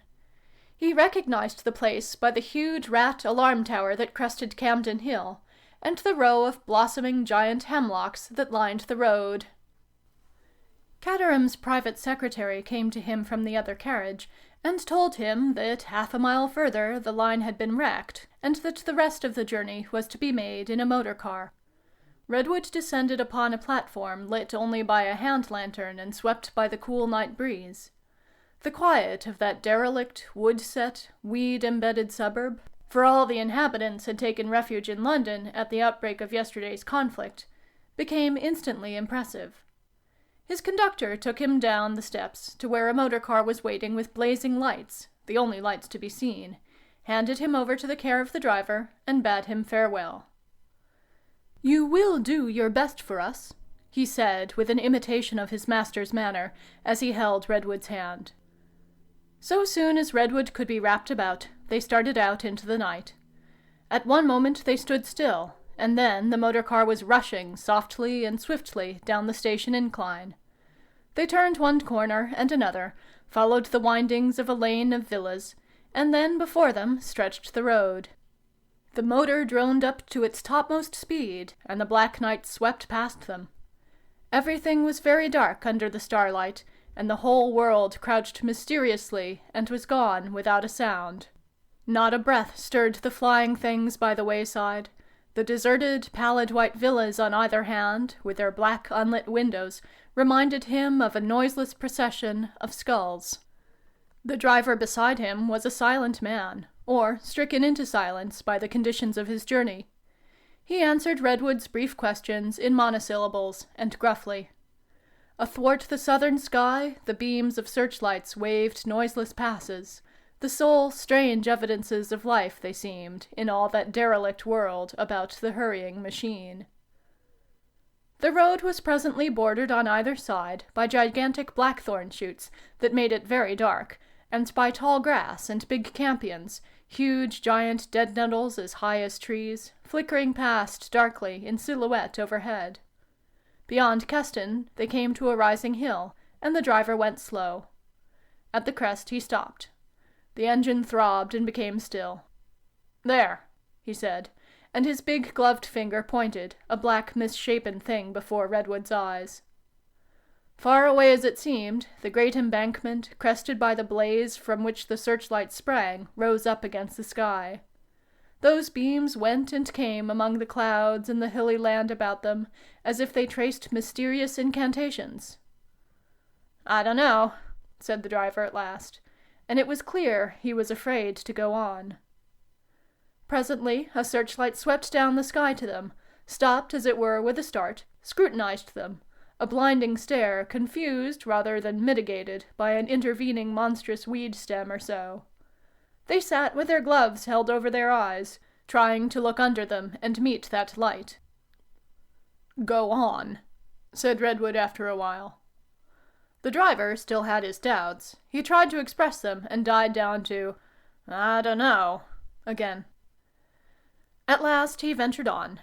"Here goes," he said, and roused his machinery to motion again, followed intently by that great white eye. To Redwood it seemed for a long time they were no longer on earth, but in a state of palpitating hurry through a luminous cloud. Toif, toif, toif, toif, went the machine, and ever and again, obeying I know not what nervous impulse, the driver sounded his horn. They passed into the welcome darkness of a high-fenced lane, and down into a hollow, and past some houses, into that blinding stare again. Then for a space the road ran naked across a down, and they seemed to hang, throbbing, in immensity. Once more giant weeds rose about them and whirled past. Then, quite abruptly close upon them, loomed the figure of a giant, shining brightly where the searchlight caught him below, and black against the sky above. "Hello there!" he cried, and Stop! There's no more road beyond. Is that Father Redwood?" Redwood stood up and gave a vague shout by way of answer, and then Cossor was in the road beside him, gripping both hands with both of his and pulling him out of the car. "What of my son?" asked Redwood. "He's all right," said Cossor. "They've hurt nothing serious in him." "And your lads?" "Well, all of them well. But we've had to make a fight for it." The giant was saying something to the motor driver.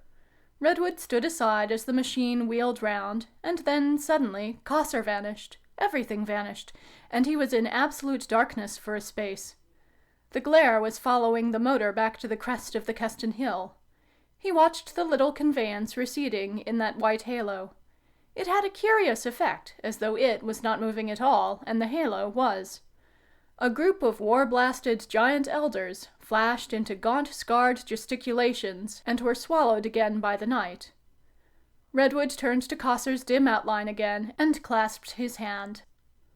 "I have been shut up and kept in ignorance," he said, "for 2 whole days." "We fired the food at them," said Cossor. "Obviously. 30 shots, eh?" "I come from Caterham." "I know you do." He laughed with a note of bitterness. "I suppose he's wiping it up." 2.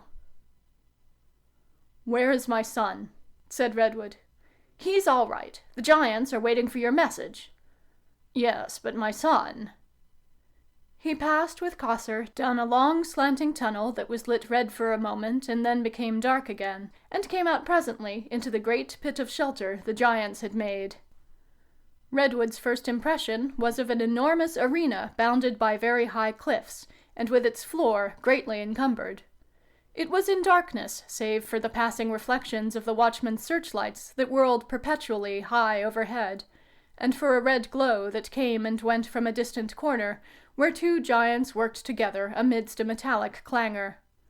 Against the sky, as the glare came about, his eye caught the familiar outlines of the old work-sheds and play-sheds that were made for the Cossor boys.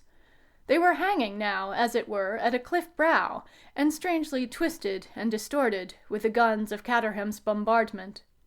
There were suggestions of huge gun emplacements above there, and nearer were piles of mighty cylinders that were perhaps ammunition. All about the wide space below, the forms of great engines and incomprehensible bulks were scattered in vague disorder. The giants appeared and vanished among these masses and in the uncertain light. Great shapes they were, not disproportionate to the things amidst which they moved. Some were actively employed, some sitting and lying as if they courted sleep, and one, near at hand, whose body was bandaged, lay on a rough litter of pine boughs and was certainly asleep. Redwood peered at these dim forms. His eyes went from one stirring outline to another. "Where is my son, Cossor?" Then he saw him. His son was sitting under the shadow of a great wall of steel. He presented himself as a black shape recognizable only by his pose. His features were invisible. He sat chin upon hand, as though weary or lost in thought. Beside him, Redwood discovered the figure of the princess, the dark suggestion of her merely, and then, as the glow from the distant iron returned, he saw for an instant, red-lit and tender, the infinite kindliness of her shadowed face. She stood looking down upon her lover, with her hand resting against the steel. It seemed that she whispered to him. Redwood would have gone towards them. "Presently," said Cossor. "First, there is your message." "Yes," said Redwood, "but—" He stopped. His son was now looking up and speaking to the princess, but in too low a tone for them to hear. Young Redwood raised his face, and she bent down towards him and glanced aside before she spoke. "But if we are beaten," they heard the whispered voice of young Redwood. She paused, and the red blaze showed her eyes bright with unshed tears. She bent nearer him and spoke still lower. There was something so intimate and private in their bearing, in their soft tones, that Redwood, who had thought for 2 whole days of nothing but his son, felt himself intrusive there. Abruptly he was checked. For the first time in his life, perhaps, he realized how much more a son may be to his father than a father can ever be to a son. He realized the full predominance of the future over the past. Here, between these two, he had no part. His part was played. He turned to Cossar in the instant realization. Their eyes met. His voice was changed to the tone of a grey resolve. "I will deliver my message now," he said. "Afterwards, it will be soon enough then." The pit was so enormous and so encumbered that it was a long and tortuous route to the place from which Redwood could speak to them all. He and Cossar followed a steeply descending way that passed beneath an arch of interlocking machinery, and so came into a vast, deep gangway that ran athwart the bottom of the pit. This gangway, wide and vacant, and yet relatively narrow, conspired with everything about it to enhance Redwood's sense of his own littleness. It became, as it were, an excavated gorge. High overhead, separated from him by cliffs of darkness, the searchlights wheeled and blazed, and the shining shapes went to and fro. Giant voices called to one another above there, calling the giants together to the council of war, to hear the terms that Caterham had sent. The gangway still inclined downward towards black vastnesses, towards shadows and mysteries and inconceivable things, into which Redwood went slowly with reluctant footsteps, and Cossar with a confident stride. Redwood's thoughts were busy. The two men passed into the completest darkness, and Cossar took his companion's wrist. They went now slowly perforce. Redwood was moved to speak. "All this," he said, "is strange." "Big," said Cossar. "Strange. And strange that it should be strange to me. I, who am, in a sense, the beginning of it all. It's—" He stopped, wrestling with his elusive meaning, and threw an unseen gesture at the cliff. "I have not thought of it before. I have been busy, and the years have passed. But here I see. It is a new generation, Cossar, and new emotions, and new needs. All this, Cossar—" Cossar saw now his dim gesture to the things about them. "All this is youth." Cossar made no answer, and his irregular footfalls went striding on. "It isn't our youth, Cossar. They are taking things over. They are beginning upon their own emotions, their own experiences, their own way. We have made a new world, and it isn't ours. It isn't even sympathetic. This great place—" "I planned it," said Cossar, his face close. "But now—" I have given it to my sons." Redwood could feel the loose wave of the arm that he could not see. "That is it. We are over, or almost over." "Your message?" "Yes, and then?" "We're over." "Well?" "Of course we are out of it, we two old men," said Cossar with his familiar note of sudden anger. "Of course we are, obviously.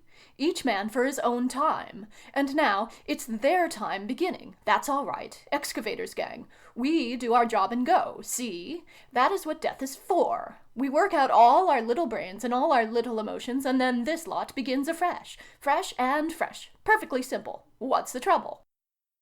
He paused to guide Redwood to some steps. "Yes," said Redwood, "but one feels—" He left his sentence incomplete. "That is what death is for," he heard Cossar below him insisting. "How else could the thing be done? That is what death is for." 3. After devious windings and ascents, they came out upon a projecting ledge from which it was possible to see over the greater extent of the giant's pit, and from which Redwood might make himself heard by the whole of their assembly. The giants were already gathered below and about him at different levels, to hear the message he had to deliver. The eldest son of Cossar stood on the bank overhead, watching the revelations of the searchlights, for they feared a breach of the truce. The workers, at the great apparatus in the corner, stood out clear in their own light. They were near stripped. They turned their faces towards Redwood, but with a watchful reference ever and again to the castings that they could not leave. He saw these nearer figures with a fluctuating indistinctness, by lights that came and went, and the remoter ones still less distinctly. They came from and vanished again into the depths of great obscurities. For these giants had no more light than they could help in the pit, that their eyes might be ready to see effectually any attacking force that might spring upon them out of the darkness around. Ever and again some chance glare would pick out and display this group or that of tall and powerful forms, the giants from Sunderland clothed in overlapping metal plates, and the others clad in leather, in woven rope, or in woven metal, as their conditions had determined. They sat amidst, or rested their hands upon, or stood erect among, machines and weapons as mighty as themselves, and all their faces, as they came and went from visible to invisible, had steadfast eyes. He made an effort to begin, and did not do so. Then for a moment his son's face glowed out in a hot insurgence of the fire, his son's face, looking up to him, tender as well as strong. And at that he found a voice to reach them all, speaking across a gulf, as it were, to his son. "I come from Caterham," he said. "He sent me to you to tell you the terms he offers." He paused. "They are impossible terms, I know, now that I see you here all together. They are impossible terms, but I brought them to you because I wanted to see you all, and my son. Once more, I wanted to see my son." "Tell them the terms," said Cossor.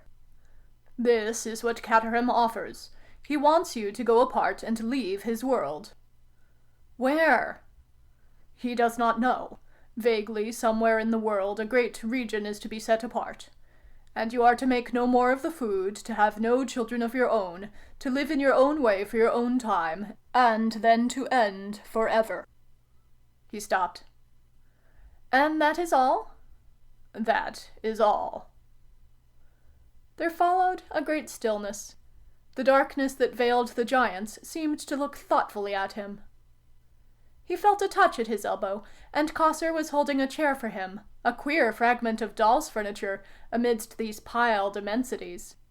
He sat down and crossed his legs, and then put one across the knee of the other, and clutched his boot nervously, and felt small and self-conscious and acutely visible and absurdly placed. Then, at the sound of a voice, he forgot himself again. "You have heard, brothers," said this voice out of the shadows. And another answered, "We have heard." And the answer, brothers, to Caterham, is no. And then? There was a silence for the space of some seconds. Then a voice said, "These people are right. After their lights, that is. They have been right in killing all that grew larger than its kind, beast and plant and all manner of great things that arose. They were right in trying to massacre us. They are right now in saying we must not marry our kind. According to their lights, they are right. They know, it is time that we also knew, that you cannot have pygmies and giants in one world together. Caterham has said that again and again, clearly, their world or ours." "We are not 100 now," said another, "and they are endless millions." "So it may be, but the thing is as I have said." Then another long silence. "And are we to die then?" "God forbid!" "Are they?" "No." "But that is what Caterham says. He would have us live out our lives, die one by one, till only one remains, and that one at last would die also, and they would cut down all the giant plants and weeds, kill all the giant underlife, burn out the traces of the food, make an end to us and to the food forever. Then the little pygmy world would be safe. They would go on, safe forever, living their little pygmy lives, doing pygmy kindnesses and pygmy cruelties each to the other. They might even perhaps attain a sort of pygmy millennium, make an end to war, make an end to overpopulation, sit down in a worldwide city to practice pygmy arts, worshipping one another till the world begins to freeze." In the corner, a sheet of iron fell in thunder to the ground. "Brothers, we know what we mean to do." In a spluttering of light from the searchlights, Redwood saw earnest, youthful faces turning to his son. "It is easy now to make the food. It would be easy for us to make food for all the world." "You mean, Brother Redwood," said a voice out of the darkness. "That it is for the little people to eat the food? What else is there to do? We are not 100, and they are many millions. But we held our own, so far. If it is God's will, we may still hold our own. Yes, but think of the dead." Another voice took up the strain. "The dead," it said. "Think of the unborn." "Brothers," came the voice of young Redwood, "what can we do but fight them, and if we beat them, make them take the food? They cannot help but take the food now. Suppose we were to resign our heritage and do this folly that Caterham suggests. Suppose we could. Suppose we give up this great thing that stirs within us, repudiate this thing our fathers did for us, that you, father, did for us, and pass, when our time has come, into decay and nothingness. What then? Will this little world of theirs be as it was before? They may fight against greatness in us who are the children of men, but can they conquer? Even if they should destroy us, every one, what then? Would it save them? No. For greatness is abroad, not only in us, not only in the food, but in the purpose of all things. It is in the nature of all things. It is part of space and time. To grow, and still to grow, from first to last, that is being. That is the law of life. What other law can there be? To help others? To grow. It is still to grow, unless we help them to fail. They will fight hard to overcome us, said a voice. And another, what of that? They will fight, said young Redwood. If we refuse these terms, I doubt not they will fight.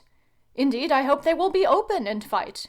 If after all they offer peace, it will be only the better to catch us unawares. Make no mistake, brothers. In some way or other, they will fight. The war has begun, and we must fight to the end. Unless we are wise, we may find presently we have lived only to make them better weapons against our children and our kind. This, so far, has only been the dawn of battle. All our lives will be a battle.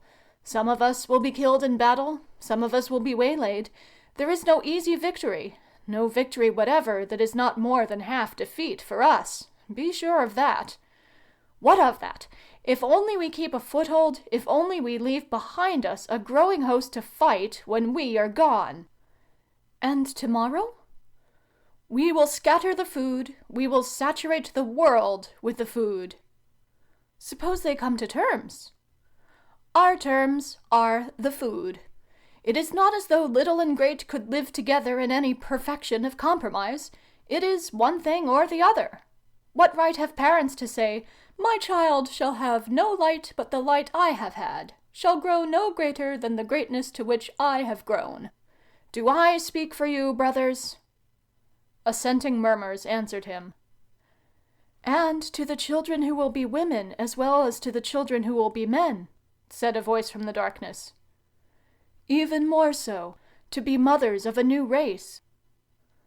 But for the next generation there must be great and little, said Redwood, with his eyes on his son's face. For many generations, and the little will hamper the great, and the great press upon the little. So it must needs be, father. There will be conflict. Endless conflict, endless misunderstanding. All life is that. Great and little cannot understand one another. But in every child born of man, Father Redwood, lurks some seed of greatness, waiting for the food. Then I am to go to Caterham again and tell him. You will stay with us, Father Redwood. Our answer goes to Caterham at dawn. He says that he will fight. So be it, said young Redwood, and his brethren murmured assent. The iron waits, cried a voice, and the two giants who were working in the corner began a rhythmic hammering that made a mighty music to the scene.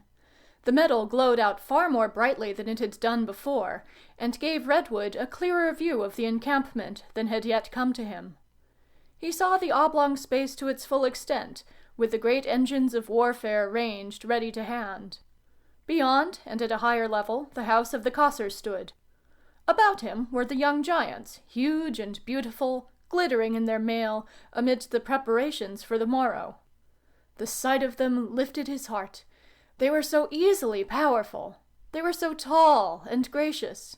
They were so steadfast in their movements. There was his son amongst them, and the first of all giant women, the princess. There leapt into his mind the oddest contrast, a memory of Bensington, very bright and little. Bensington, with his hand amidst the soft breast feathers of that first great chick, standing in that conventionally furnished room of his, peering over his spectacles dubiously as Cousin Jane banged the door. It had all happened in a yesterday of 21 years. Then suddenly a strange doubt took hold of him, that this place and present greatness were but the texture of a dream, that he was dreaming, and would in an instant wake to find himself in his study again, the giants slaughtered, the food suppressed, and himself a prisoner locked in. What else indeed was life but that, always to be a prisoner, locked in? This was the culmination and end of his dream. He would wake, through bloodshed and battle, to find his food the most foolish of fancies, and his hopes and faith of a greater world to come no more than the colored film upon a pool of bottomless decay. Littleness invincible. So strong and deep was this wave of despondency, this suggestion of impending disillusionment, that he started to his feet. He stood and pressed his clenched fists into his eyes, and so for a moment remained, fearing to open them again and see, lest the dream should already have passed away. The voice of the giant children spoke to one another, an undertone to that clangorous melody of the smiths. His tide of doubt ebbed. He heard the giant voices, he heard their movements about him still. It was real. Surely it was real. As real as spiteful acts. More real, for these great things, it may be, are the coming things, and the littleness, bestiality, and infirmity of men are the things that go.